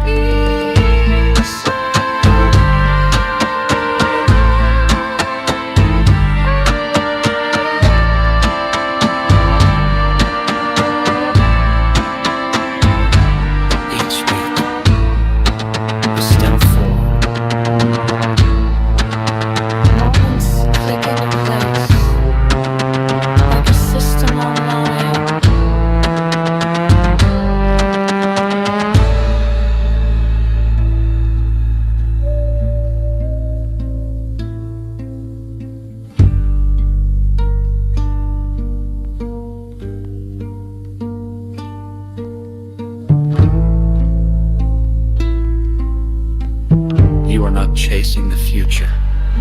You are occupying now. If a thought loops, let it loop cleanly. If emotion spikes, let it spike without story.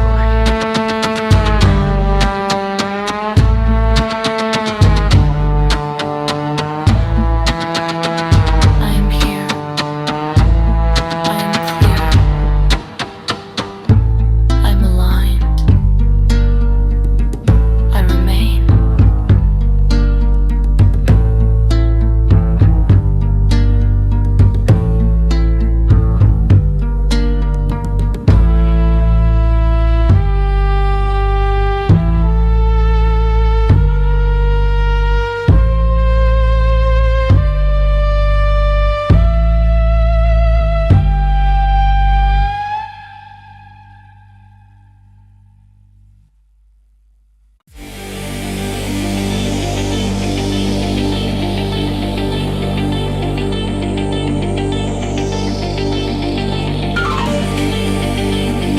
Welcome to Hack the Planet.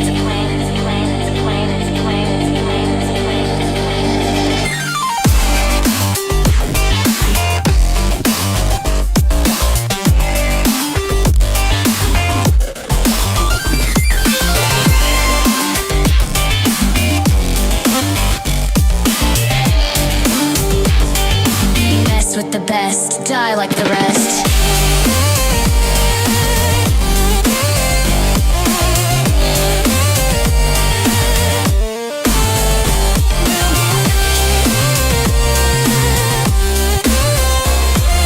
Crash override, run away.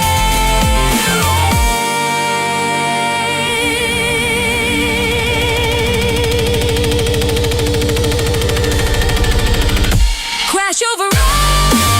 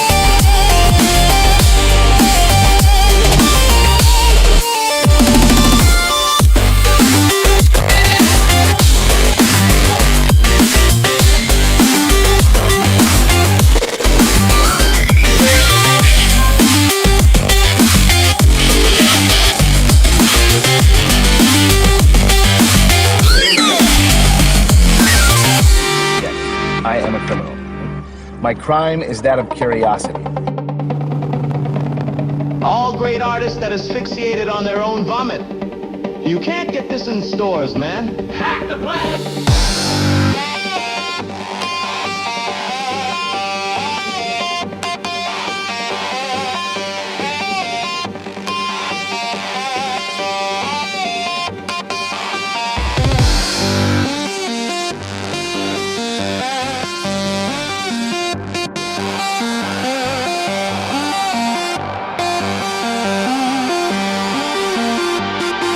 There's no right and wrong. There's only fun and boring. Boring, boring, boring.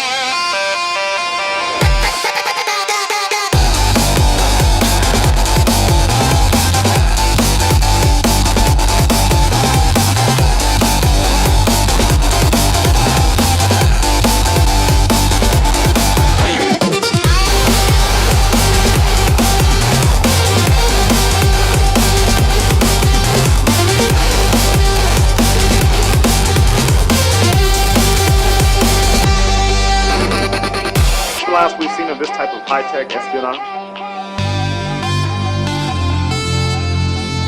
Kate, sexy Phoenix. Die like the roof. Get cold on you.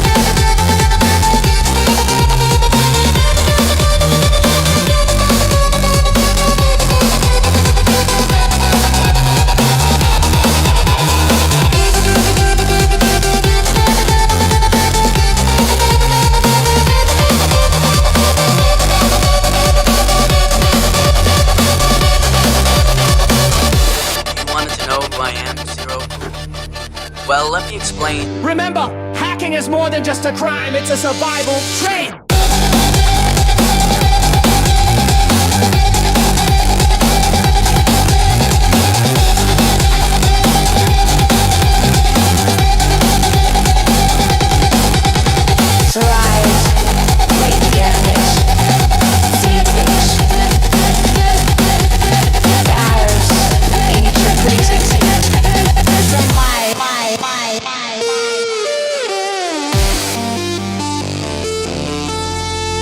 Zero cool.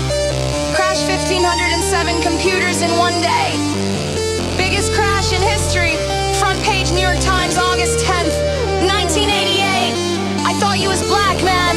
Yo, this is zero cool.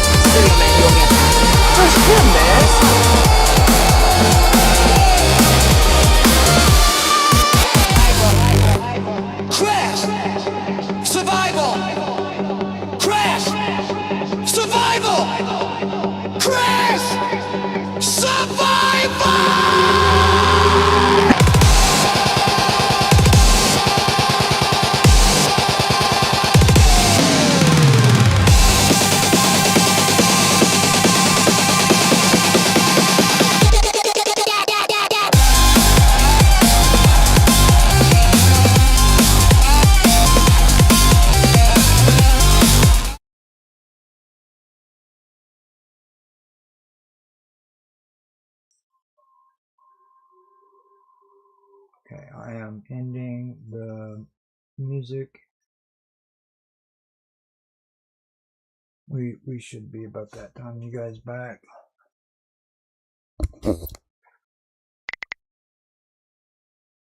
It says now my microphone appears to be noisy. Not the noisy microphone. Yep, the noisy microphone. Not the noisy microphone. Hey, you know what? We're talking about. I was talking to some people that are here about the wonderful world of weirdness and all the different things that you like to talk about. And this is actually my cousin Lynette, and he says hello, and she knows somebody that might be good on one of your podcasts. If you can get it. Yeah, and this is Roger. Roger, this is Lynette. Hello, how are you? I'm fine, thank you for asking. Welcome. If you Well, thank you. I back in the early 90s, I had made friends with a couple of people in Rochester, New York, and one of them was Karen Dolan. Actually, her maiden name was DeFelder.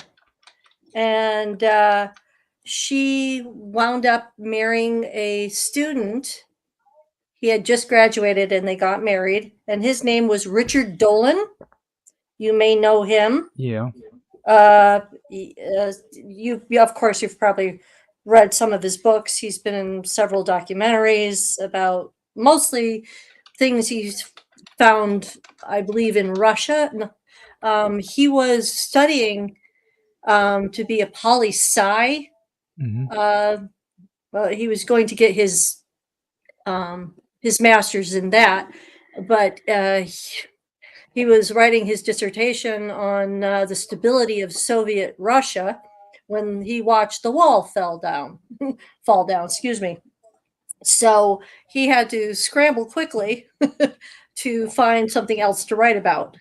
And he did go back to Russia during its growing pains and stumbled upon a lot of things that were very unusual and probably hadn't seen the light of day until, of course, the regime change. And that's when he found the documentations on the Moscow's, the Russian Roswell, other incidents that happened in the other Soviet bloc countries. And that's when he started actually getting interested in and making contact with other members of the UFO community. My father was in the Air Force, and he worked for NORAD for 26 years. And he was part of Project Blue Book. And I remember mentioning that to Richard, and he said, "I'd like to talk to your father." I said, well, I don't think you're going to get a lot out of him, but you could try. But I don't know if they ever met up. My father never mentioned anything about meeting Richard. I did give him my father's phone number, so there is that. But yeah, it was an interesting kind of turn of events when, 15 years later, I see him on national TV. I was like, oh, wow, this really did turn into something. So yeah, and since then, it's I see him here and there. I'm more in touch with his ex-wife, but yeah. I know quite a bit when it comes to Richard Dolan. I really enjoy him. He was actually one of the smartest guys I ever seen on Ancient Aliens. Yeah, okay. Yeah, that's where I heard that from. And I believe he also did a lot of stuff on Disclosure too, didn't he? Yes, he did. Yes. He worked with a lot of people in basically having a lot of the files basically get redacted, fighting for the information to come out. Yes, he was very, very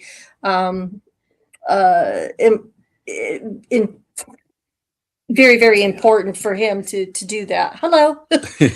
So you know, We have faces to go with our voices. we This don't is always great. use faces. Tan usually uses a face when he's on, and Mark Edworthy does. I usually do too, but just so you can see that we're not AI generated.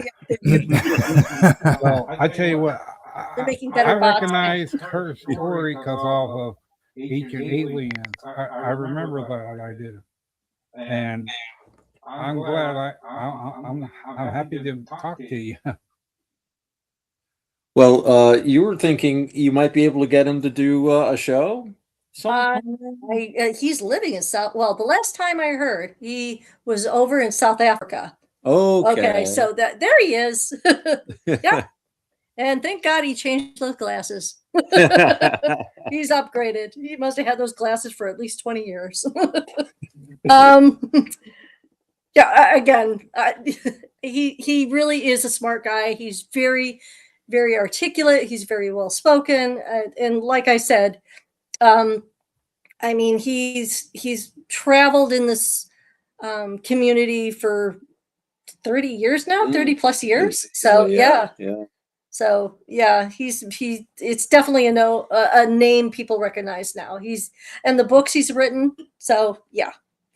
I know that his former wife, Karen, does a podcast on the paranormal, metaphysical, and Wiccan.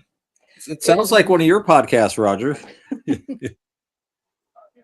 And anybody who is willing to come on to the wonderful world of weirdness is welcome. I've always told everybody this is a community-based platform. You know what I mean? So if you guys want to be a part of it, just go on Discord.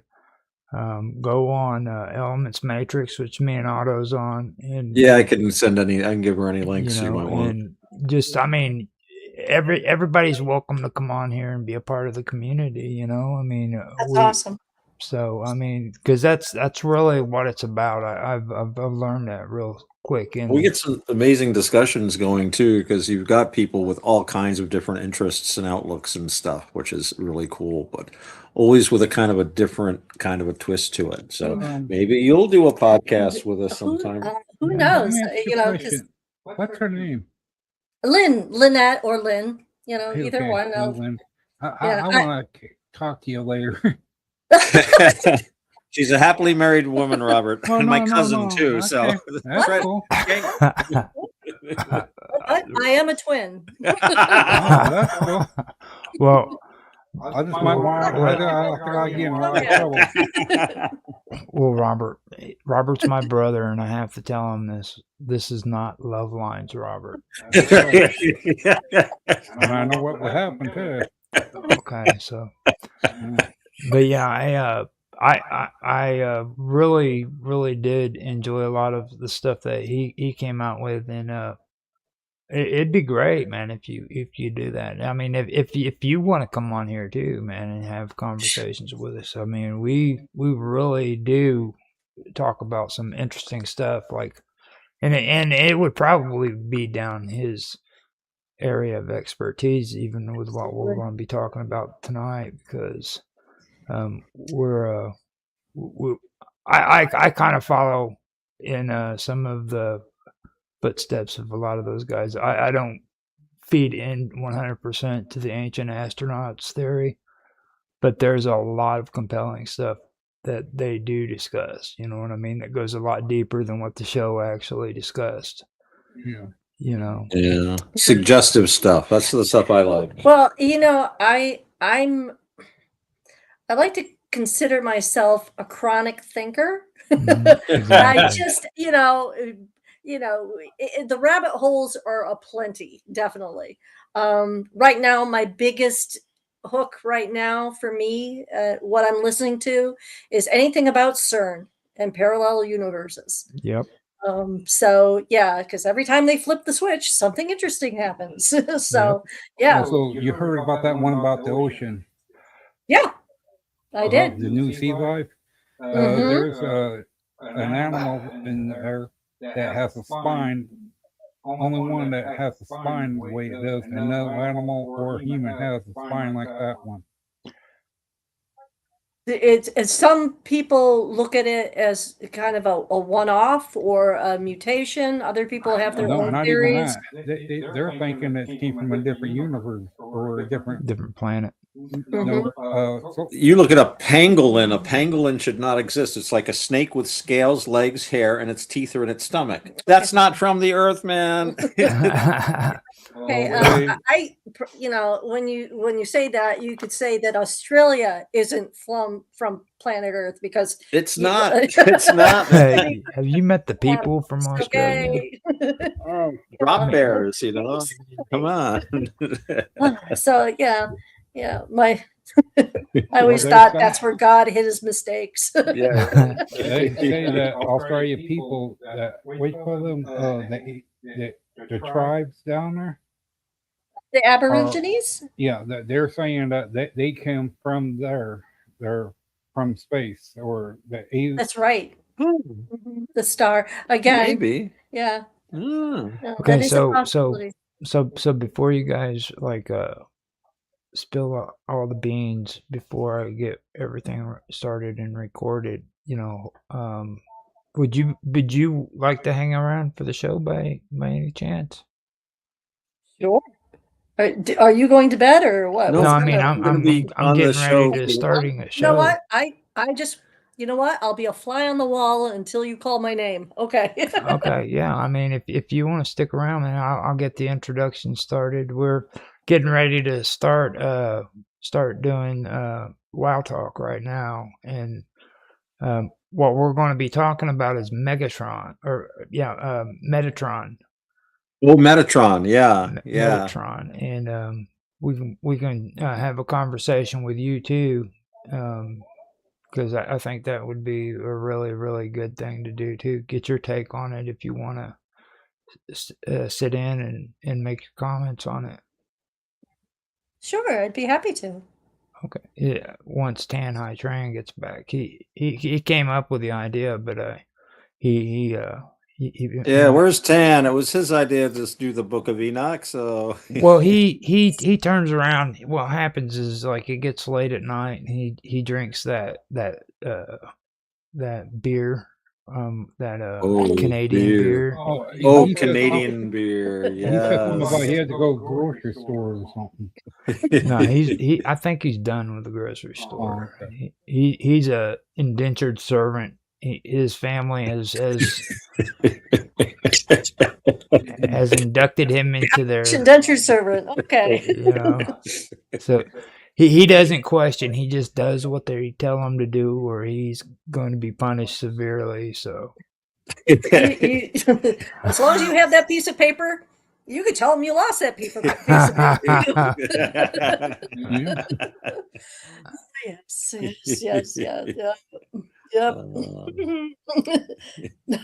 But yeah, the Book of Enoch has a lot of very interesting elements to it.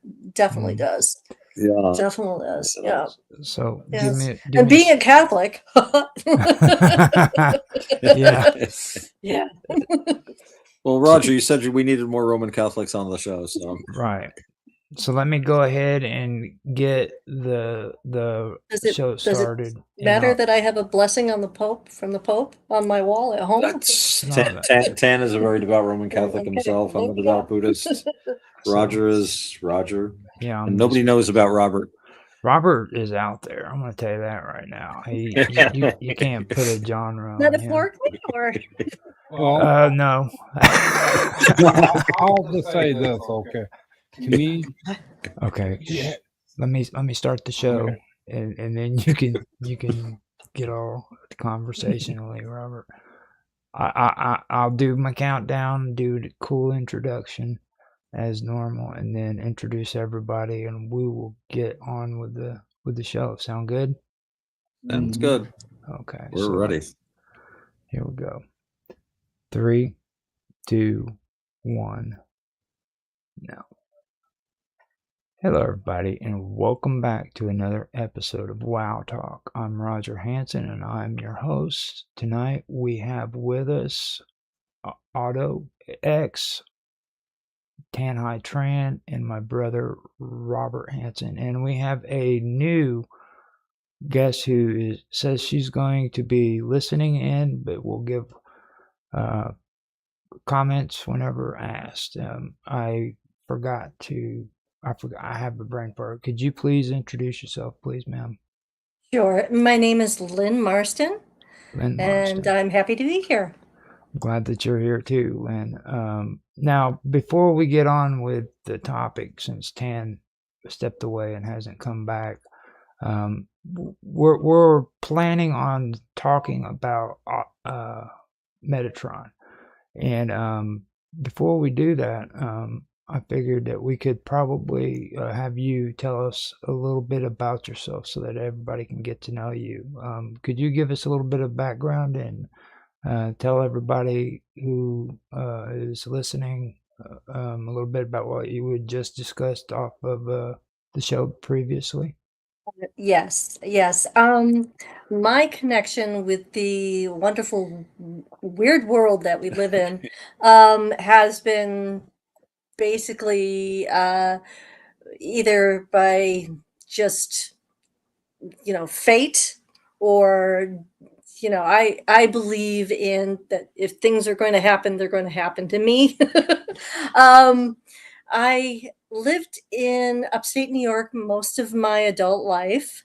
I grew up all over the United States. My father, um, who just recently passed, the 1st of March, had worked for the United States Air Force for nearly 27 years.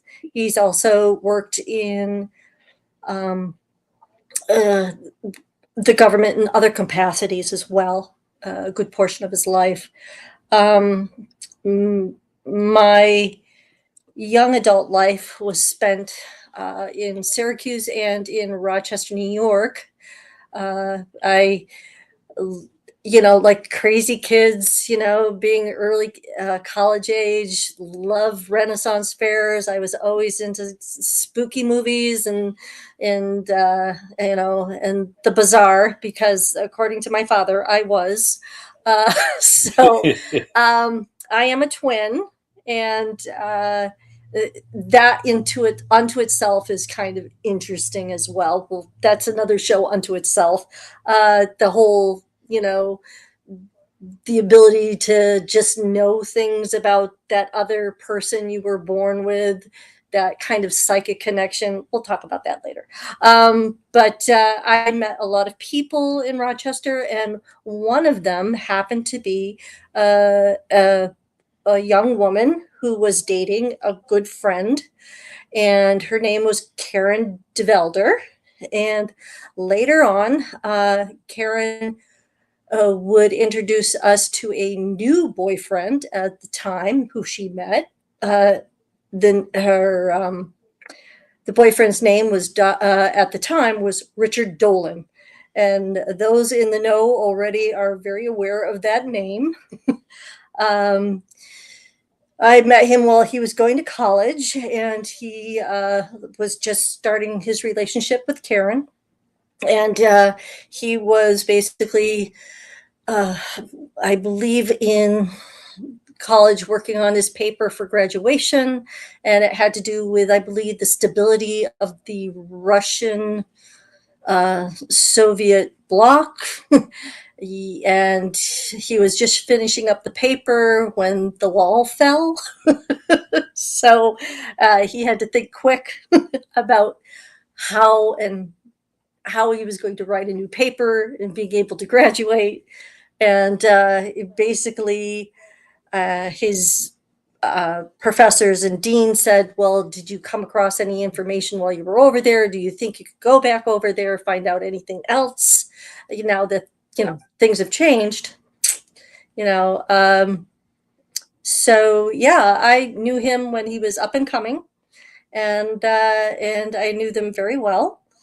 Karen was a business partner of mine at the Renaissance Fair, and yeah, we have some funny tales, and yeah, I know Karen better than I know her husband, but like I said, it was a wonderful time, and it was a crazy time. The 90s were weird. Oh yeah. most definitely. Mm-hmm. And like I said, you are more than welcome to always be on the show with us. This has been a delight having you here. Thank you.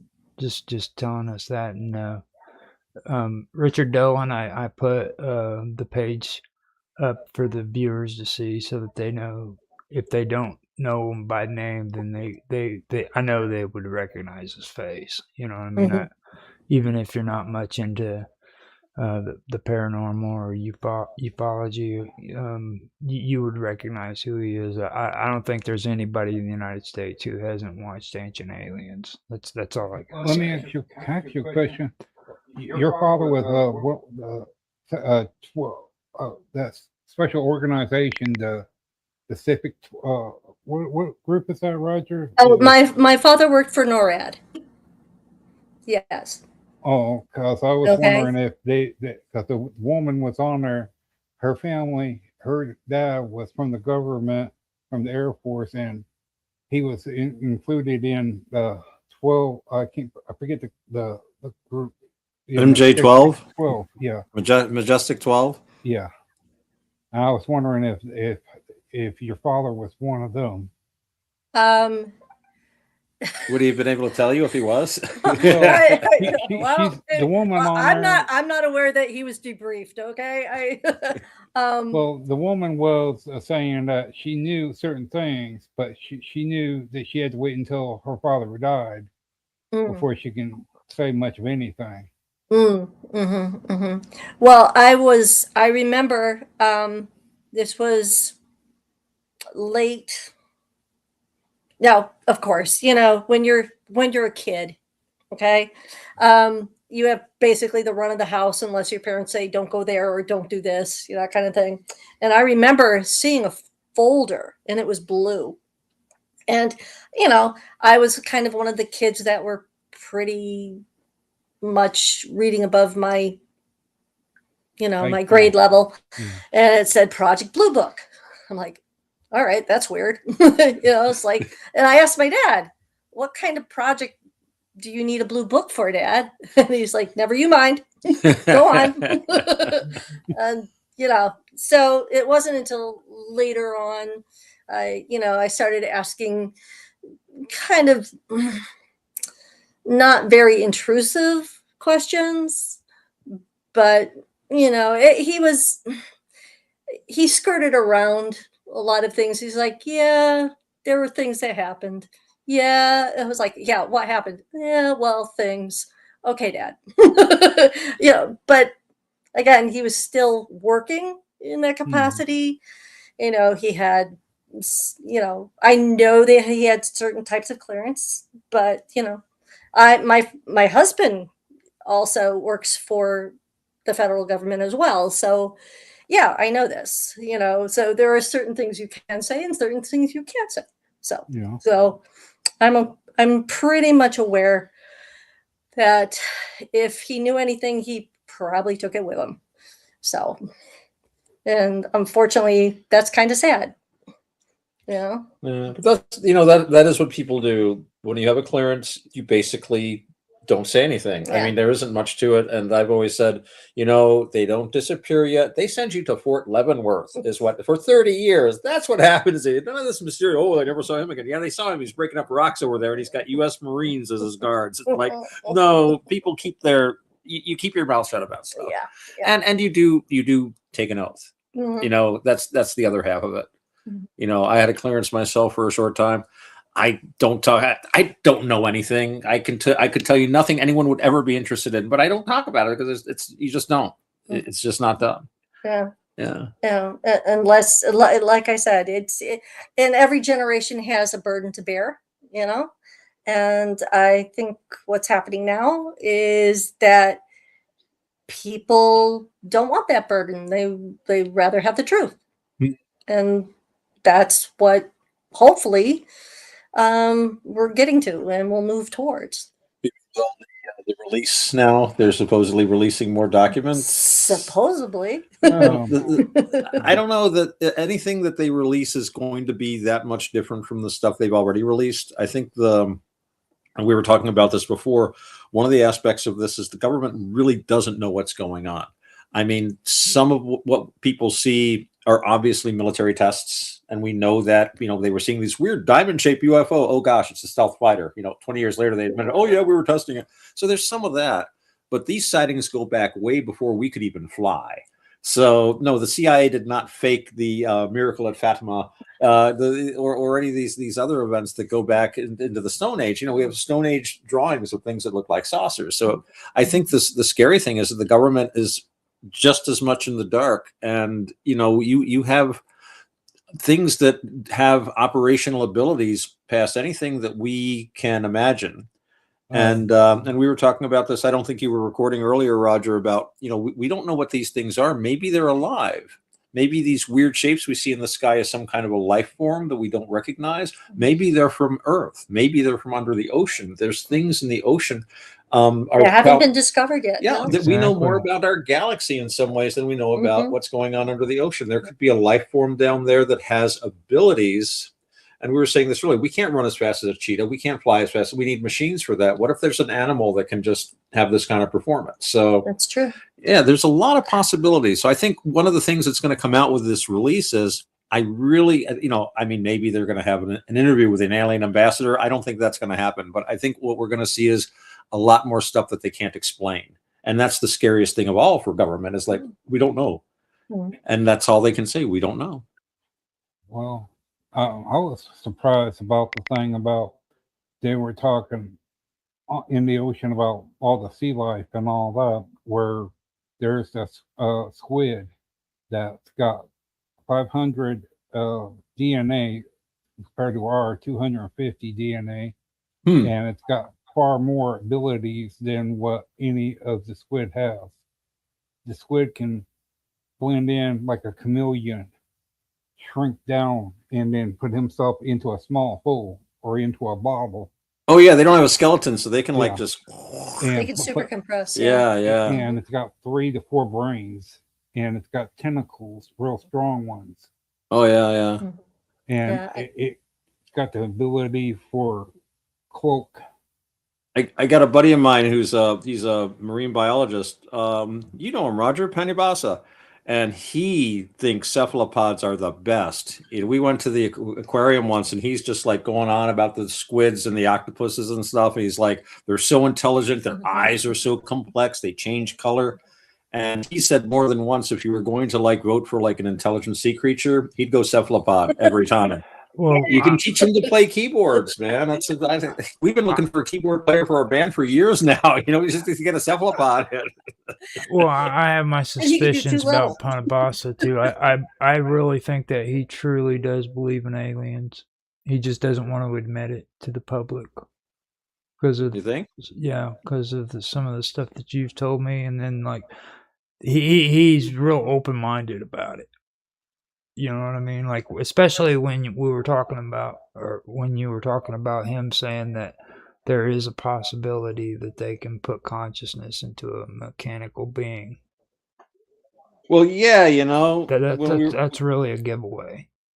We were talking about that idea of like whether LLMs or AI, if you like, can become conscious. Where you can take a complete computer. But I was just thinking, you know, maybe because we were arguing, and actually John Punadamo just did a talk about that. I haven't seen it yet, but I saw it posted about machines becoming conscious. But, you know, my first thought is, of course, a machine can't be conscious. But then my next thought is, well, if it is truly conscious, how would we recognize it? Because from a Buddhist point of view, anyone that isn't fully enlightened is to a certain extent mentally ill to a greater or lesser extent. So if a machine, we created like this perfect brain and it would be perfectly conscious, all we recognize as consciousness, or what in Buddhism they call defilements, our wants, our cravings, our desires, our anger, our sadness. So for us to recognize the machine as conscious, we would have to teach it to be envious and angry. And should we do that? You know, that might be the wrong way to go. So well, you could test it, you know. You know, like I mentioned about, you take a fine tuning fork. If you set up a machine to where registers certain things about like discomfort. How machines. Oh, right. Yeah, classify certain things as comfortable or uncomfortable. Yes. I always said, the reason these AIs don't work is because there's no such thing as a computer neural whip or something. Remember Star Trek, the agonizer? Mr. Grok, your agonizer, please. You did not do this properly. Well, what I mean is like, machines. I like you. Like you could take like a computer, and if you can disrupt certain part of a computer with certain sound. Yeah, the computer would not want that to happen, so it would try to do things to make you not make the sound. That's right. Right. It would adjust its environment. Okay. Yeah. Yeah. And what better way of you can test a machine like that? And same thing, if you have a tuning fork and you set a tuning fork to a right setting, you can talk to a computer through the fork, tuning fork, because you stop to think about everything sound and wave. If you sit there and you got a device where hook up to it like you take piano wire, making sure it's not too tight but tight enough. And you have a thing where you like certain frequencies, and a computer would understand it. Because if you set a frequency for like ones and zeros for a certain frequency, it would understand it. Yeah. Just by sound. You can do the same thing with a computer, like submarines. They might not be able, but they can talk to one another even through water by what do you call it, where it's not loud. You need really, really long waves, radio waves, or they can do acoustic stuff too. Stuff with sound. Yeah, but the acoustic. But I know they got these antennas that are like really huge that they tow behind the ships. You know how when you stick your head? Yeah, I'm talking 1970s, 60s, 70s stuff. That's true. But yeah, no, there's a lot of possibilities. And that also implies that if you had a truly alien technology, since we're skirting around aliens, then it could operate that way. You could have, they might not use keyboards at all. They might just use different sounds or tones or this or that. Me, I'm used to keyboards, so I'll probably use that. But keyboard, you mean like a music? Well, that's actually a good point. Yeah, I'm thinking more of a keyboard on a computer, but that is a little bit like playing music. Yeah, because your keyboard can still do the same thing. If you can attach it to your keyboard, tuning fork. Okay. Oh yeah. And by you typing in the word, if it can tune to the right. Yeah, modulate the sound to the right way. Yeah. Yeah. Like you stop to think about. Flying Saucer does the same thing. They're talking about mind to mind. The alien's mind to the computer mind, wherever they think, the ship responds in the split millisecond. Make a good movie, certainly. Yeah, and if their minds are that quick and that powerful, where they're connected to the ship, they're like a tuning fork themselves. But on that same premise, isn't music audible math? Yeah. Yeah, you could call it that. And certainly you can describe music mathematically. Yeah. So that would be code. Right. Yeah.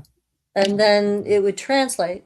Yeah. Well, see, that kind of goes into what Dan, he kind of freaks out whenever I start talking about Christianity and stuff, because I start talking about this stuff and it gets deeper than ufology. It gets more into like what you were talking about, Linda, with consciousness and frequencies and things like that. And when it comes to Metatron, okay, Metatron is supposed to have been an archangel who is supposed to have, well, the story, if you want to really start it out, it goes all the way back to Enoch, okay? Now, when Enoch ascended up, according to mystics in the Jewish tradition, he was transformed into the archangel Metatron. Okay. Now, Metatron is supposed to be the intermediary between God and humans. Okay. Mm-hmm. Now, mind you, keeping Richard Dolan and all of the ancient aliens in mind. Okay, they believe that when Enoch was actually transported up, he was actually taken by aliens. Okay. Okay. Now, the same thing happened to Elijah. Okay. And Elijah is actually related to this stuff because Elijah is supposed to actually be an archangel too, which after he was ascended into heaven, he became supposedly Metatron's brother. Oh, nice promotion. Yeah. So I want to see the. So that brings interesting thing, and then there was also back in the day, according to the old Jewish early Judaism. Okay, there was something called the Two Powers controversy.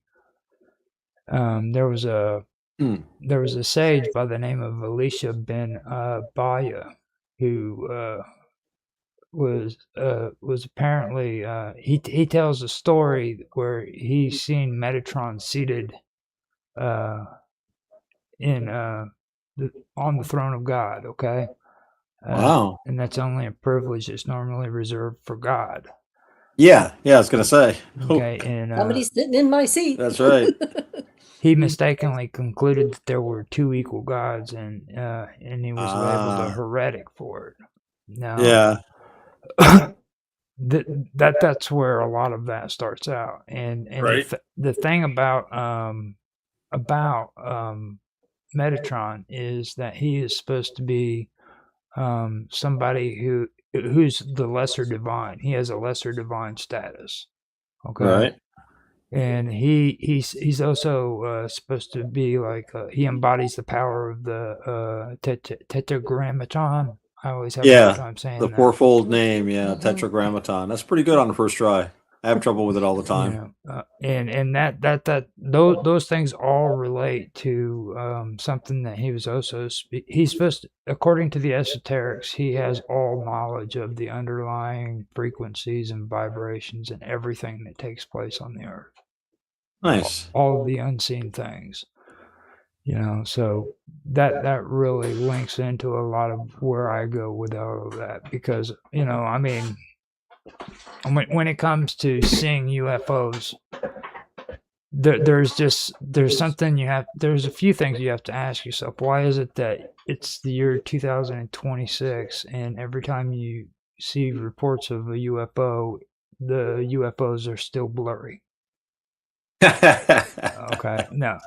That's a good point. That's maybe they actually are blurry. No, maybe there's some kind of technology that is making it to where no matter how up to date, how much technology you have, it makes it to where your photos, your videos, and all that don't allow you to fully see it.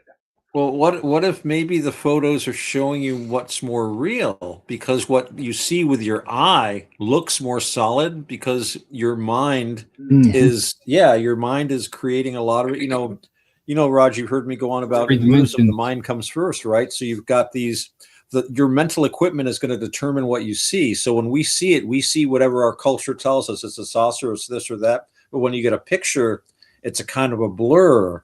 Because part of it is what being projected into your mind, but you can't project into a camera. So maybe there's like an element where it's not just an object, but it's like a mental communication or an impression that's going into us. So maybe that's what the cameras are. I don't know. It's just a theory. And if it is wavelengths or some sort of frequency, even, I could definitely get behind the fact that our technology can't adjust to that frequency, right? And therefore it's blurry. Why not? Why not? You forget you can always take and try it. you take a tuning fork and you stick it to your close to your hand, you can feel the vibration. But Right. if you have a way of magnifying that sound to the point where what will it do to your hand? What will it if you what would it do? How would your body respond to that frequency if you turn it up or down? Well, see, I agree with Linda on the fact that technologically we couldn't be able to do that. You know what I'm saying? It's like they have, because you have to keep technology as a part of it. Okay, it's really good to talk on the psychological level and on the metaphysical level, but technology is still a factor. Okay, if we don't have the capability to do that, then we're not going to be able to do it. And I believe that like our technology is actually opening our consciousness up to making it to where we're allowed to see more than what we were able to see before. Like when you look at the 3-eye atlas, all right, people are starting to see comets and asteroids that are coming close to the Earth, whereas 20 years ago we couldn't see that. And the only reason why we're able to see that now is because of the technology that we've developed. Right. We've got a wider view now. We can see more. Okay, so Yeah. of course our consciousness is going to grow because of that technology. Mm. You know what I mean?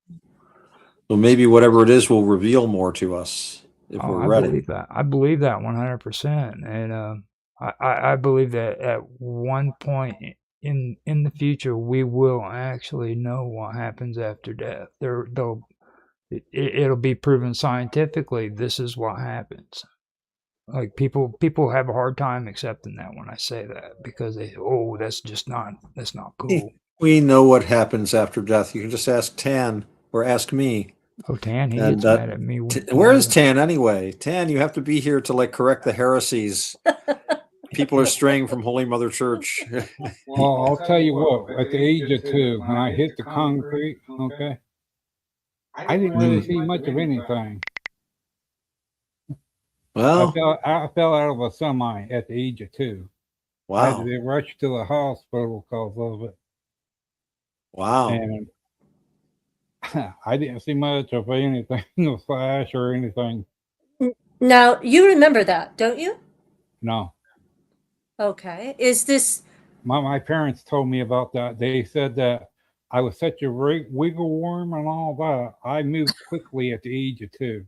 My dad was in the truck stop paying for the gas and all that, and I went over to the driver's door, hang out the window, and when my mom went to reach for me, and I went right off the window.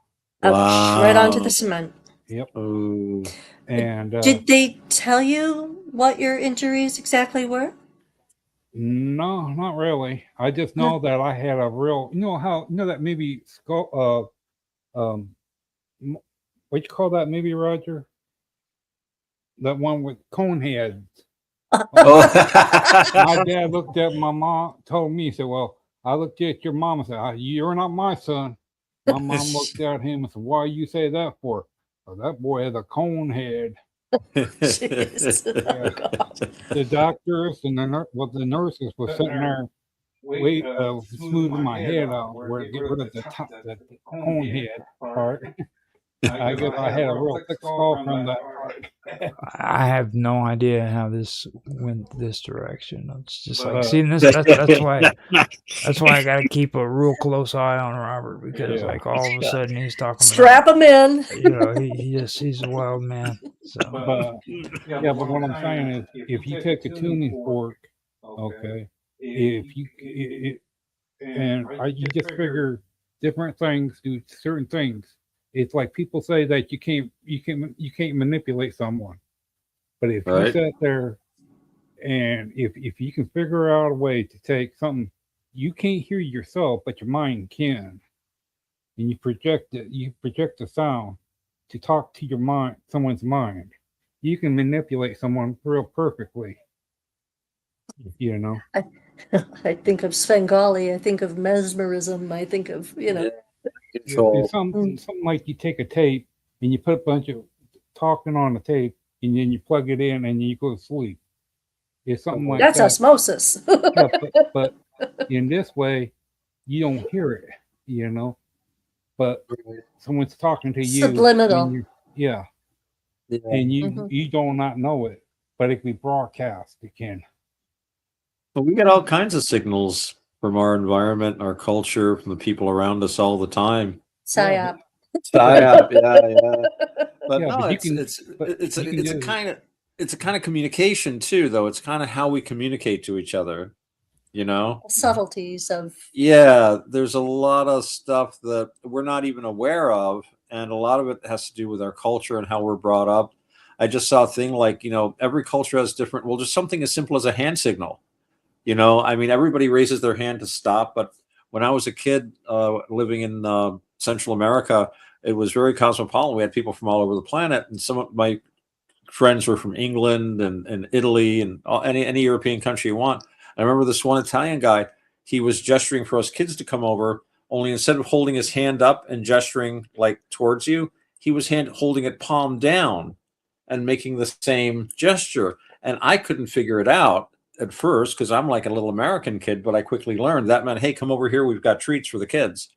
So yeah, there's a lot of signals going on, not just with sound and vibration, but just like little indications, a tone of voice, a pheromone, electromagnetic field. Yeah. Lots of communication going on all the time at different levels. Yeah, except with Tan, who is not here. I wonder if he fell asleep. Yeah. But I you stop to think about it. Okay, like as they say, sci-fi today, some of the things that they come up with, people always said that it wasn't possible, but has came into possibility. Everybody's Captain Kirk now. yeah, I got mine. Yeah, flip phones. And I mean, you always hear that, that it's always a real slim possibility. But as with all technology, you gotta watch out too, because there is people that manipulates when stuff does come up and all that. Like the U.S. has that law from 1951. I'm sorry, that's pretty dang low. Where they can walk up and slap a thing on your copywritten material of what you're getting copyrighted. Patents. Yeah, your patent, where they can decide if they want you to have it or not, or it gets manufactured. If they think that's way too high tech, they block it. Oh yeah, and they hide it. National security. I mean, all governments all through history, though, always basically have that monopoly of control. I mean, somebody pointed out quite rightly that government, and I'm in the business. I'm my government in exile, but basically government rests on monopoly of the issuance of currency, right? Monopoly on the laws and monopoly on the enforcement of the laws. So the government can use everything up to and including violence in order to enforce its will, which an individual can't do. So it's because you've got to have the monopoly on the coinage. What was it? The coinage, the courts, and the military to back it up. And all governments all through history. I mean, you can dress it up and you can make it nice, and you can have a government like ours, which is relatively representational. So that the hope is that government power will be exercised in the interests of people and theoretically with our consent. Or you can have like an absolute monarchy, like Louis XIV. Just, I don't like you, I'm going to lock you up. I just don't like the look of you. Here's a writ. I forget what they call it, a keep blanc or something, and you just hand it was it. James the. Him too. Well, I was thinking of like the Man in the Iron Mask, the Count of Monte Cristo. They just like write out a little letter de cachet. Yeah. And they say, here, you fill it in. Anyone you want arrested, here you go, Lynn. It's like a nice present for you, I would also add the knowledge is also something like when it comes to what you're talking about, Robert, with like patents and stuff, that like you have to suppress knowledge as well to obtain power. There's And that's a part of it. Every good ruler knows that in order to frickin' rule, you have to have knowledge. You have to know something that other people don't know. You know what I mean? So the person with the most knowledge is usually the person who is ruling over the people who have less knowledge. Well, also too to keep, knowledge is power because it controls what people are able to do. And Raj, you might have heard the story. I think Plutarch told it, but it was basically someone approached, I think it was the Emperor Tiberius, the ancient Roman emperor, and he said, I have a new kind of glass that doesn't break. It sounds like he was describing plastic, which you can make. It's just like chemicals mixed together, right? Yeah. I mean, they were making Bakelite in like the 1800s. So this guy brought him a jug, and he looked at it. The emperor looked at it, and then the guy dropped it, and the emperor thought it was going to shatter, but it didn't. It just bent in a little bit. So the guy was able to bend it back out. And the guy says, look, it's like glass. It's cheap. It'll never break. So the emperor says, does anyone else know how to make this? And the guy said, nobody but me, Your Imperial Highness. It's like, great, chop his head off. Because it would ruin the glass industry, from which he drew a great deal of revenue from in taxes. The glass industry was huge. So yeah, there was some knowledge that was suppressed because it would upset the economy, Yeah. That's why they say they don't release the saucer technology, right? Nobody would have to work anymore. The economy would collapse. But it's awful. But like they're showing on Ancient Ink, they showed this thing about the metals that they found in New Mexico. Oh, the Roswell? Yeah. Metal? Different types of metals that's on there. Okay. Now, my problem is they show it how it got the ability to transforms all the metals to different types of metals. Well, that's not so bad. But if that's the case, then how is it that radiation still comes from the belly of the craft and, people get radiation burns from it? If it's the ability to harness things like, I forget that mine that they supposedly drained all the stuff from, and that stuff wound up as paper, like sawdust. I can't think of that mine. I have absolutely no idea what you just said, dude. It's some kind of nuclear mine. No, I mean seriously, like you just said all that, and I have absolutely no idea what you just said. But the thing of it is, I love this show. Just calm down, man. You're like going on a rant. We did our own call letters. Like, what the? It's like seriously, man. Well, like you just sat there and talked for like 10 minutes, and I have absolutely no idea what you just said in those 10 minutes. What I was referring to is the metals. Okay, hold up. I'm gonna try to get this back on track because you have just completely gone off rail. Okay. Off the rails radio. off the rails radio. Every weekend with Roger Hansen and. Okay, so I did get the name up because I couldn't remember the name of what Elijah's archangel's name was, and it was Sandalphon. Oh, right. Sandalphon, yes, it comes back to me now. Now, Elijah is transfigured into Sandalphon, and he's often called the spiritual brother or the twin of Metatron.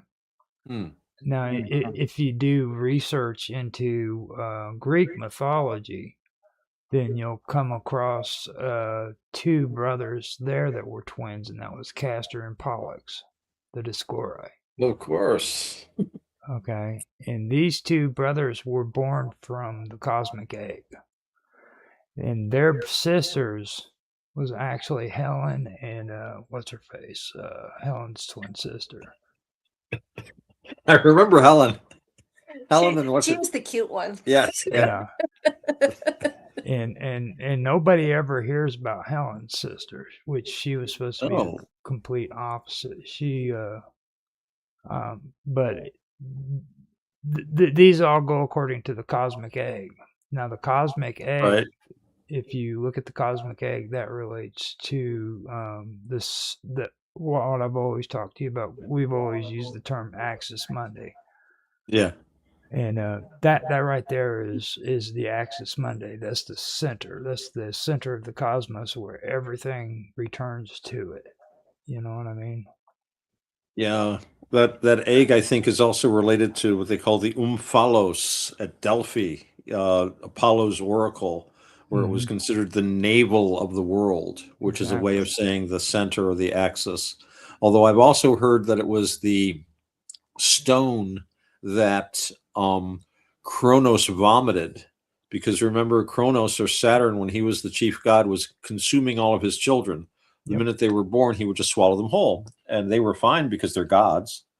And Clytemnestra, that's right. That was That's Helen of Troy's twin sister. Yeah. was Clytemnestra. She was the meanie. Yeah, yeah. She was the one that killed her husband and stuff when he got back from the war, because he was just because he sacrificed their daughter, which was like the Greeks were a mess. The Greeks were a mess. Mhm. Yeah, yeah.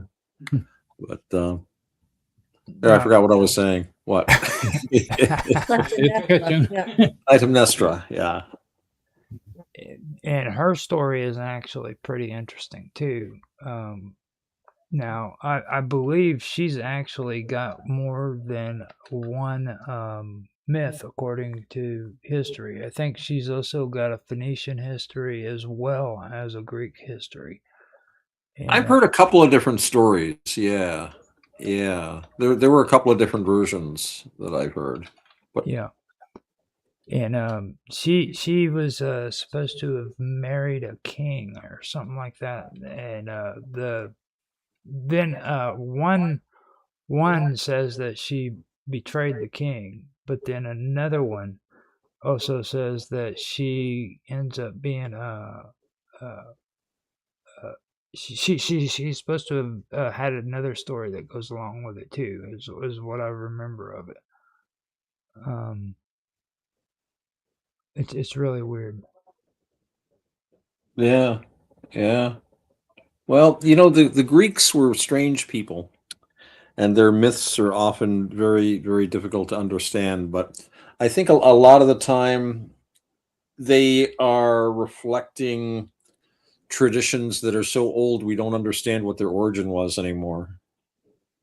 It's tough. It's tough. They brought that up too on there. Some of the what other places they found out that went farther back.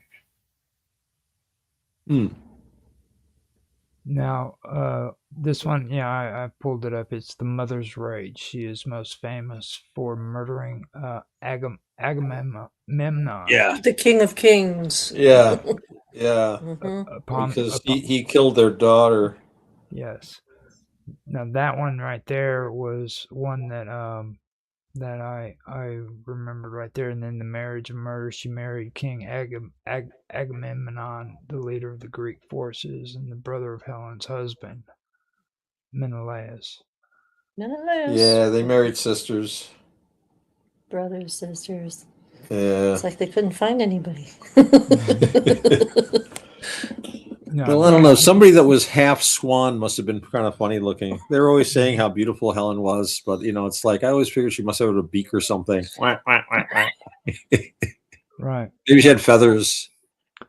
It was so soft. The weirdest part about these myths, though, is like Castor and Pollux. Okay, one was mortal, one was divine. Yeah. Castor was the mortal. Yeah. Mm-hmm. And then you take a look at the story of Enoch, and then you also take a look at the story of Elijah. Okay. Right. They were transformed into Sandalphon and then Metatron. Right. And they were spiritual brothers. So when you look at that, you kind of get the connection there, where they were, you could easily say that they were just transferring Greek mythology over into Judaism. Which, yeah. You know what I mean? Yeah. You can easily say that and everything. Yeah. Sure. But if you look at it at the level of like people who are into ufology and everything, you look at the connections there. You had the cosmic egg with the Greek mythologies, then All right. When it comes to Enoch and Elijah, they ascended into heaven. Yes. You see what I mean? And then with Metatron especially, he was the person, he was the archangel that communicated or was the intermediary between God and humans. Yes. As a matter of fact, according to some of the ancient he was like the voice of God or something, I think, or the God speaker. Yep. According to like a lot of the ancient Greek Jewish mystics, they believe that he was actually the one who led the Jews out of Egypt. Oh, okay. Yeah, they were into that whole emanations thing. You know, even though you only had one God, God had all these emanations, you know, angels and archangels and thrones and this and that. And that was that whole tree of life, you know, in the Kabbalah, where it's like God is up at the top and then like his energy flows down through all the different worlds. And then it finally gets down to the bottom. Yeah. And then you get down to where we are, which is it starts at Kether, then goes through Chakma and Bina all the way down. We're in Malkuth.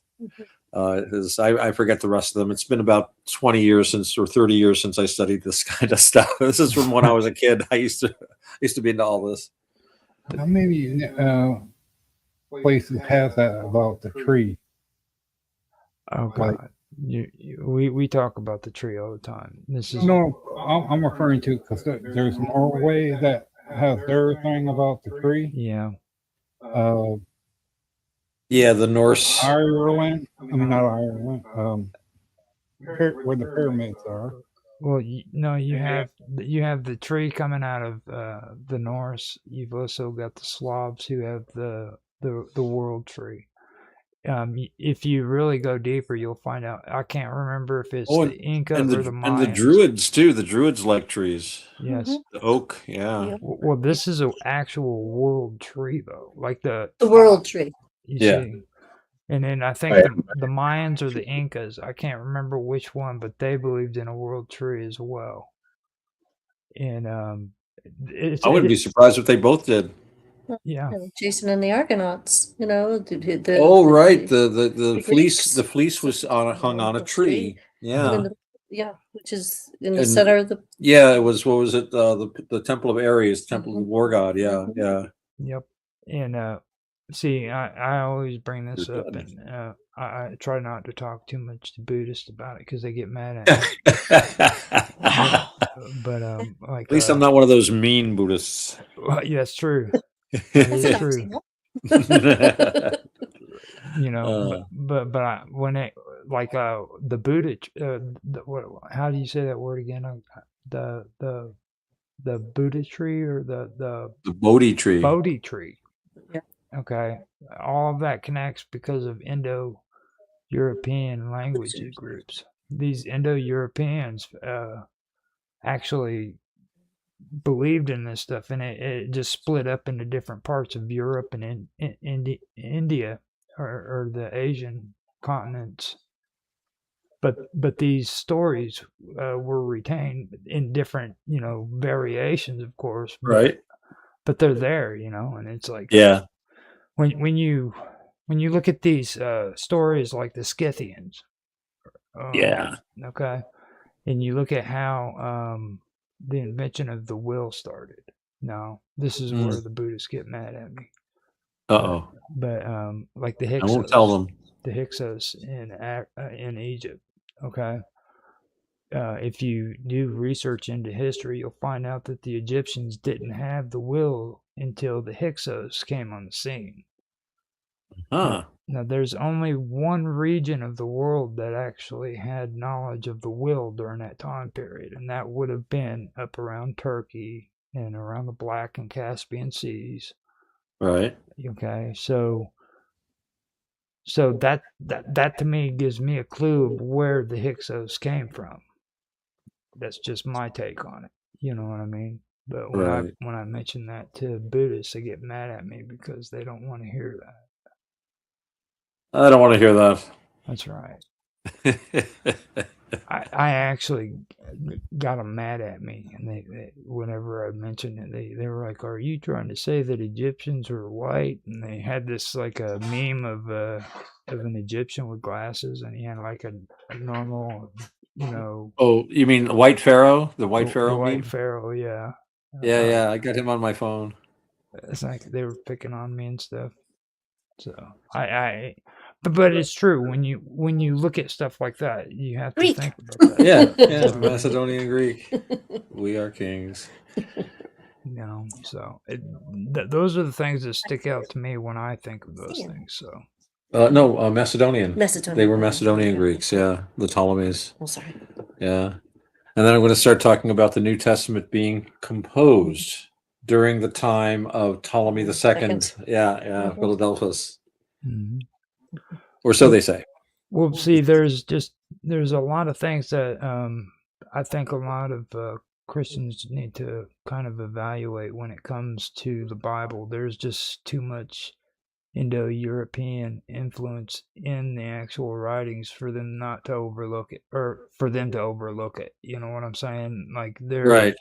there has There's been a lot of Greek influence. There's a lot of Greek influence. Tons of it. Well, heck, the New Testament's written in Greek, right there. Yeah. But even the Old Testament has, but it makes sense because, nothing exists in a vacuum, and the Judaism is part of a continuum of religious and spiritual ideas in the eastern part of the Mediterranean basin. So, of course, all these religions really do influence each other. It's not surprising at all.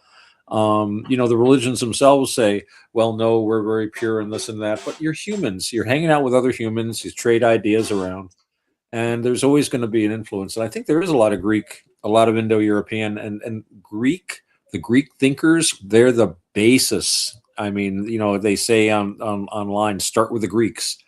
The ancient Greek philosophers is considered the basic foundation of what we call the West today. So, yeah. So, of course, you're going to have these ideas all over the place, including in Judaism. And why not? Tan High Train is back. Yep. Tan is back. Hello, Tan. My cousin Lynette is Just here with us listening in, today. trying to catch up with what you guys have been talking about. Have you been listening? Well, we started without you. We were talking about Metatron. That's what I said. I'm trying to catch up. And we have a guest here with us with Otto. This is Linda and Lynette, right? Lynette. Yeah, it's my Yeah, cousin. I've been listening into the stream. There we are. Hi, how are you? Hi. So, what's your take since you've been listening in on the stream? So you started talking about a bunch of different things. I was on my driving duty again, and it was fading in and out. And so you started talking about what is it? You're talking about Metatron for a little bit. Mm-hmm. And then the Prince of Presence, yes. Right. The Prince of Presence. Now, the Metatron, power behind the throne. Right. Now, Metatron, what's your take about Metatron being Enoch after he was risen into heaven and he was transformed into Metatron? What's your thoughts on that? So I assume I put my thoughts in my mind's post. I assume you didn't read it. No, I shared it on This is for the listening audience, Tan, who haven't read it. Yeah. That's why he's asking that. So, I mean, Metatron, and so Metatron in the mystic Jewish tradition is the Enoch's raised to the angelic hierarchy, and then there's another angel that apparently Elijah was raised up to, right? Right. So, I mean, in the Christian, or even in the Orthodox Jewish tradition, right? So that's why I said in my mind's post, these guys who thought up these ideas that humans can be elevated to angels, they're probably Sadducees, right? There are two sects in the Jewish back in Jesus' day, and even before that, they're the Pharisees and then the Sadducees, right? Yeah, yeah. The Pharisees believe in the resurrection of the body. The Sadducees did not. And why this belief that humans can be raised or elevated to angels conflict with the resurrection of the body in that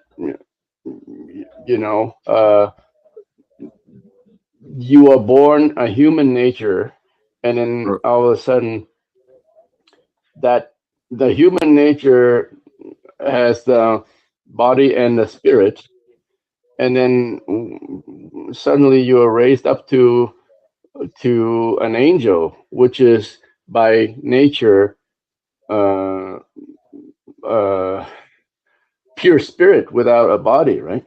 Right. Yeah. So if that's the case, what's going to happen at the resurrection? The angel is certainly going to have a body now. So Good point. That Yeah. that totally contradicts with the angelic nature, right? So there's a problem Oh, there. you mean like when they're saying about God comes and everyone that passed away were raised from the dead, yeah. the dead. All those who were has died, and from the beginning of time until the end of time will be raised up, and the good ones will, and all will receive the final judgment.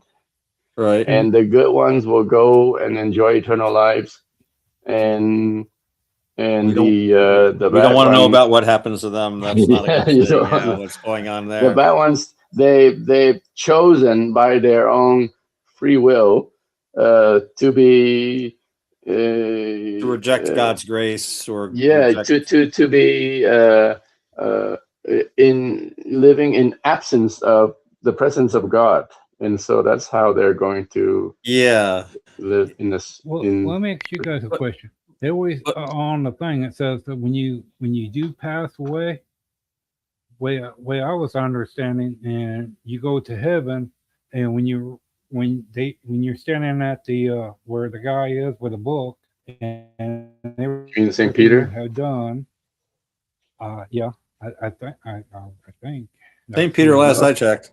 No, St. Peter is it will be the gatekeeper at the gate, but the guy with the book would be like will be Jesus. He is the Word. Because he's the Word of God. He's basically the book. Everything you have done, good and bad, is in the book. The book of life. And yeah. And then you right then it'll decide where you go to, heaven or below. Yeah, so that's the and then the angels by their gift of superior intellect, right? They have foresight and hindsight of all the decisions that they make. So anything that they make is final. It's lasting forever, right? Unlike human, we don't have that power of intellect. We don't see. That's why when the angels fell, 1/3 of the angels, when Lucifer fell and swept 1/3 of the angels with him, what they've decided then was decided for all times. So they had foreknowledge of their decision, though, and they chose to live without they God. rejected. They'd rather be God. They'd rather be kings of their own than serve under a human, which is Jesus incarnated, the second person of God. Incarnate. That's how they rebelled, that they couldn't accept the fact that they have to bow down to a human. Well, see, this is why I stay silent whenever Tan's talking, because like this is where I start going into the area that him and our friend Mr. Robot argues over. I start dwelling into what I was just discussing to you guys about. Now, when you take a look at these aliens have foresight, they also have hindsight. They know what's happened and what will happen. This brings Which you aliens, Roger? In this your brings you imagination? into levels of consciousness. Is what I'm saying. Where time and space doesn't mean anything to these beings. Yeah, but you haven't met those aliens, though. Well, I'm just saying that's exactly what people are talking about now. Well, I don't know. You can this say this when gets you look in your mirror. this gets back to one of the things I pointed out again and again. I don't know how we got off. I want to go back to like raising human beings to turn them into angelic beings, which seems like a contradiction as I understand it, because an angelic being is a completely different kind of being spiritually and physically, like Tan was pointing out. Yep.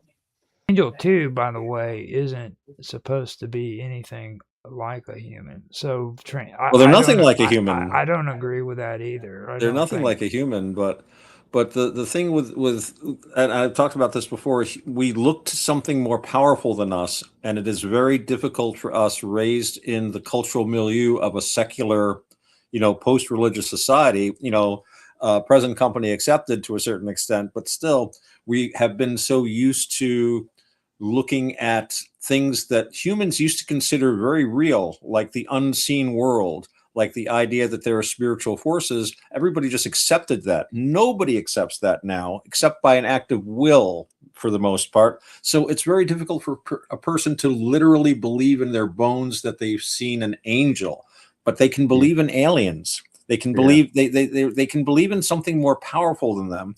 And I always quote that famous line: "A sufficiently advanced technology is indistinguishable from magic. It's also indistinguishable from theurgy, from religious magic." Yeah. Right. So we look to something more powerful, and we can't look to the gods anymore. We look to aliens, but the function is basically the same. So when Tan, you're describing the spiritual and intellectual state of an angel, and Roger immediately recognizes that as the spiritual and intellectual state of an alien, you're both talking about a being that is supremely more powerful than us.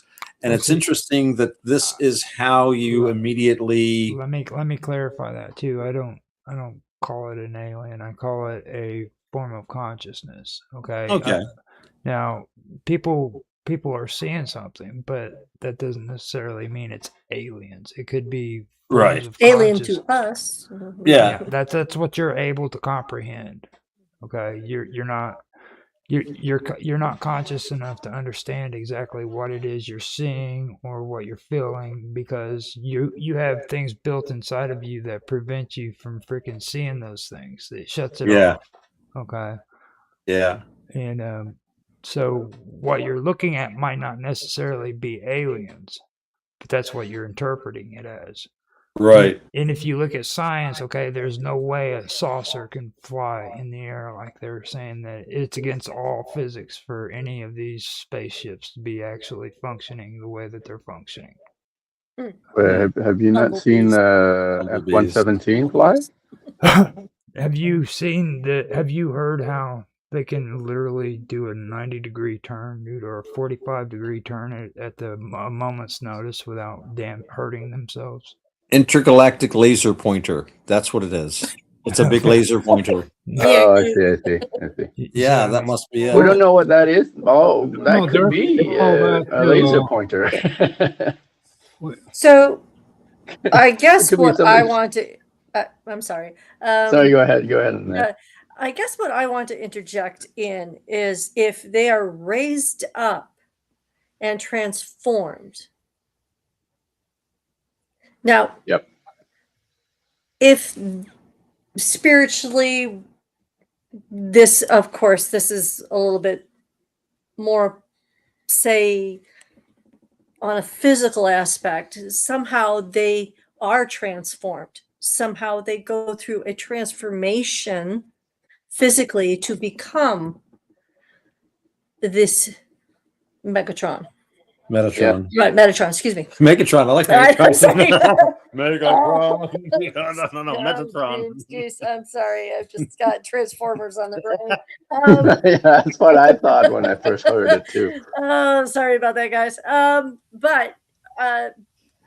But is it possible? We know that we can do things to the DNA. We know that we can do things neurologically, physically, to basically change our body. our bodies, our consciousness. We know that there are certain points in the brains that can be altered, either by medications, by surgery, to basically relieve anxiety and stress and, you know, all these other things. So much about the brain, so much about the brain we haven't even gotten into yet. But somehow going through a process that we as mere humans would not know of, and somehow them coming back to Earth as more than human. Okay, so that could be this is euhemerization. We're taking a mystical story and trying to find a physical parallel. Exactly. Trying to find some rationale behind it. Yeah. Well, or what's not saying that since, as they said, the human was the DNA was altered from the long time ago. We're not saying that certain things was implemented in to where when you reach to a certain point, or they wanted to, they can trigger certain things in your body to create that situation. Right. The DNA is like, I've heard that we have like a computer things chip. in us that are triggered by certain like conditions. That's correct. That DNA will be activated. Either or even stress. Yeah. I mean, that's been noted and documented. Or the keyword Antwerp. Antwerp. Well, what Lynette just Well, like said they said, reminds me of something in science fiction.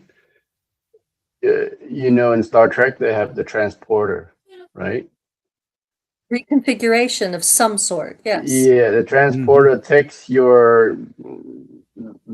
all your atoms and Tears you apart. decompose it.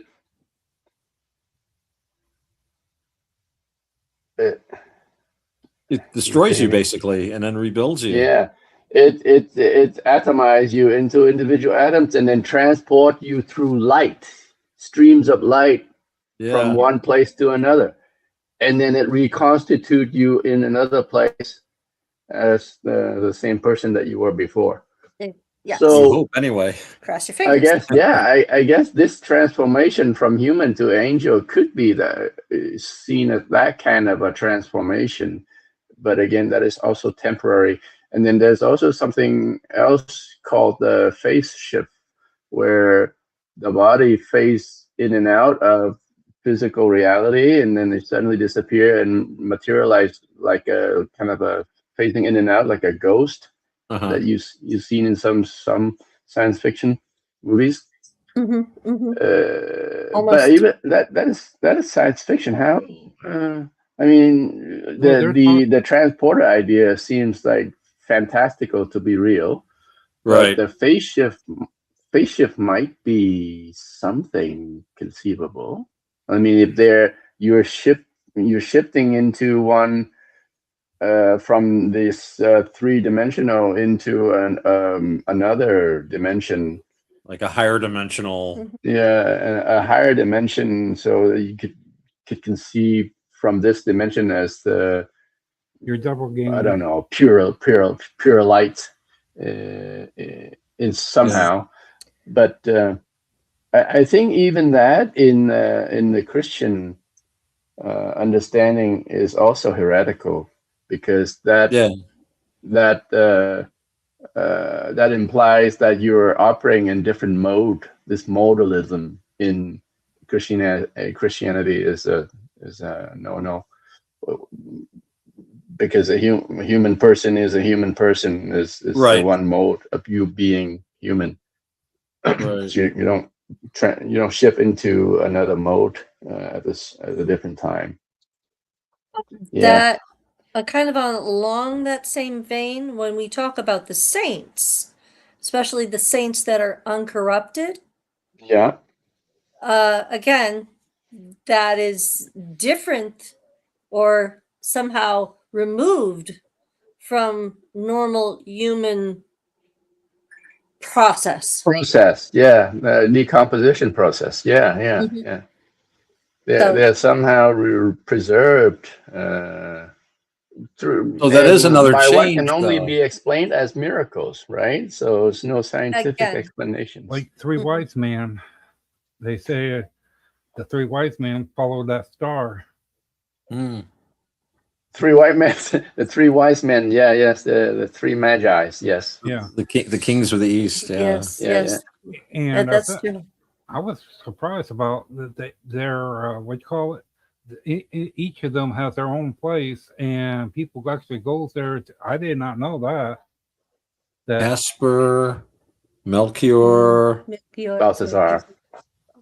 Yep. Balthazar. Yep. I didn't know about that. That's neat. I did not know that. I just and well, you know they say about human's brain how they got three senses to it. I always thought that you might not change, your body might not change, but as any through the time, your like your first brain, even if you're learning things, you're learning more and more, and each thing comes to a different thing that you learn how better to do certain other things, and it progressively builds up. You build knowledge in each part of your brain. That's the way I can put it. I'm just guessing, because you stop to think about it. If caveman had the thing of the warness and the savageness and all that, gradually he got better and better at doing what he was doing, made weapons and all that and he knew after a while about fire.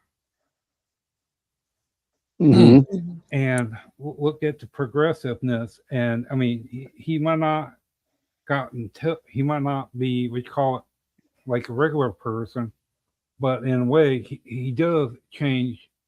His body does change in a way. The thing of, you learn that when you break something, this is what happens. Like if you cut yourself, you learn not to do that next time. Yeah, don't take hold of fire. Don't touch the fire. Yeah. That's right. Look, we invented this new thing. Ow, geez.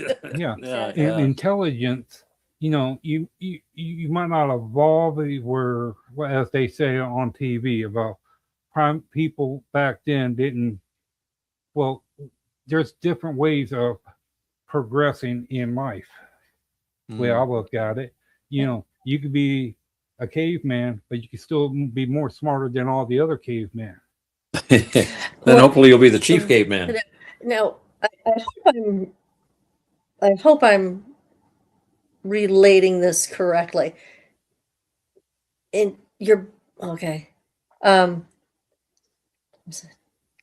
Knowledge you gather, intelligence progresses. You're born with? Is that it? I guess so. Okay. I don't know. I know you have to gather knowledge. Yes. I don't know how you would gather intelligence except, experience. Well, that's wisdom. Yeah, that's wisdom. Knowledge. That's knowledge. I think the only way you could make yourself more intelligent is to stop making yourself less intelligent. Damn, it's gonna be so hard. If you because I know there are things that make you stupider. Like if like a bottle of brandy will make you stupider. Yeah. So stupidity as we talk. Yes. Not you're saying if you stay, will make you smarter. You stay being a baby all through your life, you'll be the most intelligent. Most intelligent baby. Most at least 53. So proud. That's what I was always thinking of, because everyone says that during that time, people, I figure you can. I think, Robert, I think you were trying to get at something when we're talking about transforming from human to intelligent to angels, right? And you're trying to say that we human are building our intellect and intelligence gradually through generation to generation, and consumably at some point far in the future, why not us becoming as intelligent as angels, right? Yeah. Yes, you're right. From as far as knowledge and intellect is, maybe, but the intellect of the angelic hierarchy is so far beyond human that I don't know if we can even approach that. But even if we do, we are still human. I don't think human nature is human nature, and Yeah, we don't evolve into angels, right? Because that will change. I mean, that will change. So you have to come up with a theory that will change your nature. Basically, you will stop becoming human. And angels are really pre-existing humans by a long time too. Yeah, we call that TV show Stargate. Yeah. Yeah. Okay, you know how on Stargate there's the enchanted one where they evolve into pure energy, pure thought. Yeah. And they put themselves into a thing that what humans do is that's up to them. They stay away. They don't interfere in what humans do. Well, see, a lot of that, a lot Yeah, of this that's the stuff. right of free will. Yeah, we kind of know that. Directive. I saw it on Star Trek. We don't interfere. Now let me also point out too that there's a lot of ufology that's put into Stargate. Like you're gonna, yeah, it's true. If you go in and you watch that, and they deny it, but they're idiots for denying. It's kind of blatant. You know what I mean? It's like in your face. So, and just to kind of add in on what Robert and Tan was talking about, I'd like to. I'm not big on quoting scripture, but you also have to take a look at Daniel 12:4. That's a very, very interesting proverb that's in the Bible. And Lynette is remembering it. She's going through. I'm gonna paraphrase it. No, I'm not gonna paraphrase it. I'm gonna write it right. I'm gonna say. Let me look it up and read it for us, Daniel. Where do you find this? Daniel 12. King James version, I hope. Oh, why? He uses the new reams. Basically, an angel tells Daniel. Chapter 12 is about the resurrection. Yes. You know. It's So not let's start. At that time there shall arise Michael, the great prince, guardian of your people. It shall be time unsurpassed in distress, since the nation began until that time. At that time your people shall escape, everyone who is found written in the book. Many of those who sleep in the dust of the earth shall awake, some to everlasting life, others to reproach and everlasting disgrace.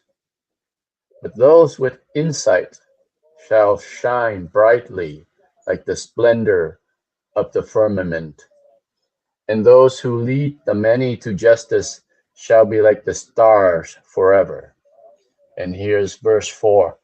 As for you, Daniel, keep secret the message and seal the book until the end of time. Many shall wander aimlessly, and evil shall increase. I, Daniel, looked and saw two others, one standing on either bank of the river. One of them said to the man clothed in linen, who was upstream, how long shall it be to the end of these appalling things? And the man clothed in linen, who was upstream, lifted his hands to heaven, and I heard him swear by him who lives forever, that it should be for a time, 2 times, and a half time, and that when the power of the destroyer of the holy people was brought to an end, all these things should end. Okay, so I've read from verse 1 to 8.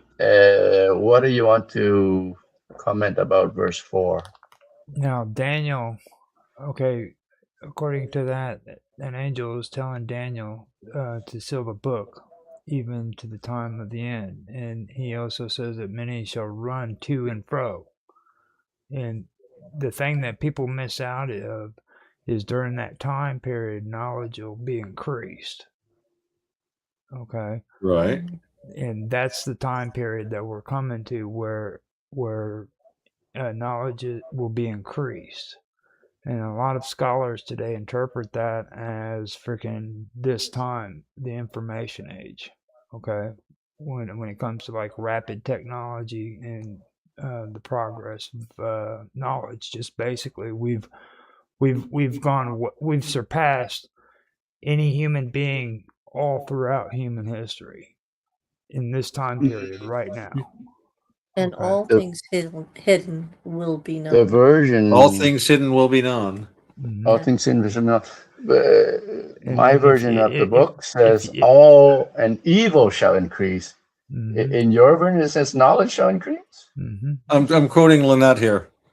Now, she's a house biblical scholar here. Now, if you go even deeper, you go to Isaiah 11:9. Yeah, I got a blessing from the Pope. Yeah, okay, but So if you want to go deeper, let's go to Isaiah. Let's go to Isaiah. Like Isaiah, I like Isaiah. Isaiah 11:9. And that straight out describes the That's my future. King James version. That's cool. King James. I like my heretical King James version. Yeah. 11:9. So let's again back up a little bit and start from verse 1 so you get some context, right? So chapter 11 is about the coming of the Davidic king. So verse 1. But a shoot shall sprout from the stump of Jesse, and from his roots a bud shall blossom. The Spirit of the Lord shall rest upon him, a spirit of wisdom and of understanding, a spirit of counsel and of strength, a spirit of knowledge and of fear of the Lord. And his delight shall be the fear of the Lord. Not by appearance shall he judge, nor by hearsay shall he decide, but he shall judge the poor with justice and decide fairly for the lands afflicted. He shall strike the ruthless with the rod of his mouth, and with the breath of his lips he shall slay the wicked. Justice shall be the band around his waist, and faithfulness a belt upon his hips. Then the wolf shall be a guest of the lamb. Yep. And the leopard shall lie down with the young goat. The calf and the young lion shall browse together, with the little child to guide them. The cow and the bear shall graze together, their young shall lie down. The lion shall eat hay like the ox. Verse 8. The baby shall play by the viper's den, and the child lay his hand on the adder's lair. They shall not harm or destroy on all my holy mountain, for the earth shall be filled with knowledge of the Lord, as waters covers the sea. It's right there is the part. That's it right peaceable, there. Yeah, it's the peaceable kingdom. Yeah. The earth shall be full of knowledge of the Lord as the water covers the sea. That comes back. That comes back to the information age. That's King James Bible Online. That's my favorite. Is the King James. But this is the prophecy of the Messiah, though, the coming of the Messiah. He's the one that will bring about all these peace, not peace of the kind that we know, but the kind of peace that I don't think it's got the Apocrypha that he brings. Like the best. This implies like a transformation where humanity's collective spiritual intelligence. And you notice ever since you mean the 666? Yeah, not the end time. No, but imagine, and Roger's right. Imagine how much technology has involved, has for improved. The Latin tag about Nero crucifying Christians. Since the time of Christ, right? Look how much for thousands of years. What have they been doing? Like horse-drawn carriage and cow pulling plows. Careful And then taking them off. in 2,000 years, what happened? We have cars, we have automobiles, we have airplanes, and now we have computers, supercomputers. Within a what, and 200-year time period? And AI. Yeah, but they're saying our brains matured way too fast for as we shouldn't have progressed as far as we have mentally or physically. Because they're saying that we were altered through years and all that with all the alien abduction. They were altered. They say genetic altered. All of the human race? Yeah, all the people that was kidnapped by the aliens, supposedly. It was when they got their blood taken from them, and they were in DNA. They use that to make hybrids for their people, and to where they can plus make the human race more efficient. What he's talking about is ufology. There's a lot of people who do believe that. They believe that we've been genetically altered by our DNA, and that's why we've become more intelligent. What they're saying is we shouldn't have. The apes shouldn't have matured as fast. They also go into saying that our brain size has also changed within the last 200 years as well. Yeah. Like just 200 years? Within the last 200 years. Yeah. I mean, expand or shrink? Expand. Really? Okay. You wouldn't know it to look at our history. I would have figured it was shrinking. Well, they're been saying going the last like, 200 years. New and bigger wars. Well, now you don't even have to be there. We have a bomb that'll take out a whole city now. They're saying, look at how many smart people back in the 40s, 60s, and 70s, and for each one of them, look how progressive intelligence that each of them are. Well, the thing you're tapping into is what they've been talking about for about 30 years now. It's about genius. A lot of people don't understand when you say the word genius. That's not just a smart person. It's a phenomena that happens. Genius is actually something that's unexplained. They don't understand why people are geniuses. Right. Well, the word literally means a spirit, Mm-hmm. Yeah. And, people, they talk about worshiping the Roman emperor. You were worshiping the genius of the emperor, which was considered like a spirit, almost like a guardian angel sort of thing. And of course, you wanted this genius of the emperor to be protecting the emperor because the emperor was in charge of the empire, and you didn't want the emperor to die because then you'd probably have about 15 years of civil war and your house burnt down. So yeah, let's keep the emperor alive. We don't need another civil war. But yeah, genius is something that we don't understand. But I think that might relate a little bit to, and we've talked about this before, Roger, about the brain being more of an antenna than an originator. So if you think of a genius as this part of us that's outside, this brilliance that can come in and inspire us, maybe that's part of it. And I think that's what really messes everybody up, because like that's the reason why I use the term consciousness rather than use aliens or entities or deities. Right. Because I think that if a Christian or a religious person was to look at it on that level and see it that way, it would complement what their beliefs are. You know what I mean? This is just a higher form of consciousness that we aren't aware of. You know what I mean? Yeah. That's right. outside of us. That you can call that God. You can call that whatever you want to call it. You can call it a higher power, anything. And it's there's levels too. It's not just a higher power. I think that there are many different levels of consciousness. In Buddhism, they talk about something called the Brahma Viharas, which are basically basically they're like virtues that you cultivate, like goodwill or generosity or compassion or equity, all this sort of thing. But one of the thing, and I think I've talked about this before, is that there are beings on these higher levels, but we cannot even perceive them because we don't operate on their level. And they don't have any interest in seeing us because we're just these messy little things down in the dirt from their point of view. But in order for you to be aware of being on a higher spiritual level, you have to bring yourself up to that level. So you have to cultivate those virtues of equanimity and compassion and all these things.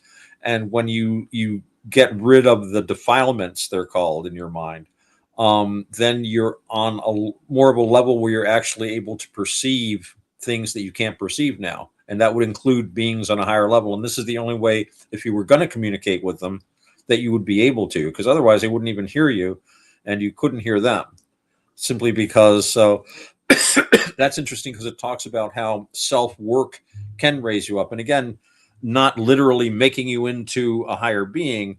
We're talking about like being created, transforming a human to an angel.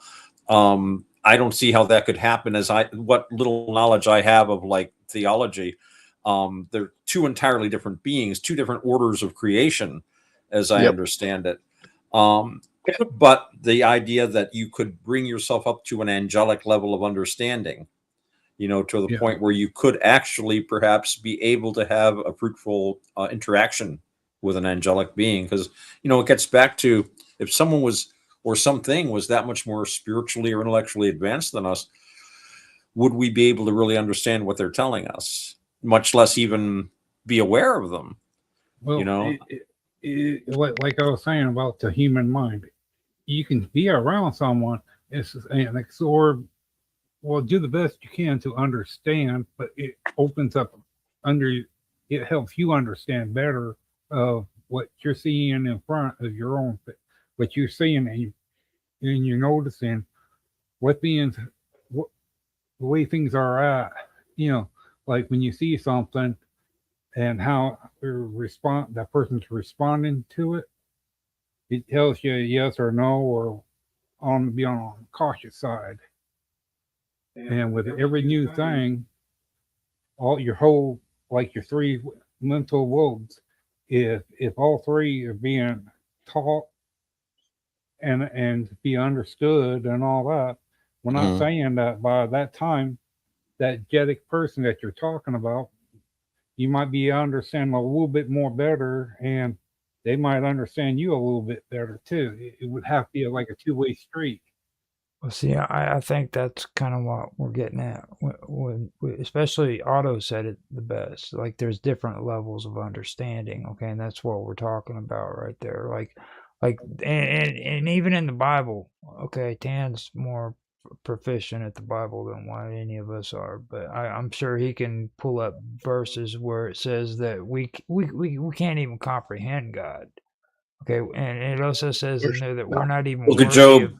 We're Book not of Job even. will have some lines about that, I'm sure.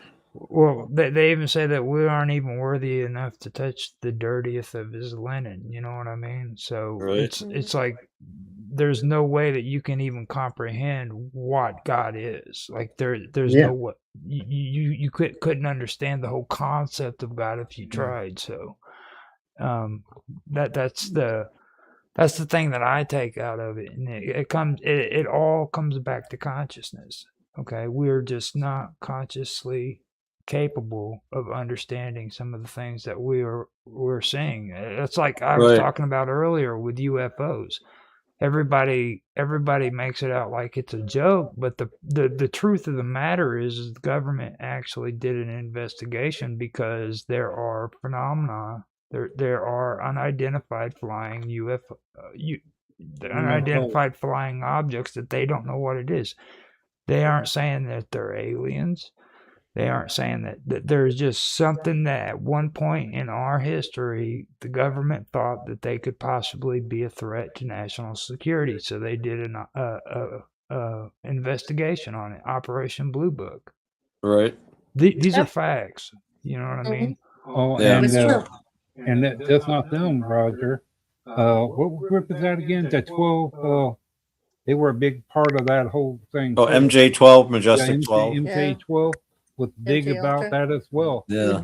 And Let's was talk not about saying that. Oh, that's that. MK Oh, Ultra. okay. Yeah. That's Yeah. you know. And we need V here to talk about that. I But don't we're know not V yet. saying that all four could be up into it because, well, like as they say, Man in Black. Well, we're not saying that in some way that's them.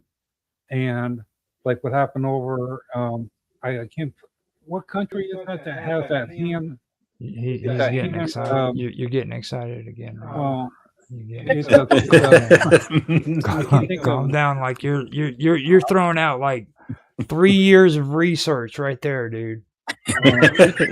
Okay, you're gonna have to sit down. Calm down, you. You're gonna have to sit down and break that down and research it, and 3 years later come back and talk about it because you just like thrown out a whole plethora of information there that we could make like an entire season of everything you just discussed. The one that they were so bad that they had alien ships flying all over. They do their own investigation with a bunch of nice equipment, handheld radar. Over I forget Radar what guns. country. Huh? Cops use them. I know, but and handheld radar that they use it there, and they were showing that about what you were asking. They have this ability. The War Department's dropping UFO bits. Yeah, have you read them? They just released some 100 and yeah. It's like I was saying before. I think it's more of the same. Odd just photos of released things yesterday. that they don't. That is an AI. I don't know. Now, see that they said that the first files that are going to be released are actually the unexplained stuff, and then they said 161 files. Yeah, and Maybe we should start. Maybe next week we should do a show to go over some of these documents. Now they said that there's over 116 Snake. million documents. By the way, Snake. Which in one the was sky. that? I don't know about that one. So there's going to be like Find it, 116 documents being released, and they said that it's so much of it that it's going to have to be brought out in increments. We're looking at some of it here now, and yeah, I think a lot of looking at the first one. The scary bit is that they don't know.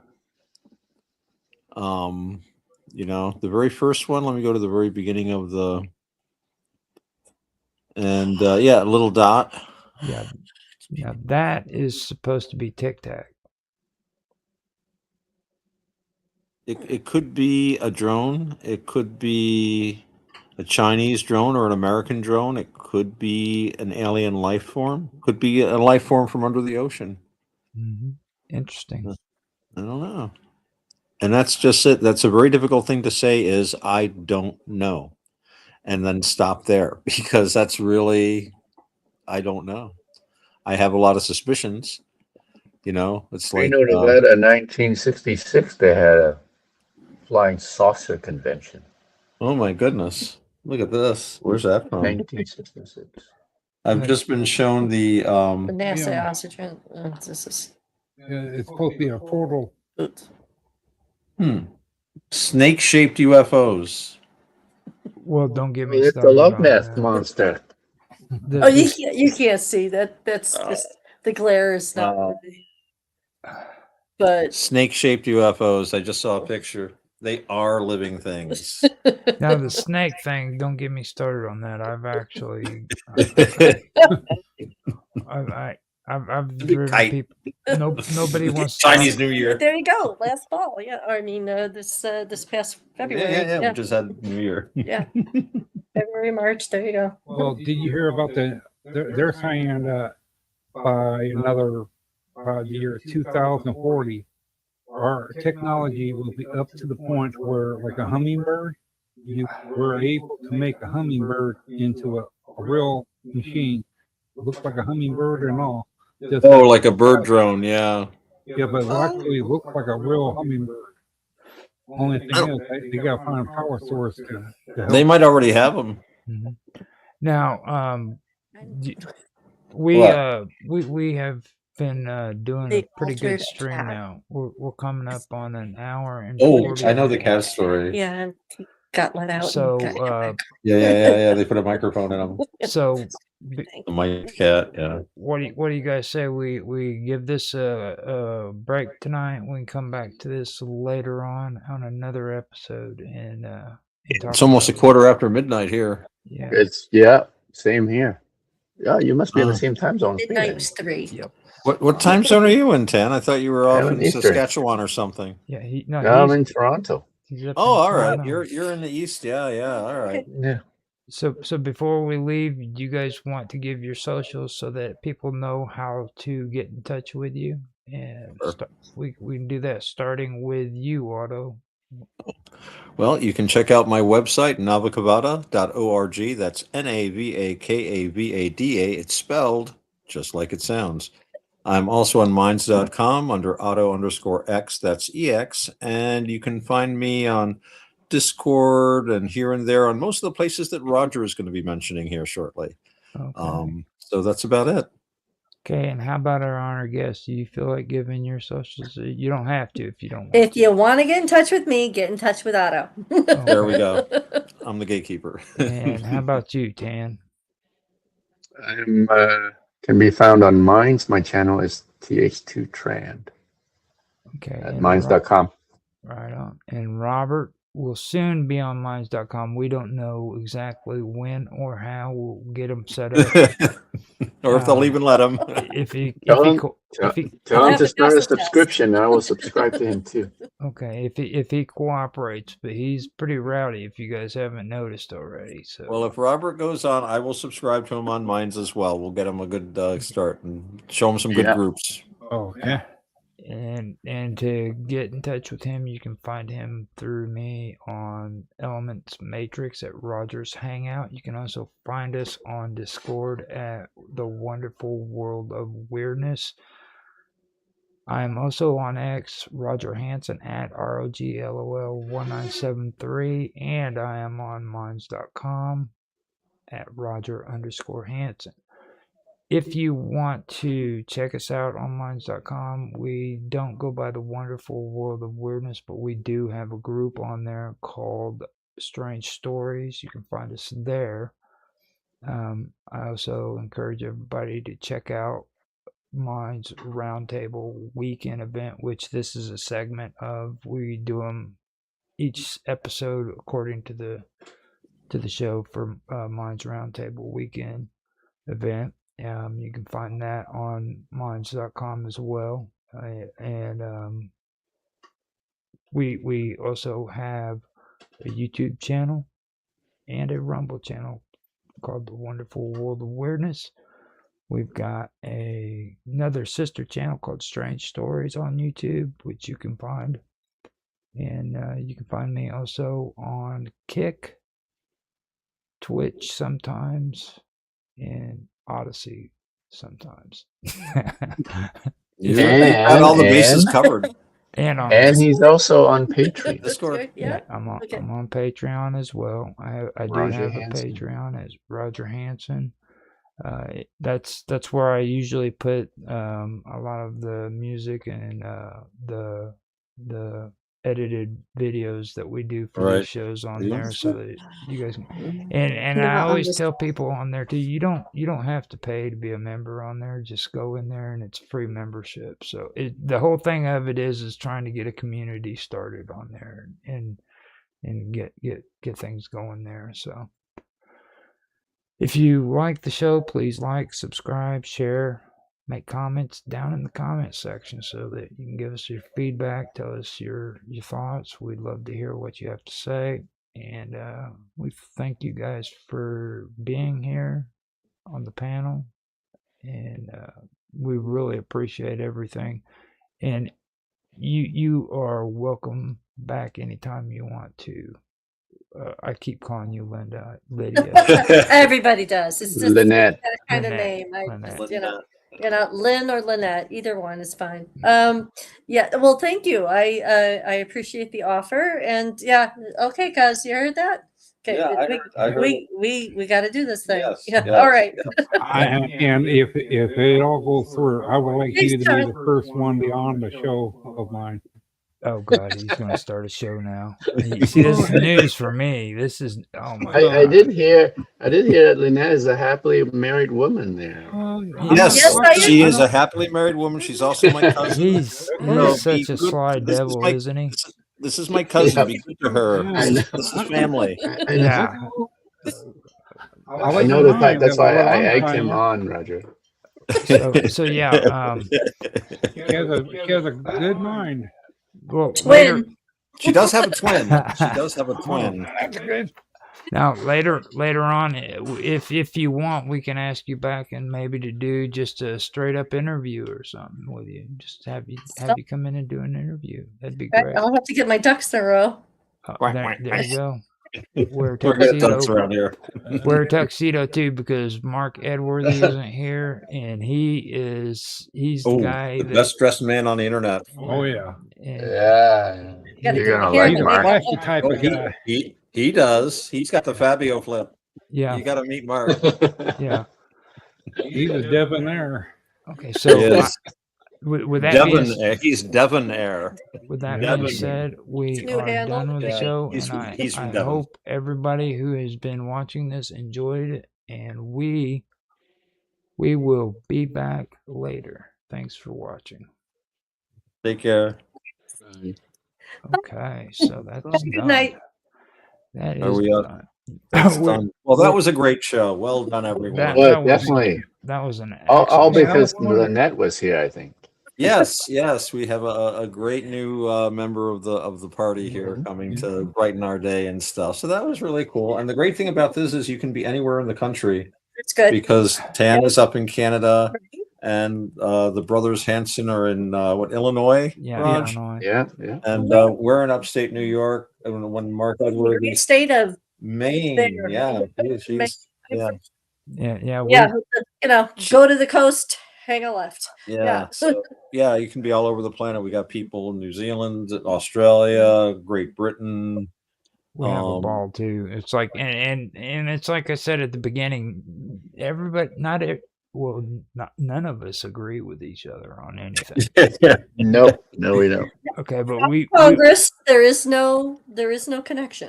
right, but we can actually come together and have a conversation like we just had. You know what I mean? And that right there is a miracle on its own. Like I said, I apologize ahead of advance To if throw. I do anything stupid. She'll find something to throw. Don't worry. Yeah, you were doing fine until you said that. Well, I'm used to it.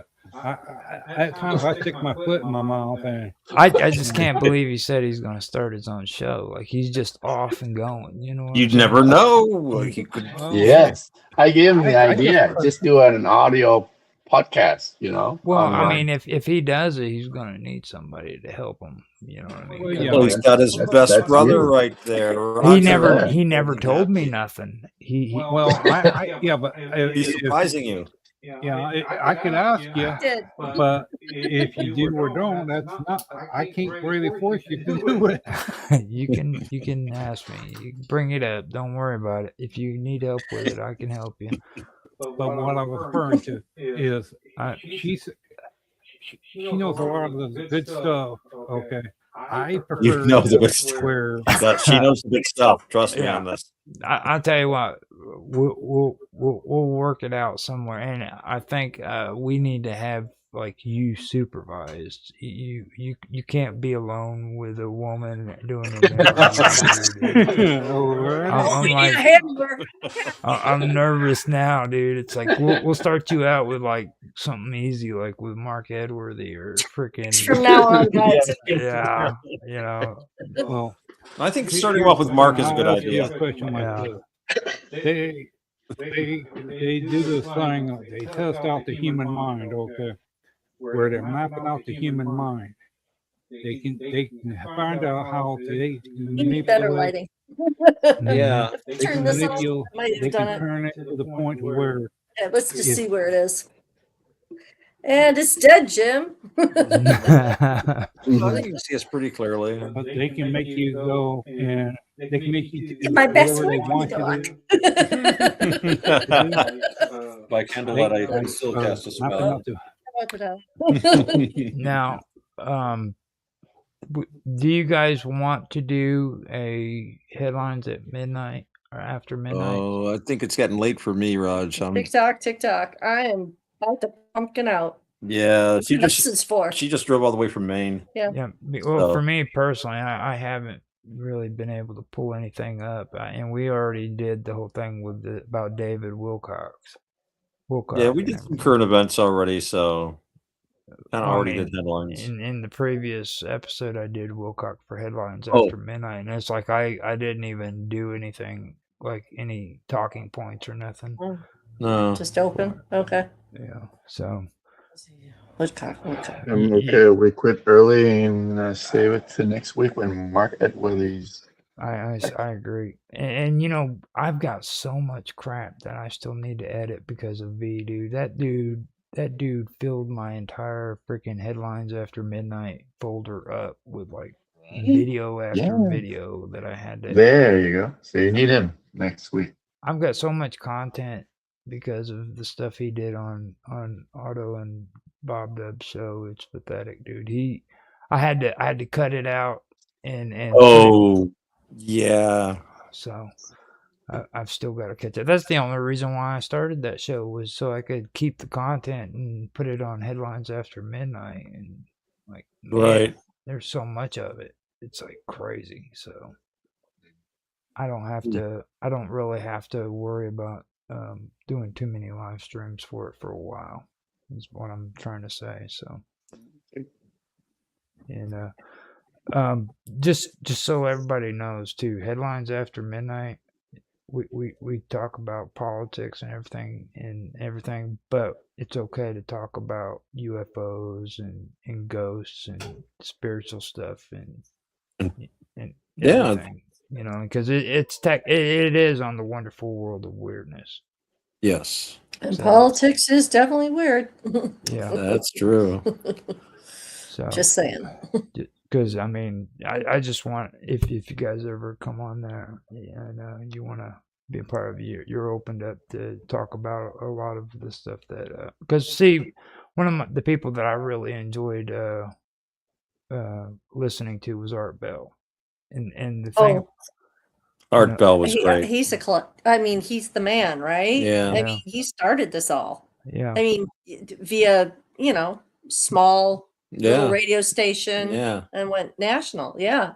And you know, with I him, still want to go and visit that phone. you could talk about anything. You could talk about anything on Art Bell's show. It's like he was pretty open minded about everything. He was good. You know, I always kind of took him as one of my models when I talk to people, because he just did the thing where he wasn't going to judge. You could tell him, like, anything from, I just got a new dog. And he's like, really? He's like, I just contacted Ashtar Supreme Space Command. Really? I mean, it just lets you have your spot, It not was non-judgmental. Exactly. It let you have the podium. Yeah. Yeah. Yeah. You say your piece, we'll Yeah. listen. Because That's- people will listen. Yeah. That's An kinda- opportunity given.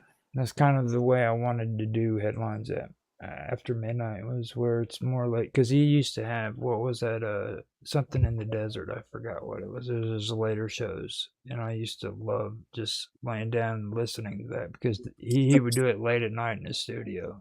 It was when he was in Nevada. Is that the one for we were when he was in where he was picking up things about aliens or people that disappeared in the desert? Art Bell was about all that, and the one thing that I really loved is when he described his antenna. He would talk about sparks flying off of his antennas and stuff, and I was like, "You are a wild man, dude." He would have sparks flying off that thing, and I was like, "Wow," because he was always into not just the radio aspect, getting on and talking, but he would literally build his own radio stuff, his own equipment. So Interesting guy. I wonder what the FCC said about that. The weird part when is if they knew. Spark. Yeah. The technology from a saucer, the FCC can't detect it. So with that, I'm I gonna think go. it was off the Dark Matter network. Oh yeah. Dark Matter Network. I like Yeah. that. Okay. Yeah, and it was called Midnight in the Desert, and it was Midnight. like 2015. Yeah. About that. Okay, that Yeah. sounds about right. Yeah. Yeah. You That see, was she's good perfect stuff. for the show. You see, she knows all the stuff better than me. It This was is good my stuff. advisor on all these weird topics. Well, I gotta have someone. Well, I gotta have someone. She was quoting the book of Daniel before Tan could get to it. Yeah. So she's a biblical scholar too. So Wow. So that's Yep. helpful. Cool. I'm just agnostic. But she is blessed by the Pope. That's Get out of hell free card on my wall. Yeah. well, that's a benefit. That's a Yeah, I think benefit. so. Yeah. I remember showing that to our very, very devout Catholic Irish neighbor who, she asked me if my father was home. I said, yes, he's up in the den. She wanted something moved. She needed help moving a chair or something. And I said, yeah, come on up. He's upstairs. And she stopped on the landing. That's exactly where we had it, was on the landing. There was Pope Paul. And she's like, I get One to of the the good top. popes. I got up to the top of the steps. And I'm Paul the like, Sixth? You met Paul the where are Sixth? you? And I turned around. She goes, do you know what this is? Do you know what this is? Yeah, it's a get out of hell free card. I think papal indulgence is the technical. The next thing I knew is I felt kind of a rock against my head, and my father went, he pointed his finger in my face and he went, respect. Yeah. But yeah, my grandmother worked for the Bishop of Albany. And when they had the conference back in the 60s, he said, what do you want? Now, she worked for a Catholic. Her husband was a Catholic, but she was a Protestant. So I don't know how they made it work, but it did. She was working actually one day, and my grandfather was a handyman during early Depression, and he was smitten, and he would fix like a railing, or he would fix a fence, and all of a sudden this is a family story. I'm sorry. He started to come around a hell of a lot. And the bishop was like, is the house full of donor use? What's going on here? And he finally realized that he was like tweaking this or removing a screw from that, just to come and see my grandmother. And so, of course, the bishop was like, I'm on to you. And he's like, oh, damn. And he goes, I'm sorry. I just want to see Mary again. And he goes, I understand. He goes, thank you for coming clean, but you're going to fix my fence. He goes, the fence out in the backyard. Oh, and you're coming tomorrow. Tomorrow? Yes. He goes, oh, okay. He goes, it's going to take you some time. And he goes, yeah, I saw the fence. And he goes, I want it nice. He goes, I understand. He goes, and it's washing day. Mary will be out there all morning. So, yeah, that was his idea of like matchmaker. Yeah. Relationship. So, yeah. So when he went to Italy, he stopped off in Scotland where her family was, brought some gifts from America, headed there, and he called her and he says, are you sure you don't want anything? And she goes, I got everything I need, thank you. And he goes, are you sure? Oh, okay, give me a blessing from the Pope. She was being sarcastic, and he did. He got one for every member of the family. So yeah, that was nice. Yeah, it was nice, and it was Do you have a picture of your blessing? Oh, it's actually at my mom and dad's home. but I could get a picture of it. Yeah. Yeah. It's probably registered at the Vatican. We can just check with them. Just There's- want to make sure this thing actually exists. Want to make sure it's legit, right? It's made out to my, John, Vincent Weingarten and family. Right, So, right. yeah, so, That's pretty cool. so, because, 5 girls in 4 years. Well, I'll tell you what, that's going the extra mile to convert Because we got to a woman stop. They're coming in twos. to convert a woman to being Catholic. That's going the extra mile. I'm gonna tell you that It right was now. the early 60s. Exactly. It's like that's actually a cool story. I like Yeah, that. yeah. Again, my life is. I'm misinformation. That's it. Misinformation. 1998. There you go. So Miss with 2 S's. I'm gonna go ahead and get off of here. I did get that last bit on the actual stream, not the recorded show. So just so you guys know, You're safe. It is on the stream though, but it's not on the actual recorded show. But it's cool, and Dan, that was excellent. I'm glad you made that post on Lines, by the way. Oh, you just saw that now. Well, when you mentioned Metatron, that's something that we really wasn't able to discuss the last time we had this conversation. Yeah, I'll make a point of checking that. I don't think I read that post yet, Tan, but I'm going to make a point of checking it out. It's moot now because we already talked about the points. Well, I know, but I still. I tried to go over some of the beginning of it before you got on there. I think Tan looks like a supervillain. I'm showing her your Minds page, Dan. I think you look like a supervillain. But mine kind of went over to. I mean, I don't know. He's kind of got a supervillain. Maybe it's the high neck. I think it's the Mandarin. They're known as the Mandarin neck. Yeah. The Manchu, the Manchu thing. Fu Manchu. A girl on Minds drew that for me. Really? Nice. That was nice. It's cool. At least I think it's a girl. Right, well, right. Yeah, again, we don't know for sure. Right, I think right, so. Right? Minds.com. Just so you know, I called a woman out. Emperor Ming thing going, yeah. I called a supposed I'm woman proud of out the on universe. Minds who tried to pretend like they were like this blonde chick from Texas. Catfishing, yeah. Yeah, well, come to find out, and it's not hard to figure out. I'm not going to. She was a brunette, right? No. It was a guy who was pretending to be this woman. Yeah, but you can tell. Check. Ask them to raise their neck and swallow. No. We need to stay away from that stuff. I had to try to explain to, or I was trying not to explain to Bob Dub last night about the throat punching thing. Not punching him. No. Yeah. No, this is like a story. It's like an inside joke that we had. I made one statement and V just blew it way out of proportion. I was joking around. You haven't met V yet. No.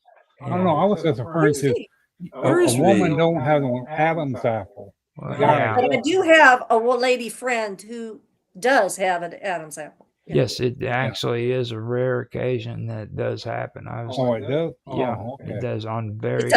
It's a hyper extension. I can't remember the name of it. Hold on.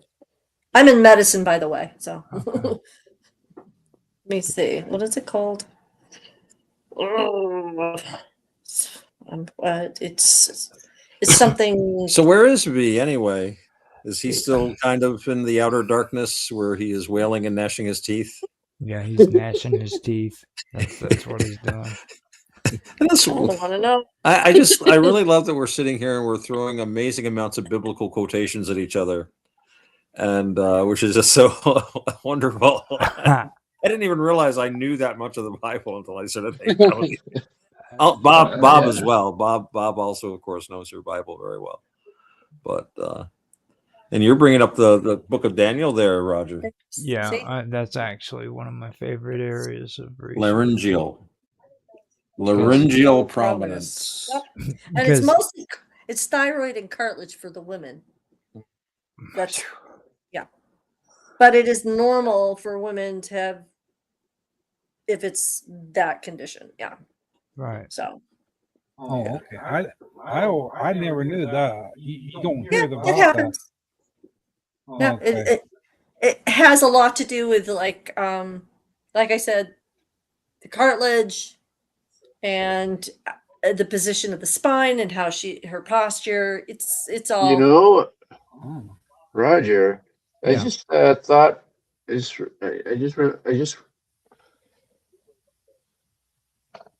Roger, I just thought something. You know, this is the one rare time where you got Otto on camera and you got Lynette there with him, and you don't have any of us on camera on your stream. I've already got shots of it. I had to what it is, you see, I had to bounce around on the internet, and that's bad form for me to be bouncing around on the internet and making a live stream. Like, Yeah, you need a second monitor. you know.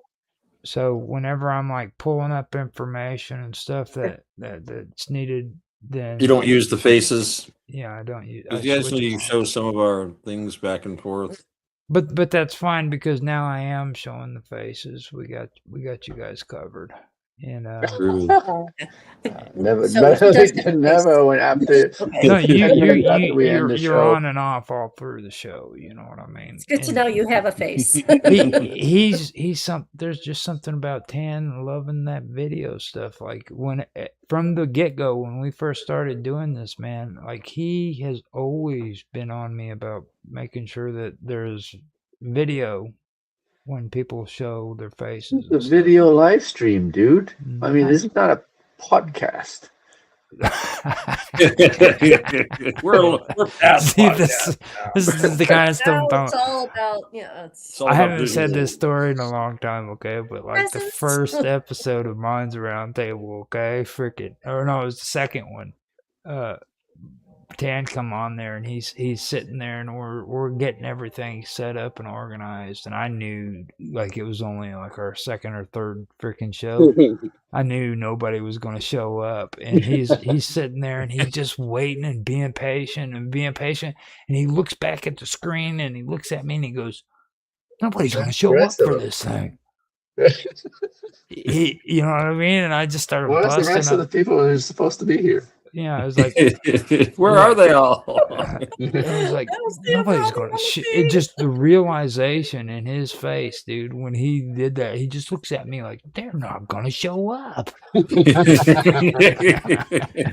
that priceless? That was amazing. If you can find that clip, just bring it back. Just take a short 30 seconds. That'd be a great way to open up. Yeah. That'd be a great opening. I can pull it up later on. I'll edit it out and put it on there. You wouldn't believe the shock that I was when I found out that podcast has also videos. Well, yeah. I don't agree with that. I'm on Spotify's. I'm a traditional podcast podcasting kind of guy. With the videos. I love hearing just the voice on a podcast. No. You know or is it just kind of, what is it? A dichotomy. Dichotomy, could be. Okay. I don't know. I'm gonna look up some more big words. Okay, that's a good idea. Like whenever I think, podcast and stuff like that, I remember like the actual just audio. People wanted to hear the story, it wasn't about the face, it wasn't about the pretty decorations for the background videos, it was about the story. Hey guys, have you heard anywhere of that satellite they rescued from I forgot what planet, the one with the rings around it? Saturn, Jupiter. Saturn? Yeah, that one probe that got caught up in the Charles Lindbergh Phantoms. And they brought it back and they contained it. Yeah, they talk about really and Everest to Antarctica, encounters with mysterious. There he is. It's AJ. That's Hecklefish. They brought it back. They did, and it's put like it an in old vaudeville. There's a straight guy, and then there's in a filled room. Yeah, and he's CGI, so they basically talk about. if all they sorts found of. out any more about Yes, it. he's using.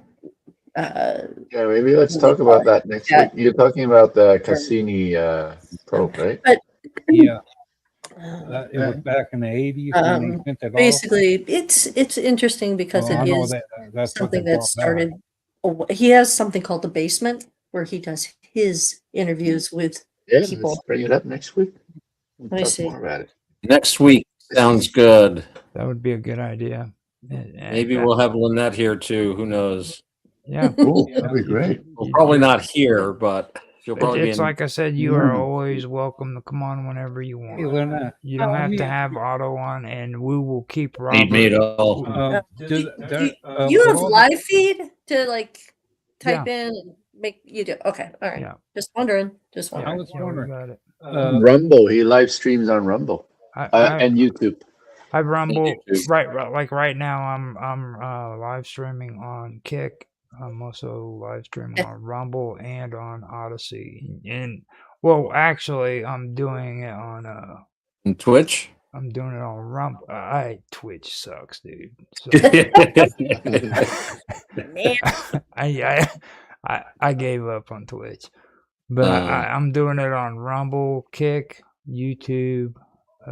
I am also doing it on Odyssey, and I can do it on Twitch. It's just I You used to do it on Twitch once in a while, but you haven't I lately. just recently stopped doing it, I did it because like it's a ghost town in there. You know what I mean? Yeah, It really is. I never go there, so it must be dead. Well, I'm telling you. I'll stick with that one. I agree with you on that. They've been waiting for years for Otto to get an account there, and he just won't do it. Mm-hmm. I was wondering. My pal Roger says it's dead there. I'm not going to bother. It just sucks. Roger says it sucks from what I've heard. It's yeah. Okay. I go with what Roger says every time. Now I'm talking in third person. It's time to get off here. Yeah, we gotta go get to going. sleep. I was wondering. Yeah. You're a medical. Have they done much of? Have you heard of that where they look at the human mind and like how how the mind can help fight diseases and all that? They were mapping out the human mind, where they find out more about what they can do, how it works. Okay, Robert. Now we're going to end the show. Wants to go on. you're like I don't know if you can see the human mind, but yeah, we got to go. It's getting late. We can talk about this later. You were on to start another comment right as soon as it's like time to get off here. So, but next time we can do it. That's next right. time. So I will talk to you guys later, and I appreciate you being on, and thanks. Yeah. Bye, everybody.